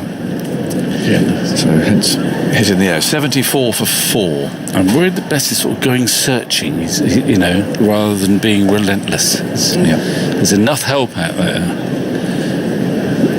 that you don't really need to experiment too much. It's Bess. Tussly haired, comes in, bowls short again. It stands up and hit hard into the offside this time. To encourage it. Cover. Sibley's got a smile on his face, but I think that stung him a bit. Bess again. Over the wicket, moves in, bowls, and that's defended this time by Rizwan. There's still Shadab to come, who, as we know from the first innings, is more than useful. But Pakistan do have a pretty long tail. They lead by 181. Bess walks in, turns his arm over, it's short again, catch it, they shout. Oh, it's gone straight through Stuart Broad now. Horrible length for him to try and stop, mind you. Do you go for the catch or not was the question there, and they'll come back for 3 as Broad's throw comes winging its way into Buttler. But it was a short ball, and he didn't really get hold of it properly at all. It flew off a thick edge in the air. Yeah, it's one of those ones for Broad. The ball couldn't get spinning. It was a horrible one to try and stop as well. It was a poor ball, but it just turned a bit, and he didn't hit it very well. It's an interesting dilemma for Root. I mean, I'm tempted by the prospect of putting an Anderson back on at Bess's end for an over or 2. Bess again, bowls, and that's turned into the leg side. I think I might bring myself on for over or 2 first. I wouldn't. No. Well, the ball is doing a bit for Woakes. The quicker it does something, the better, I'm thinking. But we'll see. 77 for 4. Bess bowls. He's down the pitch. There's a horrible heave. Real slog there from Shafiq. And it's fielded by a Root at mid-on, but Bess has got his hands on his hips. Anderson is loosening up, I think. Mind you, how many Woakes has bowled? But Woakes has bowled 5 overs. Terrific 5 overs. I'd be tempted to keep him going there. He's looked dangerous. All the while, is he going to have one more or not? Well, Anderson's walking in purposefully. He's not walking to cover. Yeah, so maybe Anderson's going to come and bowl this in. I'd be tempted to have given. Well, I don't know how Woakes likes to operate, really, whether 5 overs is enough, but he's looked dangerous throughout, and he's looked the most dangerous bowler of the lot, so I'd be tempted to have given him a couple more, but Anderson's going to come and have a go. What it's worth, WinViz has Pakistan at 69% to win the game at the moment, which seems... England at 29. Yes.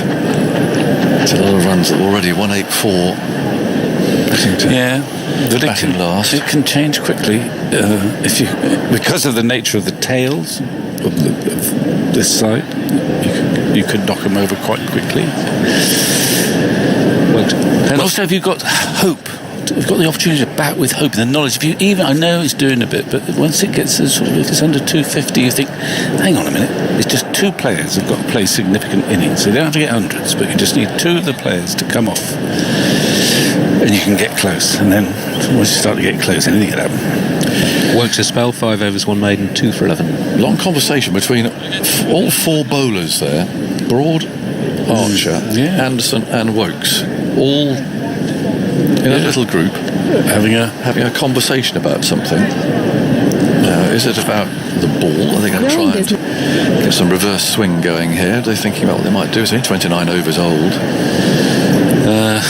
Well, I suppose that could be it. In that the pitch is very dry. I suppose it could be. Which way are we going to shine this thing? Yeah, I think that's probably what it is. We'll see more from Anderson, who's starting off now at 77 for 4. And he's running in and bowling full on the leg stump, clipped away out for a single to deep square leg. 78 for 4, the lead 185. Well, usually when Anderson is trying reverse swing, he hides the ball in his right hand with his left. He ran in normally there. Now he's scratching around at those footholds. Root is polishing the ball hard on his shirt sleeve on the shiny side. 78 for 4. Anderson mops his brow again, applies that moisture to the ball. I think he's still trying to bowl orthodox swing at the moment. It's not really doing very much. In he goes once again, and he bowls short of a leg. They won't swing from there, and that's turned away out towards square leg. And Anderson bowled that in a peculiar way, in that he immediately, once he let the ball go, stopped and turned round. There was no follow through at all. And he's walking back to his mark again now. Hasn't looked happy all day, really. Did you see that one? He stopped and turned around, so there was no follow through or anything. It's very difficult to read Jimmy Anderson. You're never quite sure, but I think you're right. There's something that's not been quite right today. 79 for 4. Pakistan lead by 186. Anderson strides out again, in he goes and bowls on off stump. And it's clipped out to backward point, and he seemed fine that time. He followed through. Put me right. Did Pakistan drop any chances? Just trying to kind of look at the fielding aspect of this week, and it's they dropped Broad on 23, so one catch. So England's fielding this week a hosting solution that is powerful yet easy to manage. Let's look at how business hosting. A few fumbles. Shadows lengthening, the sun's out. Thank you guys so much for helping me get Early to this. evening now as Anderson bowls very full. It's turned learn a bit more about me to and Woakes at mid-wicket. Myself and my brother and my brother-in-law for 4. getting. Anderson quite hasn't found the spot in his over yet. Deep in concentration, isn't he? He is. Jimmy Anderson, it's usually it looks so natural to him. It's almost as if he's suddenly having to really think. That catch at backward point, that fumble at mid-off, just hasn't moved like Jimmy's moves, does he? No. On his way again now, and he bowls on off stump. That's better. That's the Anderson line and length. Completely defeated Rizwan. Offered a tentative bat towards the ball, but again totally expressionless. Anderson didn't even have a chunter at the batsman, which he usually does. Walking back. And that zip off the surface, that's what you want to see. Rizwan looks like a character, doesn't he? He's cheeky. Yes. Quite noisy behind the stumps. Very noisy. Quite noisy when he bats. He's a good keeper though. Anderson runs in, bowls full, slightly crookedly, plays that towards mid-on. Just across the line, 79 for 4, so the lead's 186. And commentary continues digitally everywhere, but Radio 4 long-wave listeners are leaving us briefly for the shipping forecast. Off they go. Let's see if they miss a wicket or not. Bess has taken his cap off. Coming up, talking to Root. This field changes over quite slowly. No, England have not been at their best in this game. And It's not going to get any easier, as we've seen. I mean, I guess the debate for Joe Root is does he carry on with Dom Bess, or does he go back to the seamers? The seamers are looking harder to hit. The scoreboard's not moving. Dom Bess is spinning it square, though, when he gets it right. But every now and again, he's bowling a really bad ball that's been hit. Bess again bowls, and there's a short one that has been hit off the back foot. Sibley's chasing after this towards the deep point boundary. He will prevent the 4, but they'll come back for 3. Bess again dropping short. Well, Victor poo-pooed it, but if I think if I were Root up before I went back to the seamers, I'd just give myself a couple of overs, just to have a look from that far end. Yourself on a skipper, are you? Yeah. Let's have a look. Why not? Had you been captain, Michael, I might have urged you to have done the same. I certainly wouldn't have been bothered in this situation. Have a quick look. You never know. The ball is turning. Bess again bowls. That's this defended. Often, a part-time bowler suddenly can produce a good ball and takes the batsman by surprise. Yeah, this thing with 4 seamers, the fact that the seamers are getting hit for anything. Yeah.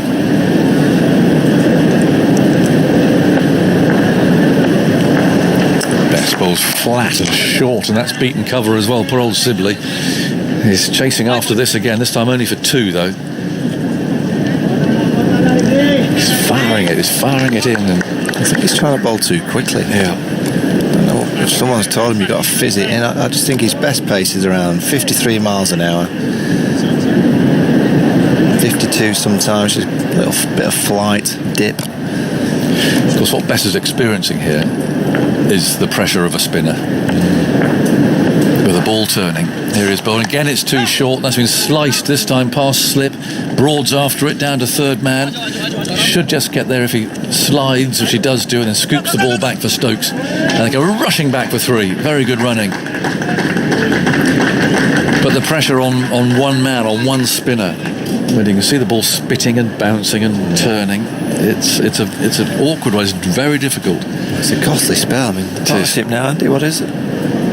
Partnership is now 24 to 6.5 overs. It's coming quickly, and the seamers from the other end are just not going anywhere near the kind of rate of knots of Dominic Bess. It just looks like he's just trying to fizz it in too quickly, and he's kind of getting it stuck in the hand, and it's being dragged down. Credit to Pakistan, they're using the feet nicely and kind of getting leg side of the ball and punching it on the offside.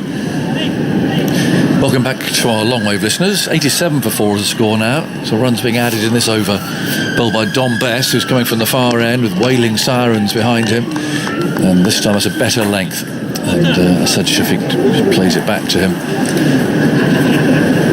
And it's 87 for 4. So Pakistan lead by 194. Still an hour of play left tonight. The sky is pretty clear over to the west, so we should get that in.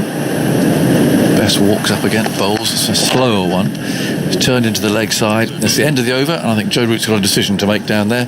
87 for 4. The lead's 194. We've got an hour to go. And after Michael Vaughan's thoughts, you'll be joined by Simon Mann. Yeah, Pakistan bat out that hour, which you would expect them to do so. About 13 overs, scoring at around 3, so that'll be another 40 runs. It could be around 235, 240 by close. England just need to get some wickets, because 240 on this wicket now is going to be a real hard target to try and chase down. Joss Butler's having a drink. There's Ben Folks out there just delivering drinks to Stuart Broad. Joss Butler, Jofra's coming over for a little slurp. What do they do with Dominic Bess, Simon, at the far end? I think he's going to have to come off. It's frustrating for his captain, isn't it? Travelling too far. So these two batsmen both have pretty good records against spin. Rizwan, and albeit brief test career, has never been dismissed by spin. He scored 101 runs from 137 balls of spin. He's faced Azhar Shafiq in a rather longer, distinguished career. Averages 50 against spin, 32 against pace, and 55 against right-arm spin. So 87 for 4. It's Jimmy Anderson to bowl. Still looking for his first wicket in the second innings, although he did induce the mistake earlier from Abid Ali. Should have been claimed at slip and was dropped. Here is Anderson bowling to Shafiq. And Shafiq flicks it off his hip, back with a square for a single. Anderson is pushing his line over too far to the leg stump there. And Shafiq able to pick him off. Can you give us Anderson's figures this summer, Andy? Yes, give me a minute. I was fine. looking at Asad Shafiq's head-to-head against Anderson as well. It's pretty good. He's faced 257 balls, only been dismissed twice and scored 113 runs. He's had trouble, as we mentioned, with Woakes and also Broad, who's got him out 5 times for 94 runs. You read my mind, Simon. About Anderson? Yeah. I just asked for it next door in the television. All right. It's great reading for him. 590 test wickets. Here he goes. Bowls to Rizwan. Rizwan knocks it into the onside. Shafiq rather knocks it into the onside towards mid-wicket. And there is no run. Woakes coming in. I think the best comparison is when you look at Jimmy's summer compared to Stuart Broad's, Chris Woakes' summers. Yeah. Similar kind of bowlers. And on wickets that have offered plenty of action for the seamers. There's been movement. 88 for 4. The lead 195. Feels as though it's got to be 6 for not many for England here. Anderson bowls. Asad covers up to a ball just on off stump, guides it away down towards the slip cordon. Stokes steps forward to pick up. He bowls it to Stuart Broad. Extra cover. I think Stokes would love to be involved out there in the field bowling. They've got to the stage, England, now that they can't use him in this game. Bowl him in this game, it could affect the next test match. What happens if he goes again out for the series in terms of bowling? And they've got the options in this game anyway. They've just got to make sure he's fit and firing for the second test so they can go back to their formation that worked for them. Anderson bowls to Asad again on the pads, tucked away off the hip down to fine leg. Bess comes in to pick up, and there is no run. Jimmy Anderson this summer, this is his 3rd match. He's in his 90th over, 6 wickets for 230, so average 38.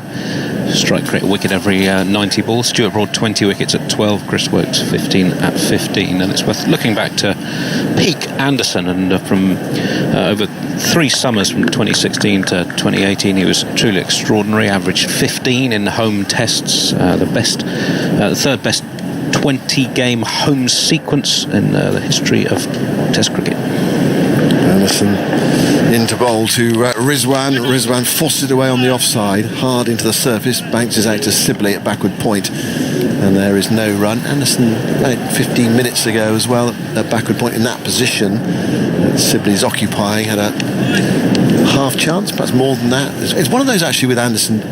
A few years back you'd have backed him to catch it because he was such a good fielder. Well, it's just the years catching up with him. 38, just getting down away to his left-hand side. It's so fractional, isn't it? Diminution that can happen. I mean, those numbers are 6 wickets. I don't think he's bowled badly. No. He's certainly bowled better than 6 wickets worth. Anderson bowls. Oh, it's a beauty on the ball. No. Dropped by Josh Buttler. Don't tell me he got a nick on that, because that was a straightforward one through to the keeper. The first and second slip were leaping in the air. Anderson, he brushes his hair out of his eyes. He's chuntering there, which suggests there was an edge. It was an absolute beauty from Anderson. And was there a nick on it? Inside edge, if anything. Butler had to go away to his left, but it was iron gloves, really. Let's see, is there anything on the ultra edge? No, fortunately. But it's still a worry, isn't it? Yeah.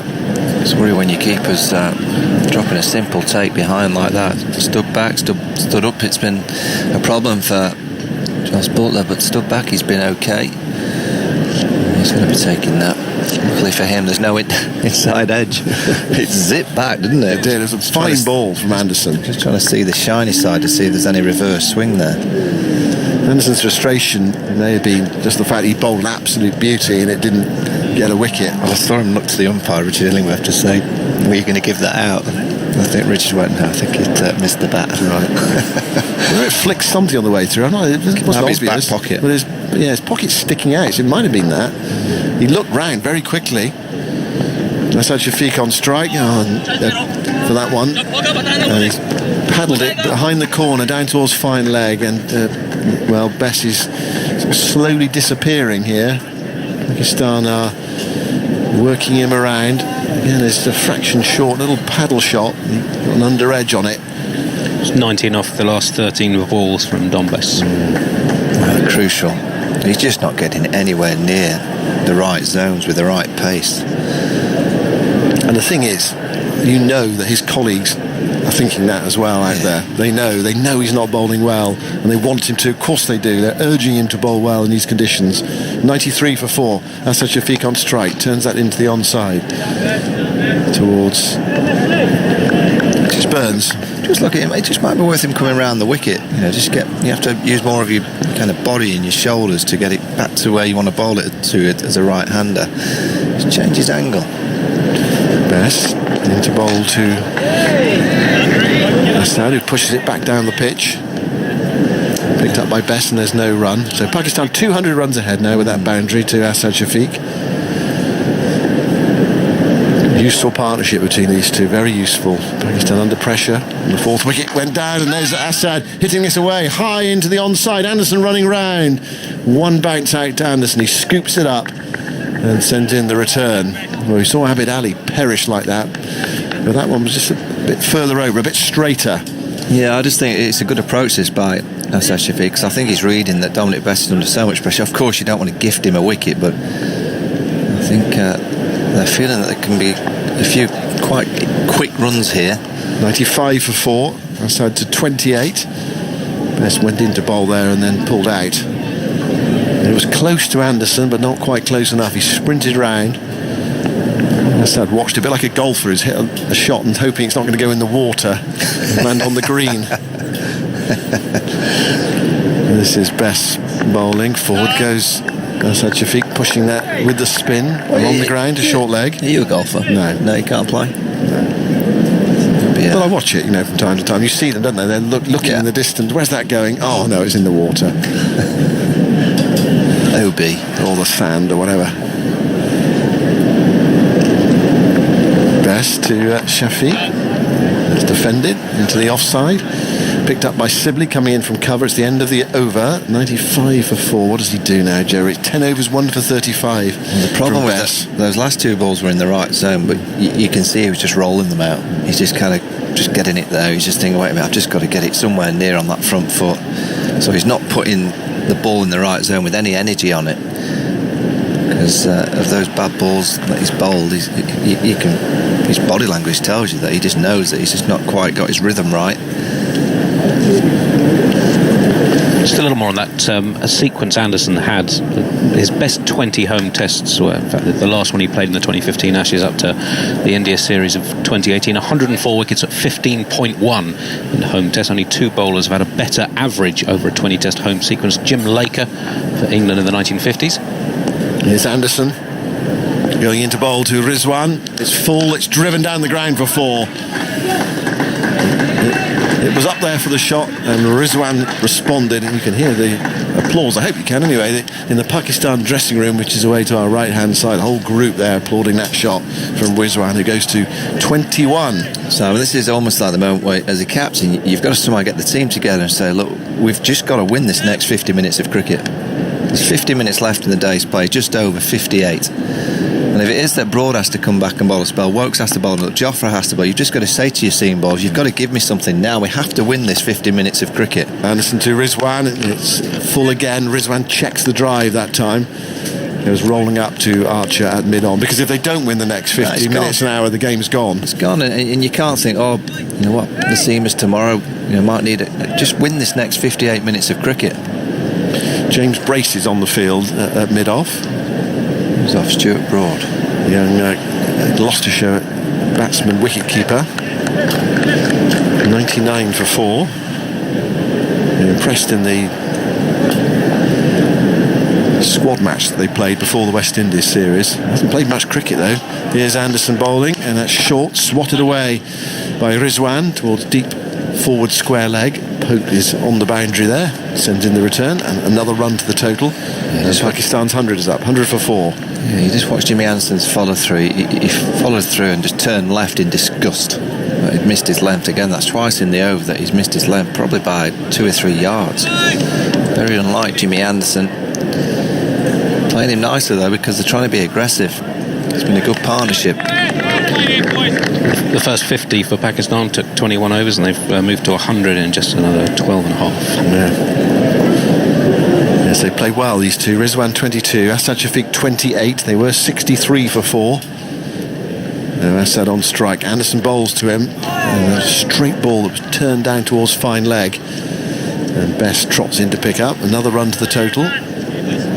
Asad to 29. Pakistan to 101 for 4.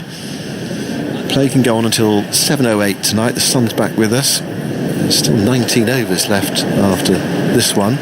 So, we will be going the distance. Well, I feel that Joe Root's going to turn to Ben Stokes here. I think this is a massive gamble. Wow, yeah. It's a huge gamble. Yes, he is, isn't he? He's loosening up at second slip. You've got 4 seamers and you're turning to Ben Stokes. Anderson bowls to Rizwan, who's back and dabbing into the offside, bit of hesitation on the run. It's the stumps, he's out. There we go, there's the run out. You felt it was going to happen in this test match because Pakistan's tactic has been to try to pick up those quick singles, and this time it failed. There was some hesitation, and Asad Shafiq run out at that far, and I'm sure he's out. England are convinced. The throw from Sibley, just checking it upstairs, but I'm sure he's well short of his ground. And I've just seen it on the monitor. My decision on the big screen. My decision is out. Repeat, out. It was one of those you could actually give as a standing umpire in the middle there. You could see it from here.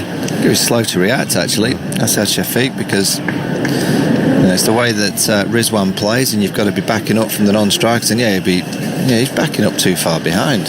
You look at him in the non-strikers, and he's only just left his creases. Maybe it's a quick one, obviously, but that's the way Rizwan plays, and Shadab will come out. No, you wait till these two get together. They'll be just tapping and running. Brilliant by Sibley. Tall chap.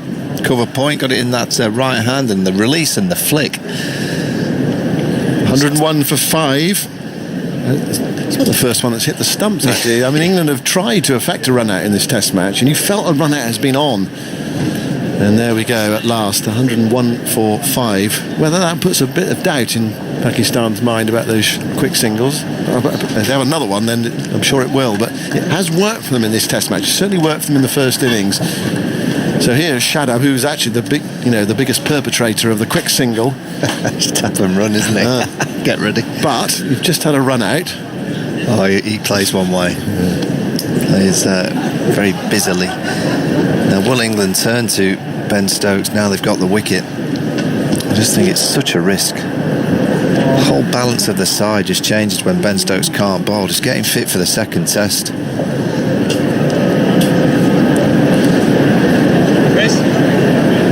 What are we waiting for now? I don't know. Drinks are on the field.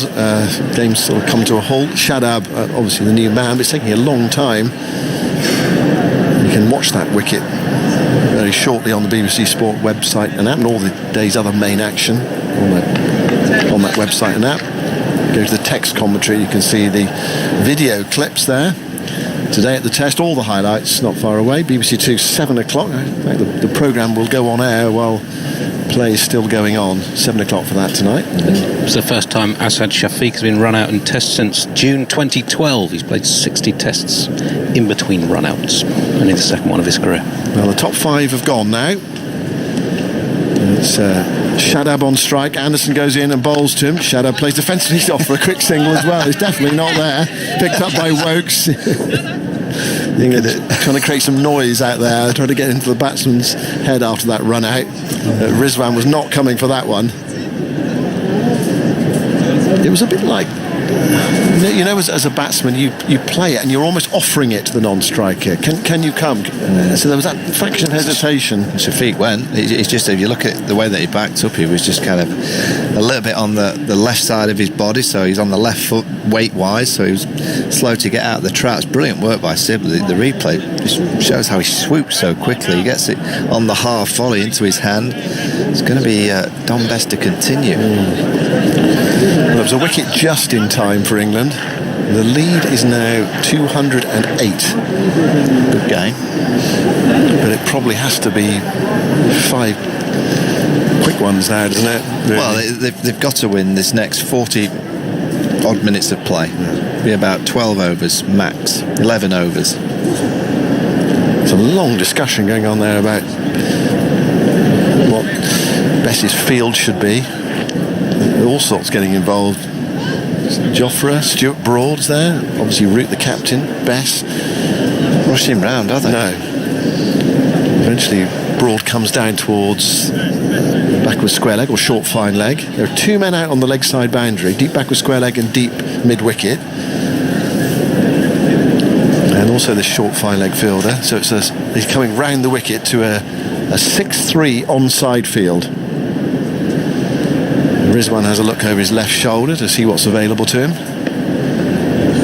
Pope bends down at short leg. Bess moves in and bowls to Rizwan, and it's fired in by Bess and slapped away by Rizwan towards deep mid-wicket and lobbed back by Anderson. 1 more run. Rizwan to 23, 102 for 5. Next wicket, Michael, most likely mode of dismissal. What are you saying? I say run outs up there. Maybe caught deep mid-wicket. Shadab's not shy of having a dance down and trying to launch one. Just a possibility if the new batsman Bess can get it in the right place, possibly off the glove to short leg, something like that. Yeah, I think the leg slip. If he gets it right, and you've got to put a field where you feel the bowler's going to get it right. The spin and bounce, just looking at a leg slip. Joe going to put himself to square leg. Bess is coming over the wicket to Shadab. Bess bowls now, and Shadab is right back into his stumps, playing defensively back up the onside of the pitch. And there is no run. 102 for 5. Another consultation at that far end involving Broad and Bess. Seaman's over 8. Slow, isn't it? Feels like it. Bess, the evening sunshine, goes in now and bowls to Shadab, who's playing that to slip. Opening the face, guiding it away, picked up by Ben Stokes. The ball before actually was signalling to Bess as he was running in, and then just, oh, don't worry, and just bent down at slip. So what you see sometimes in club cricket. 102 for 5. Lead 209. Bess moves in and bowls to Shadab, who smashes this away out towards Anderson on the deep mid-wicket boundary. Anderson straining every sinew to get there, can't do so. And that's gone for 4 as well. Hammered away by Shadab. Again, Bess dropping short. And England leaking runs here. Bess 1 for 40. It's sat up for Shadab. He's right back into his stumps. And slapped to the deep mid-wicket boundary. Really hit that hard. As hard as anything has been struck in this match so far. It wasn't that far away from Anderson. There's a big boundary out there. 106 for 5. Bess bowls. Shadab tabs into the offside. It makes a move to suggest that he wants a quick single. Buttler's out from behind the stumps to pick up. And there's no run. Unlike Sibley on the offside here. Well, he was sharp in the previous over. I feel he's the one that could affect another run out. Here's Shadab forcing that straight to Sibley. Square cover. It is the end of the over. It's 106 for 5. Rizwan is on 23 and Shadab is there on 4. So 213 is Pakistan's lead. Masood out for 0, Abid Ali for 20, Azhar Ali for 18, Babar Azam for 5 and Asad Shafiq run out for 28. 2 for Woakes, 1 for Bess, 1 for Broad. Nothing for Anderson so far, although he did have that catch dropped off the outside edge of Abid Ali's bat. It's going to be Anderson to continue from the Statham end. Highest successful run chases on this ground, only 2 over 200. 231 for 3 against West Indies in 2004 and 294 for 4 against New Zealand in 2008, both from England. The lead at the moment, 213. It's Rizwan on strike. Archer loosening up at mid-on.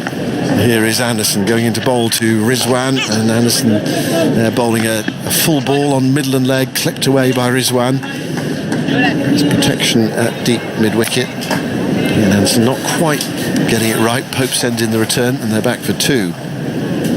Rizwan moves to 25 and Pakistan to 108 for 5. Mark Ramprakash is here. England, you feel like they're just about clinging on, but you'd far rather be in Pakistan's position in this game. Yeah, good afternoon. Yes, absolutely. I mean, England are trying and they have a sniff at 108 for 5. Anderson bowls outside the off stump. Rizwan stands up, tries to punch it into the offside. Can't manoeuvre the ball away, goes to broad, short extra cover. There's a loud shout of no from Mohammad Rizwan. There's Sibley at the moment. Archer's definitely going to bowl. He's doing his loosening up exercises at mid-on, so it looks like Archer for Bess at that far end.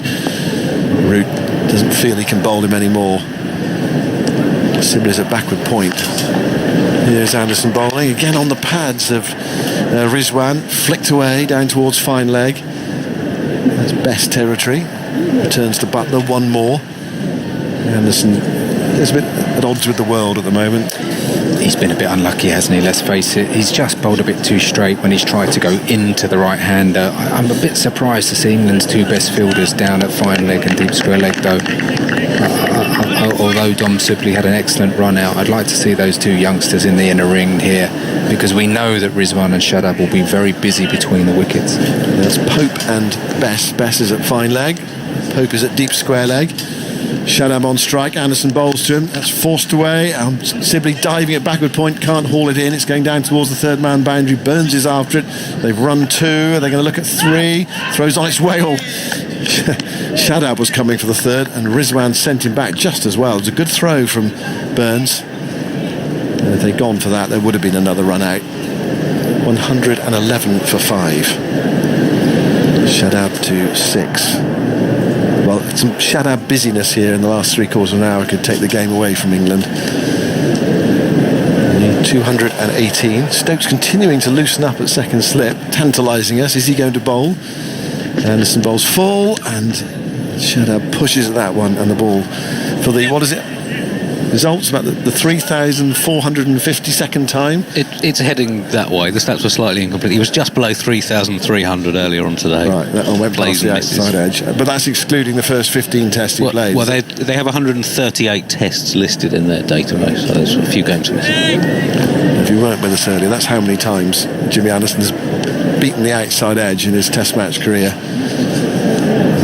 111 for 5. Last ball of Anderson's over. Shadab waits for him. Anderson bowls. Shadab plays defensively into the onside to Woakes at mid-wicket. Woakes flicks it up, and that's the end of the over. So Anderson 9 overs for 29, and Pakistan 111 for 5. And Stokes is still threatening to bowl. Oh, it was a no ball. A no ball has been called, so that's not the end of the over. It's one of those belated no balls. Yeah. It's his second of the match. I think that the first one we looked it up. It was I think his 5th in his last 65 tests. Obviously, we don't know how many weren't called through that period when standing umpires weren't calling many front foot no balls. But it's rare errors. So 112 for 5. The field's already changing round for the next over, and then the no ball call came through. So here we go. Anderson to complete the over, bowls to Shadab, who opens the face and runs it past Burns in the gully, down towards the third man boundary. Stokes is after it, and he can't stop it, and that's gone away for 4. And Anderson is marching off to his fielding position. Not the happiest man at Old Trafford at the moment. 116 for 5. The lead for Pakistan now is 223. Oh, it's been a wholehearted performance, hasn't it, from Jimmy? I mean, he's 38 years old, or young, I should say, and they haven't had too much rest from the first innings, and he's really put a lot into that spell. It's not really gone for him. He's not been quite as accurate as he would have liked. Probably didn't find as much out of the pitch as someone like Chris Woakes got in the spell preceding Jimmy's. It's one of those rare things, Ramps, at the moment, a drinks break at 6:25 in the evening. You see that happen very often. At least the sun's shining, and we've got 3/4 of an hour's cricket left. It's a long final session, so they probably split it up, haven't they, into thirds, 2 drinks breaks in the final session.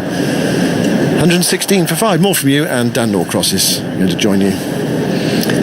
Well, although we're having a drinks break and we're becalmed at the moment, the game is on a knife edge, because we know that these two players at the crease for Pakistan, Rizwan and Shadab, they like to be busy, they like to score.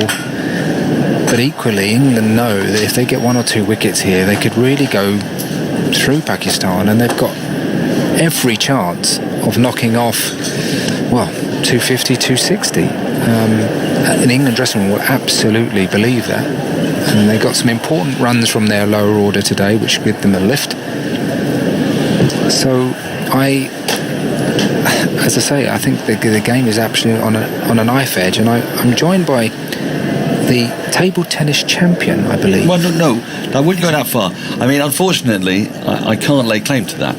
What I can lay claim to is doing to Michael Holding what Brian Close couldn't, which is beating him at Old Trafford. That's my finest achievement. But unfortunately, last night, Andy and Tim Peach and Henry Moran and I went into the extravagantly named Red Rose Suite over there, which has a dartboard and a table tennis table, and Andy brought a Victorian bagatelle. So we were going to have a kind of game of like Superstars, from the 70s, where you do everything. And I took on Henry at table tennis, and he won the first 2 games, and the first to 21, very tight they were. I came back quite brilliantly in the third, if you don't mind me saying so, with a number of flamboyant shots, both to the backhand. And once I'd found out his weakness, I ruthlessly exploited it. And I'm giving away both about 3 stone and 20 years to the younger man. And several glasses of Chardonnay, was that right? Not Chardonnay, no. It was a cheeky Pinot last night. But unfortunately, as I said to you, I think this morning, I just completely lost it in the fourth and what turned out to be a deciding game. I was going for length and I was going for width. I was trying to manoeuvre him around the court because I could see the young man was flagging. He'd had a long day, he had a sweat on, and I thought, I'm just going to manoeuvre him around the court or table. And I just got too ambitious. I woke up this morning, I looked in the mirror, and I didn't see what I liked to see. I saw a man who had bitten off more than he'd chewed, who'd tried to climb too high, a bit like Icarus. I'd flown too close to the sun. I can't believe that. That's not quite the report that I got. I heard that you were full of flair. Flair? Oh, you've been taking to Michael Vaughan, have you? Yeah, well, him and others, they were very complimentary about your style and your flair. Well, I have the old Chinese penhole grip that has been passed down through my family for generations. And it allows me to impart guile, surprise, and but just yesterday, I think it was off once it got to about 11, because I'm getting on a bit. Right. Just started, I'm not sure I've got the stamina. I think I've got to take a leaf out of Dom Sibley's book. So looking at his run out, that is definitely about hard work and application. Now this is very interesting. Sorry to cut off the table tennis or whiff-waff chat. I'm so disappointed. Well, yeah, but I'm not. I'm intrigued by this though, because Ben Stokes is coming into the attack. And remember that England selected their 11 on the basis that Stokes wouldn't bowl. This feels very much like England need wickets. They throw it to a talisman. Well, it feels very much like Ben Stokes standing next to Joe Root at slip, waving his arms around, saying, look, I'm itching to do something. I'm itching to get into the game. I would have thought that, Jofra Archer or Chris Woakes, could have easily come on as well. But fair enough, they've had spells, they've had decent workloads. But Ben, having missed out with the bat, seems like he realises there's a pivotal moment in the match and he wants to be involved. It means that Sibley's going to come into second slip. He's not going to be fielding out in the ring anymore. And we're going to see how fit Stokes is. He's coming in from the Anderson end for the first ball after drinks to Mohammad Rizwan. And that nearly cleans him up first ball. It's cut back sharply off the seam. Rizwan has wafted at that. It's gone past his inside edge, gone through low to Buttler, who again isn't taking it cleanly. It's a difficult ground to take, especially when the ball goes low like that, bounced just in front of Buttler. And, came up at 85 miles an hour, that ball as well. Thank you. Right, well, there's half an hour left of the day. Is Stokes going to influence it, I wonder? 2 slips, gully, backward point. He's in, and Rizwan pulls this round the corner down to Chris Woakes at long leg for a single. It was short. He just helped it on its way. Moves to 27. Shadab Khan is in. He has 10 from 10.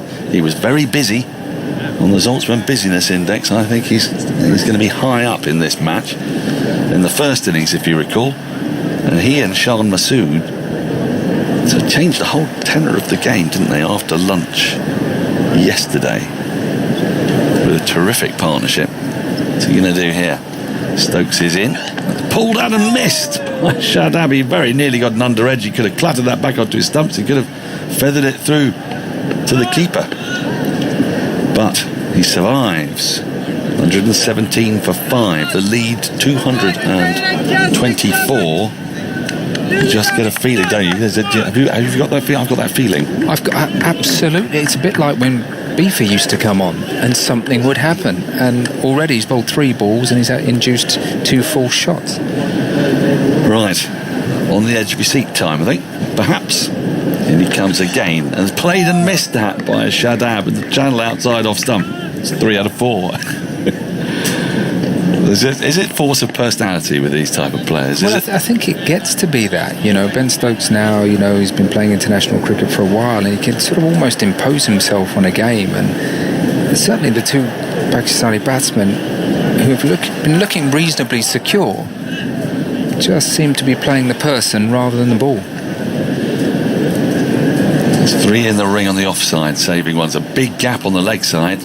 And Shadab tucks this away off his hip down to long leg, where Woakes will feel a little too straight, a little too short. Just able to work that round the corner for a single to bring Rizwan back on strike for the last ball of this over. I wonder who will take over. Will Anderson continue from the Statham end? Or will Bess change ends again? Seen a bit of that. He's chopped and changed a bit today as Dom Bess. England would dearly love another couple of wickets. Pakistan, if they could get into close of play 5 down, would feel they've really got 1.5 hands on this test. Outside the off stump, left alone, shouldering arms is Rizwan. End of the over means that Shadab will keep strike. 118 for 5, the lead 225. Have you found, because this is your first bubble experience, have you found that despite the lack of crowd, you still feel the tension? Yeah, it still emanates off the play, doesn't it? Well, yeah, because I come to the game and you sort of are aware of the contest that's in front of you. First test of a series is always exciting, and you've got 2 great teams, very entertaining teams, some excellent cricketers on show, and you're aware of how close of a contest it is as well. When important moments happen, you feel that tension, and so I wasn't sure what to expect, I must say. Without the full house here, I wasn't really sure what to expect, but I've really been pleasantly surprised at how absorbing the cricket on show has been. The pitch has certainly helped for that, you'd say, and the quality of the bowling, and well, the England star bowler in the last couple of matches, Stuart Broad, is going to come on for this last half an hour. You think this feels like a Stokes Broad half an hour, and England are going to go to their 2 sort of streak bowlers, perhaps you might think of them. Form bowlers. I mean, I like this from Joe Root. I think he's sometimes you make the safe option. The game is, as I say, on a knife edge. He's got to go with who he thinks is running hot. It is going to be Broad on the Statham end, running away from us into Shadab Khan. Full on the pads, well defended. Back to the bowler, Broad, who picks up and then gives it away to Woakes, who's going to shine it for him. We've got Archer at mid-on. We got there at... who's there at mid-off? Is there a sub in at mid-off? Have a little look. Bracey was on a little while ago. Is it Bracey? Right. So who's off the field? Let's see Anderson at the moment. Yeah. Broad into Shadab. That's turned round the corner. It was a full straight ball, but Shadab busily works that down to long leg. Gets 1 more. Really trying to put the pressure on England's fielders and bowlers here. 119 for 5. Shadab moves to 12. Rizwan back on strike on 27. been impressed with Rizwan. I've not seen an awful lot of him with the bat before. Yeah, I was just going to say, and it's never easy if you've been involved in a run out of a senior batter. That's never easy to handle. It plays on your mind. So whether he can stay in his bubble, and he's looked busy, he's played well. I like his intent. He comes broad into him, just the 2 slips. The full ball, which is shanked really off the inside half of the bat to Woakes at mid-wicket, straight to him, and there's no run. It's been a real feature of England's bowling today. They've really targeted the stumps. When Woakes was bowling at, I think it would have been Azhar, and a deep square leg went out. So I'm thinking, it's not going to be bouncing out Azhar, but he wasn't. What he was doing was just targeting the stumps, going, well, if I go a little bit leg side, then that's my sweeper. And that's what Broad appears to be doing. And again, a Shadab works this, Rizwan I should say, works this into the onside, but Woakes is alert to it and moves swiftly from mid-wicket to sort of square leg. And there's no run again. The shadows are lengthening. It's glorious. The sun is burning through the clouds late in the evening, 6:35. We haven't seen an awful lot of that in Manchester. There's a good breeze going as well. It's quite a cooling breeze. I know around the country it's stiflingly, boilingly hot, but here it's deliciously pleasant. It makes for a beautiful sight as Broad runs in. And Rizwan defends solidly and safely on the front foot and then stays in position as if to say none shall pass. And there is no run, 119 for 5. 23 minutes left. It says 15 overs on the scoreboard, and that's... no, it isn't, because it's 7:08. It's 7:08. There's an extra 31 minutes today, not 23. How important could that prove? I wondered why our rotor had changed ever so slightly, and now I understand.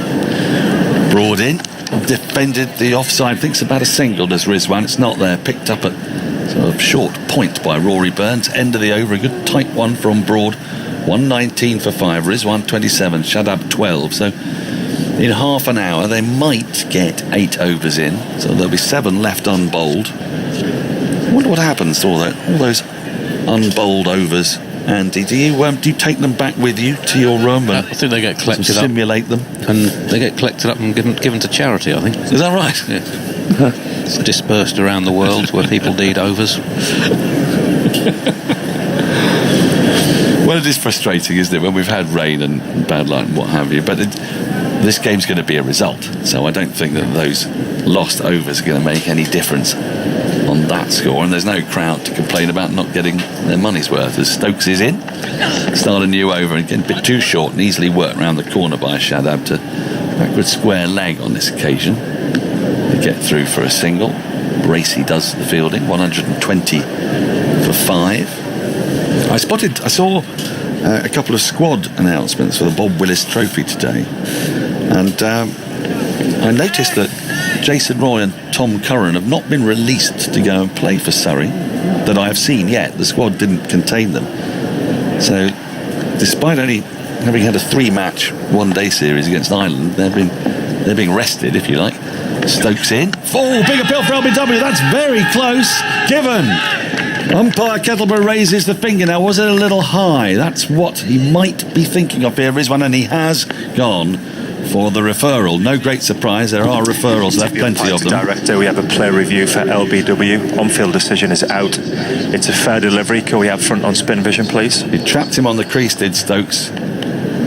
Let's see. Good seam position. Jags back in, back leg. Doesn't appear to be any bat involved. Can we just confirm with Ultra Edge, please? He's a long way back. There's not a lot to travel to get to the stump. Through. My feeling is out. Please. Yours, Mark? Well, as you say, it's the back leg, and it's not the tallest tracking when available, please. Chap. So you'd think if it's clipping, yes, it's got a great chance. Coming up now. First ball of the over, actually. All Stokes did shoot one through, and that one is in fact hitting. So a good decision and a great breakthrough for England.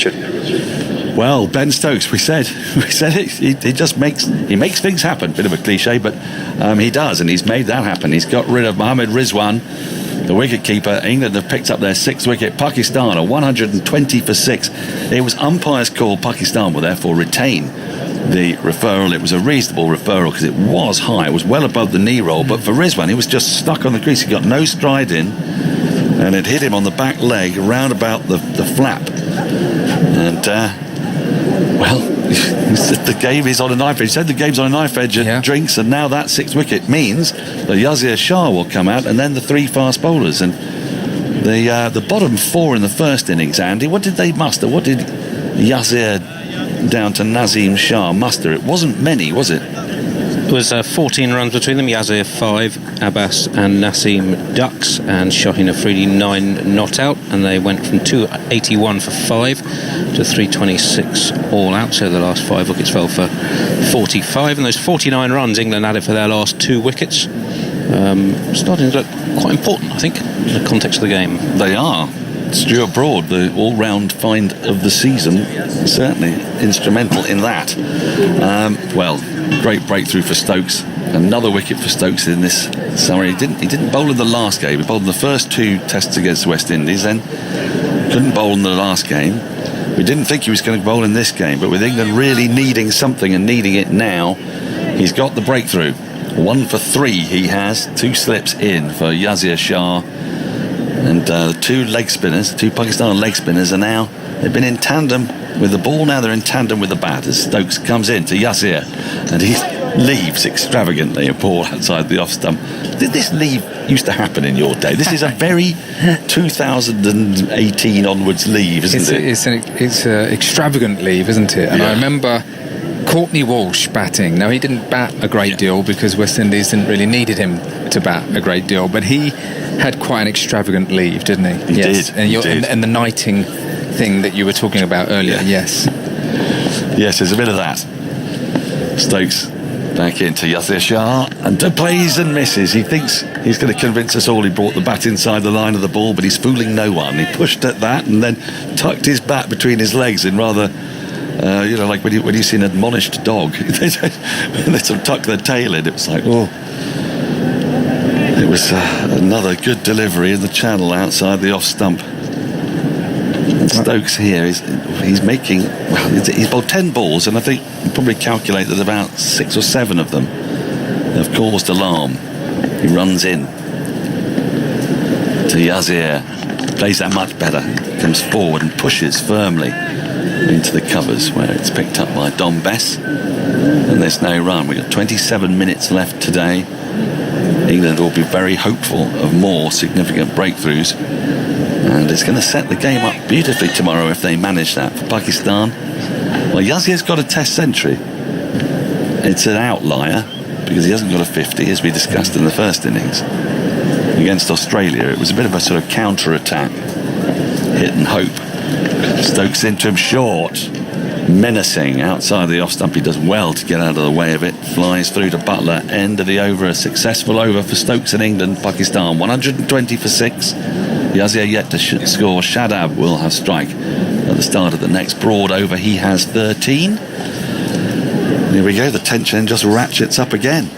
The last 3 balls of Ben Stokes over there, he did pull up quite quickly. And, you just feel that he's not walking entirely freely. It's one thing, I think, to bowl as he did on the side pitch, sort of going through the motions. And when he comes into a match, he puts a lot of pressure on that left leg as he slams it down, a lot of body weight going through that. And he's really trying to make the breakthroughs for England and strive for a bit of extra pace.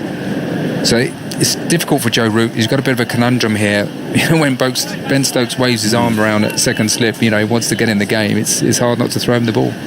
Broad starts a new over short and pulled round the corner very nicely. They might get 2 for this as the long leg runs round. The throw comes in from Bess, and they have come back for 2. It's a good throw and a good bit of fielding, but it was just wide of that long leg into the right of deep backward square. 122 for 6. I mean, I suppose what Root might think is right. I've got that all-important 6th wicket. We're into the bowlers. Yeah. Maybe. Thank you. Jofra Archer. Come along, yeah. Absolutely. It's a difficult one because Ben will want to keep going. Yes. Broad into Shadab. Short again, and Shadab just really easily moves inside the line of the ball and lets it pass over his shoulder into the keeper's gloves. There's no run. Maybe he'll give him one more, just have a little look. But the danger is he'll want him for the second and third tests, because while England have clawed their way back into this game, they're still far from on top. And they could... Well, do you think that smart money would be on them probably still losing this game, so that they're going to want a fit Stokes for the remainder of the series? Broad in, wide outside the off stump, swinging away low to a tumbling Buttler, who takes just in front of first slip. There's no run. Yeah, the difficulty is, Dan, it's the balance of the side, isn't it? I mean, that's where England are just... There's a few question marks about Jos Buttler's place in the side. Do they play 5 specialist bowlers, or do they only need 4? Did they get enough runs? No, they didn't in the first innings here, so there's a temptation to bring Zach Crawley back in. Well, Ben Stokes' fitness affects a lot of those decisions. Broad in, that's defended slightly awkwardly by Shadab down to the ground. Slightly shorter ball, he stayed at the crease, jabbed at it. Broad picks up off his own bowling, there's no run. Well, that is the issue, isn't it? Because they've got Woakes, who a few years back you might have thought Woakes coming in at 7 wasn't too much of a problem, but he hasn't had the best of time with the bat lately. It's asking a lot of Dom Bess at 8, and then you've got Archer Broad Anderson, although Broad, in fairness, has contributed significantly with the bat, but you can't necessarily expect that to happen every time. Broad in, covering up in defence is Shadab. Back up the wicket. Broad fields again off his own bowling once more. There's no run. 122 for 6. Yasir still yet to score, and he faced the 4 balls. Shadab is just... Now then, we've got to change the field because there's only 1 ball left in the over, so deep square leg has come in. Is this a short ball? Is this flying past Shadab's shoulder? And I don't know who's made that decision, whether it's just Joe Root or actually has Stuart Broad seen it. I think he has now, but I wasn't sure that Broad asked for that. Got to be a little bit careful with some certain bowlers. They get a bit prickly about moving their field. Archer's moved in as well. Mid on. Big appeal for LBW. That's very close indeed. Umpire Illingworth says no. I think they're referring. They are immediately. Root went straight up for that. It looked good. It may be angling down leg side. It could yet be. We have a player review for LBW. Umpire's call at best, perhaps. Is not out. It's a fair delivery. So move on to front on spin vision, please. Just shuffled across his crease, did Shadab there, and it was very full. So I don't think height would be an issue. Oh, well, it's on the knee roll. It's just in frame. Nothing conclusive there. Can we have Ultra Edge one available, please? Bat and ball are close together, but there's no obvious rolling through all the way deflection. through, please. Yeah, all the way through. The pad is a flat line. Yeah, all the way through. Ball tracking one available, please. I'm going umpire's called on leg stump. Mark, where are you going? Ball tracking coming up now. I was appealing from in here. It looked that close. Outside off, impact in line, and it's hitting the wickets, Richard. Well, so happily, we've got the right decision. Yes, out. You're on screen now, Richard. Broad has made another breakthrough. Pakistan have lost another wicket, and it's Shadab Khan. It's not Yasir Shah. Pakistan are 7 down there, 122 for 7. That ball was shown to be hitting the stumps, and Joe Root was convinced of it. Broad was convinced of it. He nearly did the full celeb repeal thing, but he did turn round, but with a finger really pointing and imploringly, both arms outstretched. Didn't get the decision. Root went straight for the DRS, and it has worked for England. They've picked up the 7th Pakistan wicket, 122 for 7, and well, we're into the bowlers, and it's not inconceivable, with 21 minutes left today, 4-5 overs. It's not inconceivable. Pakistan could be bowled out today, and what a day that would make it. Well, that's now 13 wickets to have fallen today, which is it's been all action. It's just been fantastic cricket. Great to watch. It's been excellent cricket. I think Shadab perhaps had his eye on the fact that Ollie Pope had come up from deep square leg. Maybe he was expecting a bouncer, but he certainly got pinned. His front foot was only just in front of his crease. But I'm really surprised that Richard Illingworth didn't give that out, unless he thought that there was some bat involved. It looked very, very adjacent. Well, there were some noises, wasn't there? Because there was bat close to pad, I suppose, and maybe what he heard was 2 noises. It just looked as one of those ones, and Mark and I we were sort of appealing, really. So Stokes is going to continue the temptation, perhaps, to take him out of the attack now that there's an end open both ends. No, says Root. He's going to continue with Stokes, and he's got Yasir to bowl at. Shaheen Shah Afridi has come in at number 9, and here is Stokes to Yasir. Driven flamboyantly through the offside, not with terrific timing, in front of square. And they're going to pick up 2. They'll think, no, they won't think about a third. 2 more to the total, 124 for 7. So Yasir here, I think, is going to play some shots, isn't he? And I think Mark? he quite enjoys that mode, playing a few shots. This was actually a good shot because Ben Stokes was a little bit wide. He gave a fraction of width to Yasir there, and he took advantage. And it's that sort of pitch, isn't it? We've spoken about England targeting the stumps, and they had success doing that against the West Indies. Well, I think Pakistan will be aware of what happened in that match against West Indies, and so far they've adapted to this surface really well. It's a little tinkering in the field here. Yes, now covers moving square, a backward point. A bit behind square, 5 or 6 yards behind square, as Stokes is in. To Yasir Shah on the pads. That's just flicked away really fine. That does make it to the boundary for 4. He's just strayed on the pads this time. He's overcorrected from offside to leg side. These are crucial runs for Pakistan because that lead now has advanced to 235. They're 128 for 7. And this is the flip side, isn't it? You get the count. We've had attack and counter-attack throughout this test and throughout this innings, actually. Pakistan have gone through phases of being really busy. I think when Asad Shafiq came in, he just pushed Bess for a single immediately to signal intent. Here's Stokes back into Yasir Shah. Short, he fends it away without looking at it into space on the leg side. And he'll get a single as it rolls out square of the wicket. And it'll bring the left-handed Shaheen Shah Afridi on strike. 129 for 7, Yasir to 7. Today at the Test on BBC 2 starts in 7 minutes. Spare a thought for all those editors now who are frantically trying to put the programme together. You can catch up with it on the iPlayer at your leisure, of course. So yes, there'll be work being done. It happens frequently in cricket. The highlights programme goes out before the game is done. They do incredible work in those trucks. 128 for 7. 2 slips, gully, backward point, extra mid-off, mid-on. The square leg as Stokes is round the wicket to the left-handed Afridi, too wide. And Afridi has nothing to do with it as it goes through low to Buttler. He connects with 2 hands. We have 17 minutes left, I reckon, of today, of course, that is. It'll be about 4 overs, perhaps. And England on the hunt. We've got the bowlers in. Yasir Shah, Shaheen Shah Afridi. After this, Mohammad Abbas and Naseem Shah. Stokes in. Round the wicket, played at and missed by Shaheen Afridi. It was a bit short. Slightly fenced at it. Didn't move particularly a great deal, or deviate, I should say. Goes through to Buttler, there's no run. The third ball of the over was called no ball. Thank you. I keep missing those. You've got eagle eyes, you have, Zoltzman. How many no balls have we had? Can you tell us in this match? Because I have a feeling that with this new no ball ruling, we're going to see quite a few more. Stokes in. Full and well defended by Afridi up to mid-on, where Broad awaits the ball. Polishes it. There's no run. 130 for 7. We wouldn't be surprised if it's been...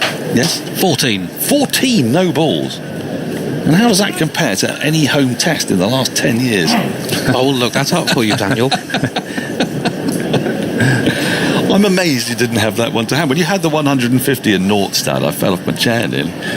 Stokes in and Shaheen Afridi defends well, very competently and elegantly up to Broad at mid-on. That is the end of the over.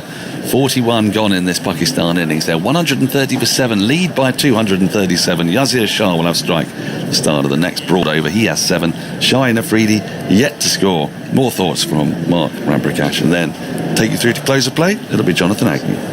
Well, the lead currently 237 Pakistan, and you'd think that they will be looking to Yasir Shah to play a few lusty blows when he gets the opportunity, if possible, with Shaheen in that last over looking reasonably solid, keeping out the straight ones from Ben Stokes. And it is the way that the lower order can put on such important runs. England did it this morning in Broad.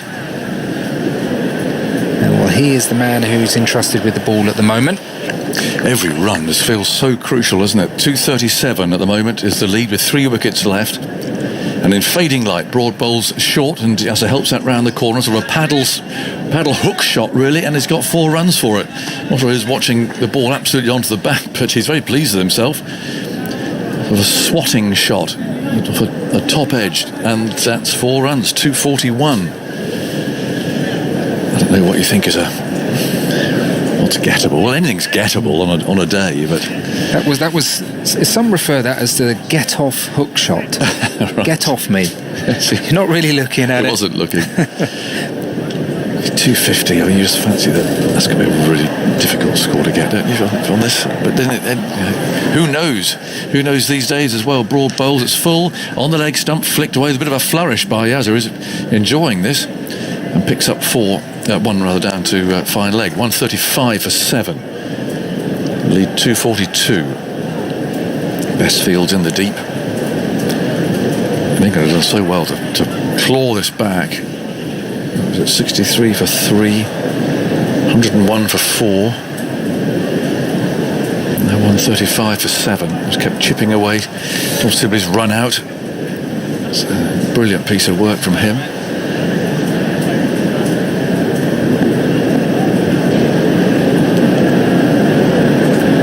Broad's going to go round the wicket to the towering figure of Shaheen Afridi. Down go the slips. Broad's there and beats him, prodding outside the off stump. Broad quickly turns and walks back again. Suddenly England want to get the overs in. They were not long ago looking as though they were just dawdling a bit and happy to see the time ebb away, but they know that they're going amongst the wickets here.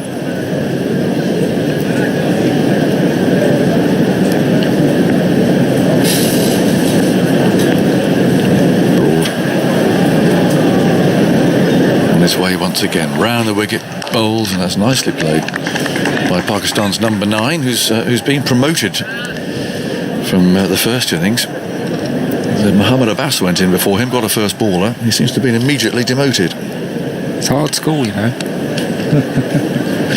Well, it's tough, that, isn't it? But he's got a king pair to look forward to. If and when he gets him, which I'm sure he will, England will try and get him in tonight.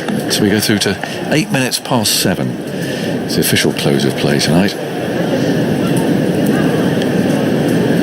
Broad round the wicket again, bowls the left-hander, lets it go by, thudding into Buttler's gloves. Looking at one particular spell here that caught my eye in the bowling figures. Chris Woakes, 5 overs, 1 maiden, 2 for 11. He could have bowled some more than that. Anderson's bowled 9 overs for 34. This is Broad's 9th. He's taken 2 for 21. Bess got a wicket early and then it was a bit expensive after that. Archer's bowled 5 overs for 13. Broad round the wicket, bowls to Shaheen, who turns into the leg side. He'll want 2 here. Fielder in pursuit, dives, throws the ball in. But they have made that second. Sibley throwing the ball back. And that's the end of that over. So 137 for 7, the lead 244. And just in the back of my mind, Mark, just from an English perspective, I suppose, just that thought that Pakistan do have most of their bases covered with their bowling attack, but they haven't got what I'd call an end holder. Yes, what you mean a spinner perhaps who would give control? Correct. Yes. So one thing, if England do get going, get a partnership going. Absolutely. Yeah. No, I mean, I'm not sure I see England's top order getting knocked over the way they did in the first innings. What were they, 12 for 3 or something?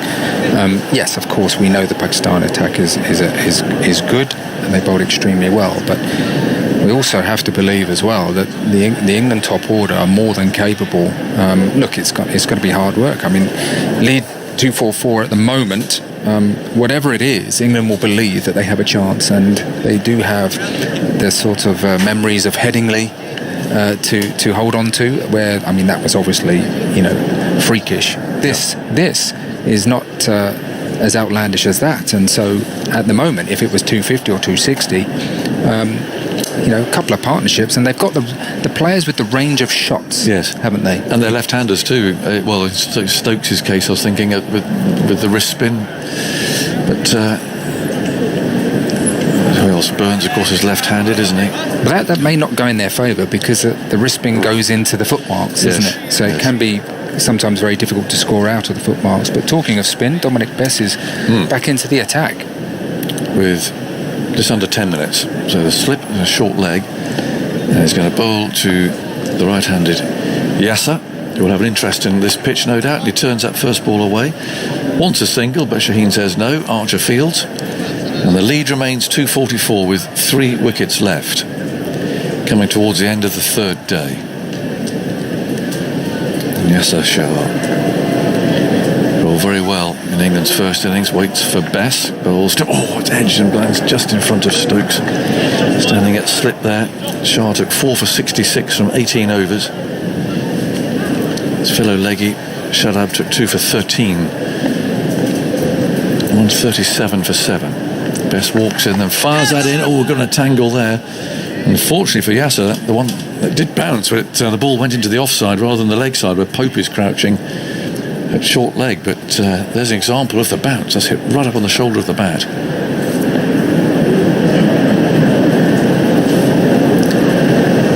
Bess again bowls. He's down the pitch now and then opts just to play the ball away with a spin back to the bowler. There's no run. 137 for 7. Again, Yasir's smiling. A bit of a tangle with his footwork there coming down the pitch. It wasn't quite the tango, I don't think. Here it comes again and drives out to Root. Thinks about a single.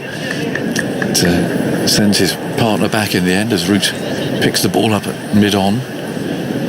1 ball to go. 137 for 7. After scoring 150 in the first innings, Shah Masood made a duck today. That's the great leveller that this game is. Best round the wicket, bowls, and that's turned away down to Archer again at short fine leg, and that ends that over. 137 for 7. Abid Ali made 20. Azhar Ali 18. Babar Azam 5. Asad Shafiq was run out by Sibley. On the run, direct hit at the stumps, out for 29. Mohammad Rizwan, LBW to Stokes for 27. And Shadab Khan, LBW to Broad for 15. Not much batting left. But they can still eke out another 20 or 30, and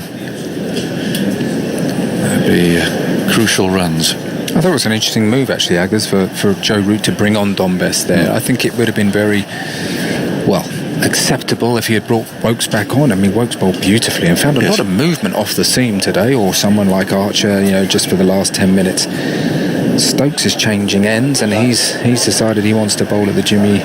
This is the Brian Statham, isn't it? Yes, Brian Statham. I'm surprised by this too, because they're trying to look after him. Why hasn't Woakes come back? He bowls so well. Stokes it is. He might get a wicket. 137 for 7. He's going round the wicket and bowls to Shaheen, who stands up and plays this short ball into the offside. And there's Woakes and Archer playing a bit of football as the ball dribbles towards him in the covers. But he bowls so beautifully. Well, he's fit enough to be at extra cover. 2 for 11. Chris Woakes. And I'm just, sometimes as a captain, I think you ask yourself, well, who would the batsman rather face? And I think Yasir's probably quite happy that Dom Bess is bowling. Stokes again kicks up his heels and bowls, and that's again quite comfortably played by the tall number 9, tapping the ball away square into the offside. And he is limping, Ben Stokes. He's a guy that will go through the pain barrier, no problem. But sometimes he's his own worst enemy. But he is limping. It's a bit odd. It's a bit of a head scratcher, this one. There are other options out there. Stokes again bowls short. He's got a tangle, and it's going to be caught. A bouncer. And the number 9 couldn't cope with it, and he's fended a catch off. And I think that's Rory Burns coming to take it in that gully position.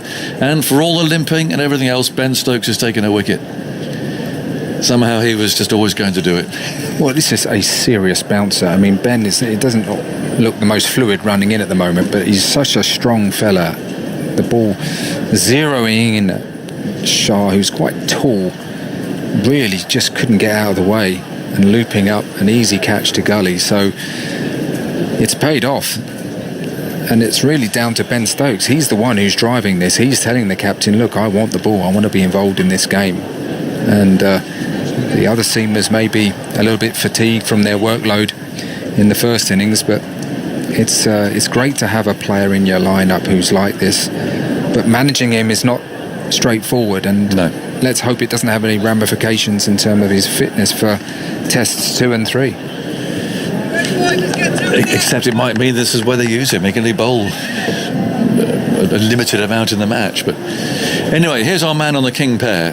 I'm not sure he'll be relishing this very much. He's out he goes in not great light either. Dispatched down the order after his first bowler. How was he out? Caught root bowled Archer, that was right, first slip. He's got a sweater on. And Stokes is already waiting. There's 3 balls left in the over. Pakistan lead by 244. There's only Naseem Shah to come at number 11. Can England restrict Pakistan to a lead of below 250? Cracking game tomorrow, if that's the case, I say. Right, Abbas on a king pair. It's a leg slip, short leg, 2 slips, and that fine gully. Stokes on his way, he's there now, and he bowls down the leg side, and that's a bit of a waste, really, as far as that particular setup was concerned, and Stokes knows it. He's got his head in his hands. You can't believe it, I think they bowled quite such an awful ball.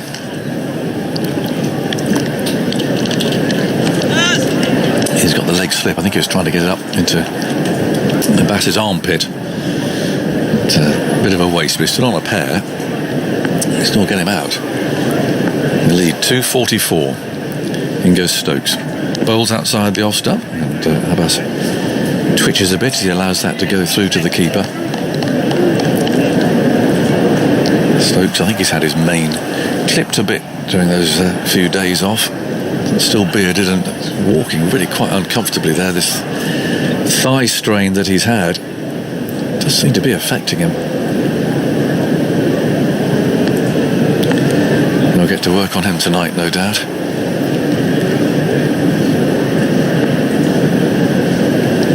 And he goes over the wicket and bowls, and he plays right across his pad there and sends the ball down to mid-on. And Stokes, well, he's taken the wicket. He's breathing heavily. 137 for 8. Is that the end of the day? Jofra Archer thinks it is, who's going to remove the bails. It is that. That's it for the day. So 137 for 8. The lead is 244. Yasir Shah has 12. Mohammad Abbas has yet to score. So again, 14 wickets falling, 264 runs scored in the day. And it is beautifully set up, isn't it? You have to be honest and say that because of the way the pitch is playing and because of the attack that they have, you'd have to say that Pakistan are favourites tomorrow, but England have given themselves a chance there in that session. Some very tidy bowling. That's an excellent run out by Dom Sibley. And off they troop, and they'll be back at 11 o'clock tomorrow.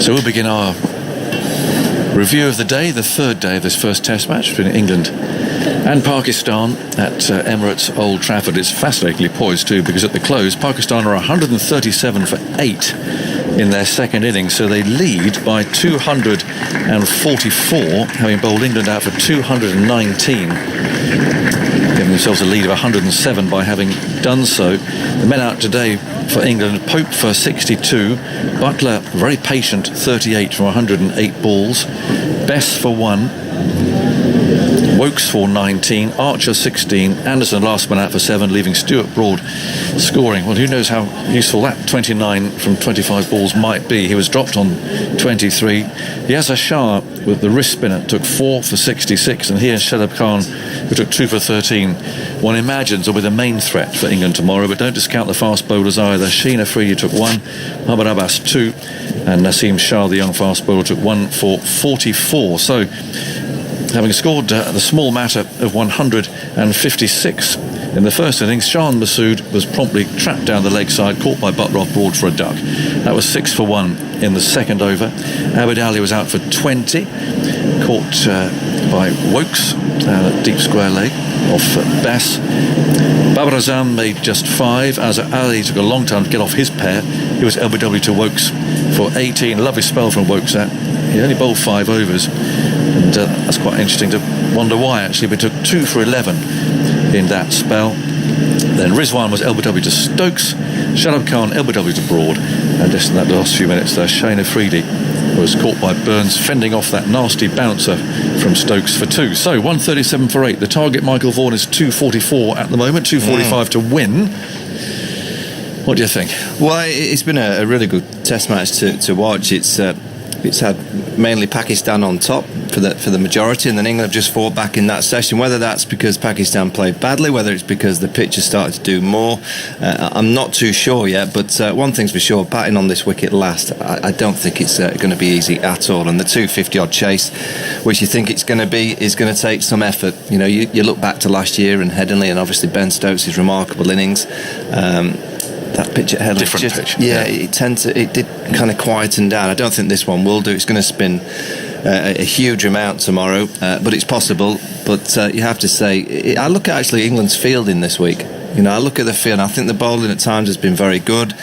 They fought hard with the bat, particularly this morning where I thought Ollie Pope and Josh Buttler to survive that first hour when the ball was nipping all over the place, and they played and missed. They showed a huge amount of temperament and technique and the right kind of mentality for test match cricket, but catches, fumbles in the field, missed stumpings. Again today, Jimmy Anderson dropped one, Ben Stokes dropped one. There's been overthrows. England haven't quite looked on it in the field, and I think at the end of the week it might be that we look to an England side that played okay, but catching and the field and may let them down. But it's been a great test match. I think we'll get an ending tomorrow one way or the other, but full credit to both teams. They've given us great entertainment. Down we go to the outfield and join Henry Moran with Ollie Pope. Thank you very much, Aggers. Ollie, your reflections after that dramatic day? I think coming I've only just walked off the pitch, but I think that bowling couldn't have gone as well as we could have, basically. We bowled really nicely, we backed it up in the field, but frustrating not to get slightly closer to them with the bat, but they bowled nicely this morning, and the wickets offered a little bit for both seam and spin. How has that wicket been out there? Because it's looked very tough watching on from the commentary boxes. It's offered for the seamers, as it always does a little bit in England, but I guess it's not your typical English wicket. It's spun from sort of the get-go and bounced quite a lot as well, so it hasn't been easy facing the spin. Obviously they've got their two leggies. It's not got its challenges, but we're going to have to find a way to cope with that tomorrow and the day after. The Pakistan bowling attack, is it the variation that makes it such a challenge and such a fearsome prospect? Yeah, I think they've got a little bit of everything. They've got sort of Abbas with his skills, they've got the pace of the young lad Naseem, and then the left armour as well with Shaheen. So they've got the bases covered. But as it is with any new series, facing new bowlers, once you sort of get used to their style and their action and what they try and do with the ball, things will get easier for us batters. A word on Josh Buttler. That was a gutsy performance this morning. Yeah, he played nicely, and he's shown great signs during that whole West Indies series, and he's batting really nicely at the moment. I think he's sort of found a really good tempo. It's obviously a shame that we couldn't extend that partnership for longer, but no, I think he's playing really nicely at the moment. You'll have sympathy for the challenges keepers can have, and he's had a tough game, I think it's fair to say, so far. Yeah, absolutely. It's not easy, especially standing up, keeping on that wicket. With that extra spin and bounce, these chances aren't easy. I guess with those nicks, I guess sometimes it's just a matter of will they stick and will they not. I guess if it was a slightly thicker edge, it was going straight to first slip. I got that one in the first dig, but that's keeping. You do need a bit of luck standing up to the stumps, especially on a wicket like this. A lot of people have said that playing 3 test matches at one venue would be a benefit to England. Has that proved to be the case, or can you get fatigue playing at one ground? Well, I don't think. Obviously, we're in pretty strange times at the moment, and these things don't happen a lot. We know what we're dealing with the conditions here. It is slightly drier up here on the pitches. I wouldn't say fatigue's got much to do with it. We added a nice little 4 days off, and the boys still have a lot of energy. We're still buzzing around in the field at the end there. But yeah, hopefully we can just keep extending that throughout this series. How many do you fancy you can chase down? Oh, well, as many as they set. I think last summer's shown whatever the target is chaseable. It's not going to be easy on this wicket, but it's definitely manageable with the batters that we got in store. I thought you might say that. Thanks for your time. Cheers, Ollie. No worries. Cheers. Thanks, Henry, and Ollie Pope. And the ground staff are out there sorting things out, ready for resumption tomorrow. Azhar Mahmood is here. Now then, Azhar, Yeah, you were very confident this morning. How do you feel now? The game is on.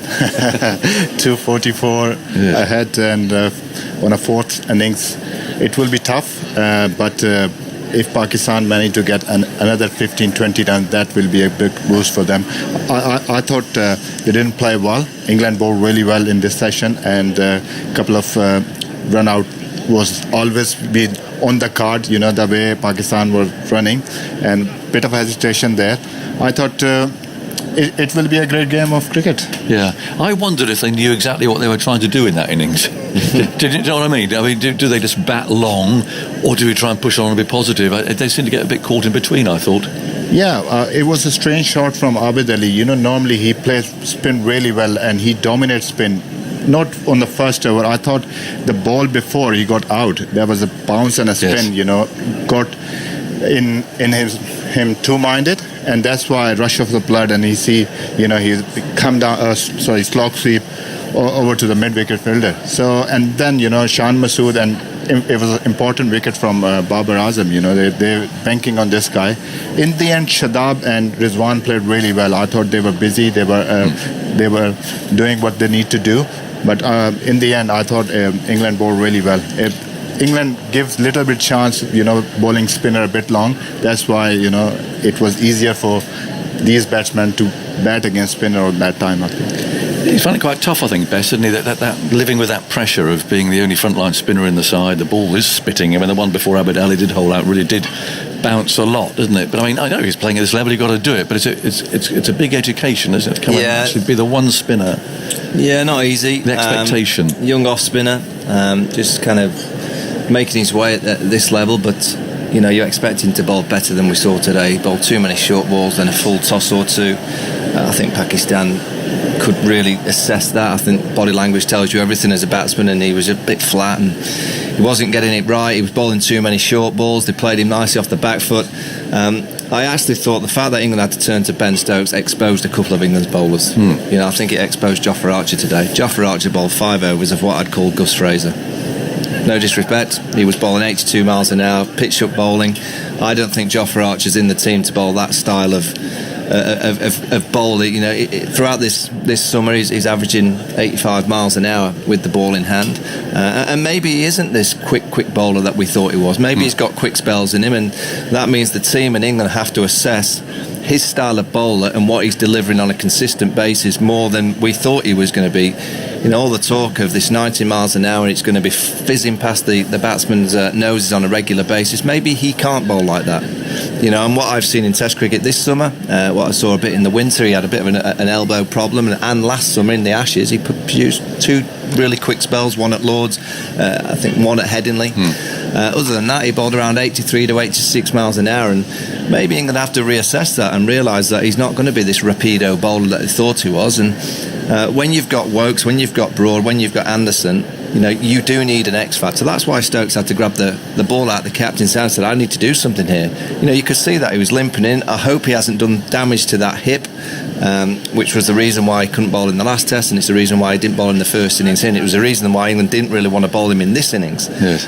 I hope he hasn't done more damage to suggest that the next test match at Southampton he won't be able to play a full part as an all-rounder, because it's a big risk in a 3-match series when your key player has to grab the ball out of the captain's hand and say, I will do a job, and he gets 2 wickets. The other thing is Chris Woakes bowled 5 overs. Why? That was very odd. I didn't quite understand that either. No. So but he's been the pick of the bowlers without any question. Yeah, I mean, and the difference is that, you know, because Chris Woakes is such a great lad, you know, sometimes you've got Ben Stokes stood next to the captain at second slip and he's going, give me the ball now.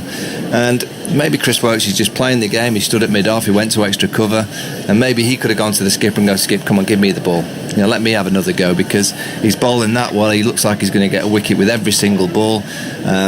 So yeah, great test match. There's been, you know, I didn't quite agree with Ollie when he said that the fielding's been good. I don't think it has. I think it's going to potentially really cost England this week. Drop catches, fumbles, they've not quite looked on it. First time I think ever I've looked down and thought, oh, Jimmy looks old.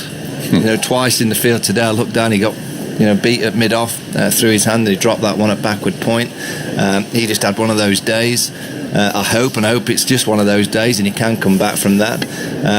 Yeah, but we're in for a good test match. There will be batsmen that get low scores on that wicket. With what we've seen, it's just, can one player do what Ben Stokes did at Headingley? Yeah. And it'll take that. Michael, you've got to go to other duties, I think. So thank you for your contribution. Here the grounds are there again, whacking away at the footholes down at this end. I guess the one thought I had, Azhar, about Pakistan's bowling is that they do have all their bases covered. They've got pace, they've got left arm, they've got the change of angle, they've got Mohammad Abbas just teasing away there all the time. They've got the two wrist spinners, but what they don't have, and if England do get a partnership going, they haven't got that spinner who just come on and just hold an end and string some maidens, because all of those bowlers, perhaps not Abbas, but the others, they can leak runs. The two young lads, a bit of pressure on, the two wrist spinners. What do you think? I thought, talking about Abbas, he's a more consistent bowler in the world cricket at the moment, about his consistency. And Shaheen Afridi, we saw him and we've been seeing it for last year or so. He's improved bowler. He can't. He don't give you anything there. They can contain as well. Then you got two spinner. They have a massive part to play. And Naseem Shah, yes, he's a young. Because all of those bowlers, he's the guy you can say, okay, he will give you some runs. But the other two are very consistent with their line, and then the spinner. If the spinner bowling on this pitch, especially looking at this, rough marks around, a lot of rough to play around, and we saw Shadab Khan today. He will be a different threat because he can bowl googly, flipper, and we saw more bounce than Yasir Shah on his delivery because he's a tall bowler, and I think he will create a lot of doubts in England batsmen. It's obviously going to be dangerous if England try and play positively against the spin bowlers. But I was suggesting that it'll put pressure on those spin bowlers if they do concede some runs, and wrist spinners do give you some bad balls. And actually, if all you're going to do is prod around and try and defend and there are men around the bat, then you might get out anyway. So England's best chance might be to not play recklessly, obviously not stupidly, but try and be positive against those two. And maybe the captain has to take one off and bring another seam bowler back on again. Yeah, they have to take up taking option, because bowling at this pitch, Yasir Shah, known for bowling round the stumps on the fourth innings and using that rough. But England have a player who can change the game, no doubt about like Ben Stokes, the innings he played in Ashes Test match, one of the best innings you will ever see, and they have the ability, they have the skills. Ollie Povs, captain himself, Joe Root, they have the players, but under pressure, scoreboard pressure, if Pakistan manage to get extra 20 to 25 runs tomorrow morning, they will be happy. Bowling on the fourth innings, they will be happy. Victor's arrived. What do you think, Victor? I think we've got a great game. Yes. Well, I think Pakistan will be favourites. Yes. But England are in a better position than they were this morning. They've been dominated for nearly all of 3 days, and somehow, even in that last session, things seem to be going wrong for England. There were some drop catches, some poor bowling, but they've got 7 wickets in that session. 250 on that wicket is a lot to get, but you only need 2 players to play a significant innings, and you are close. And I agree with what Azhar was saying, that you're going to have. I don't think you're going to block your way to 250. Someone or a pair of players, you have to make the bowlers bowl badly, and even test bowlers, when the pressure's on and they're getting attacked successfully, they're more likely to bowl you some free runs. Yes. So that will be. It's a fascinating equation. Everyone's got a bat in their own way. We're not going to see Dom Sibley come down to Yasir Shah and say, "I'm going to hit you over extra cover, old boy." No. But everyone has to work out their own way. But I think for England to win that, someone's going to have to play a brilliant, or 2 players will have to play a brilliant, probably quite aggressive innings to make the opposition bowl poorly. Because if you're going to be, as you were saying, prodding against Yasir Shah, who's confident, when he's confident, he hits his length all the time, the ball's turning, and you feel anything could happen.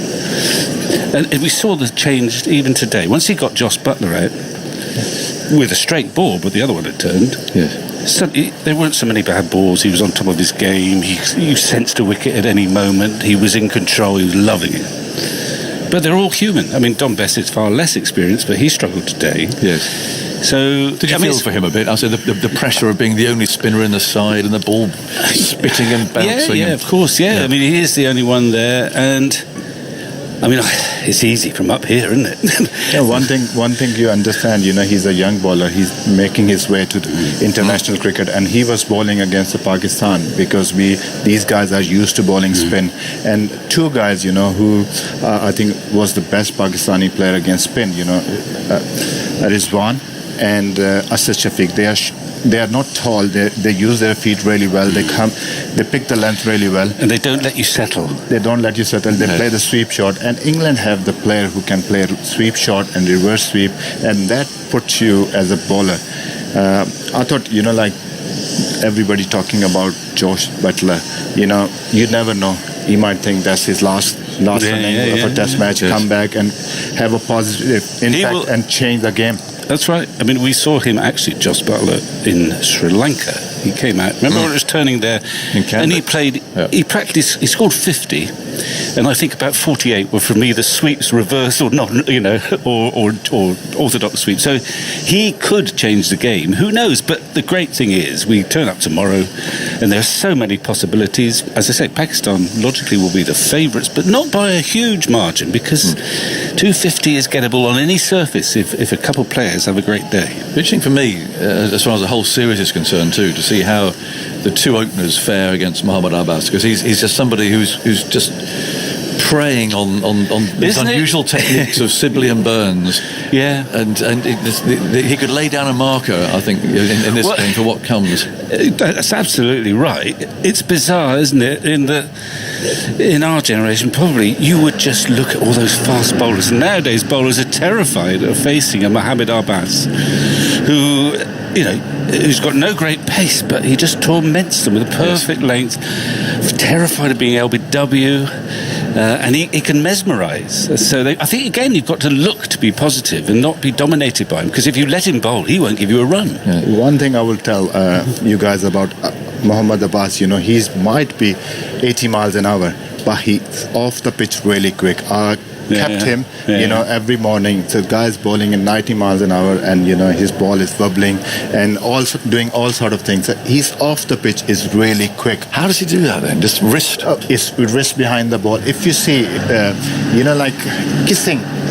What you say? If you stand next to the river and throw the stone in there, you feel sometimes stone goes in, and sometimes it skids and goes like that. So Abbas bowling is like that. Like Wasim Akram used to do that.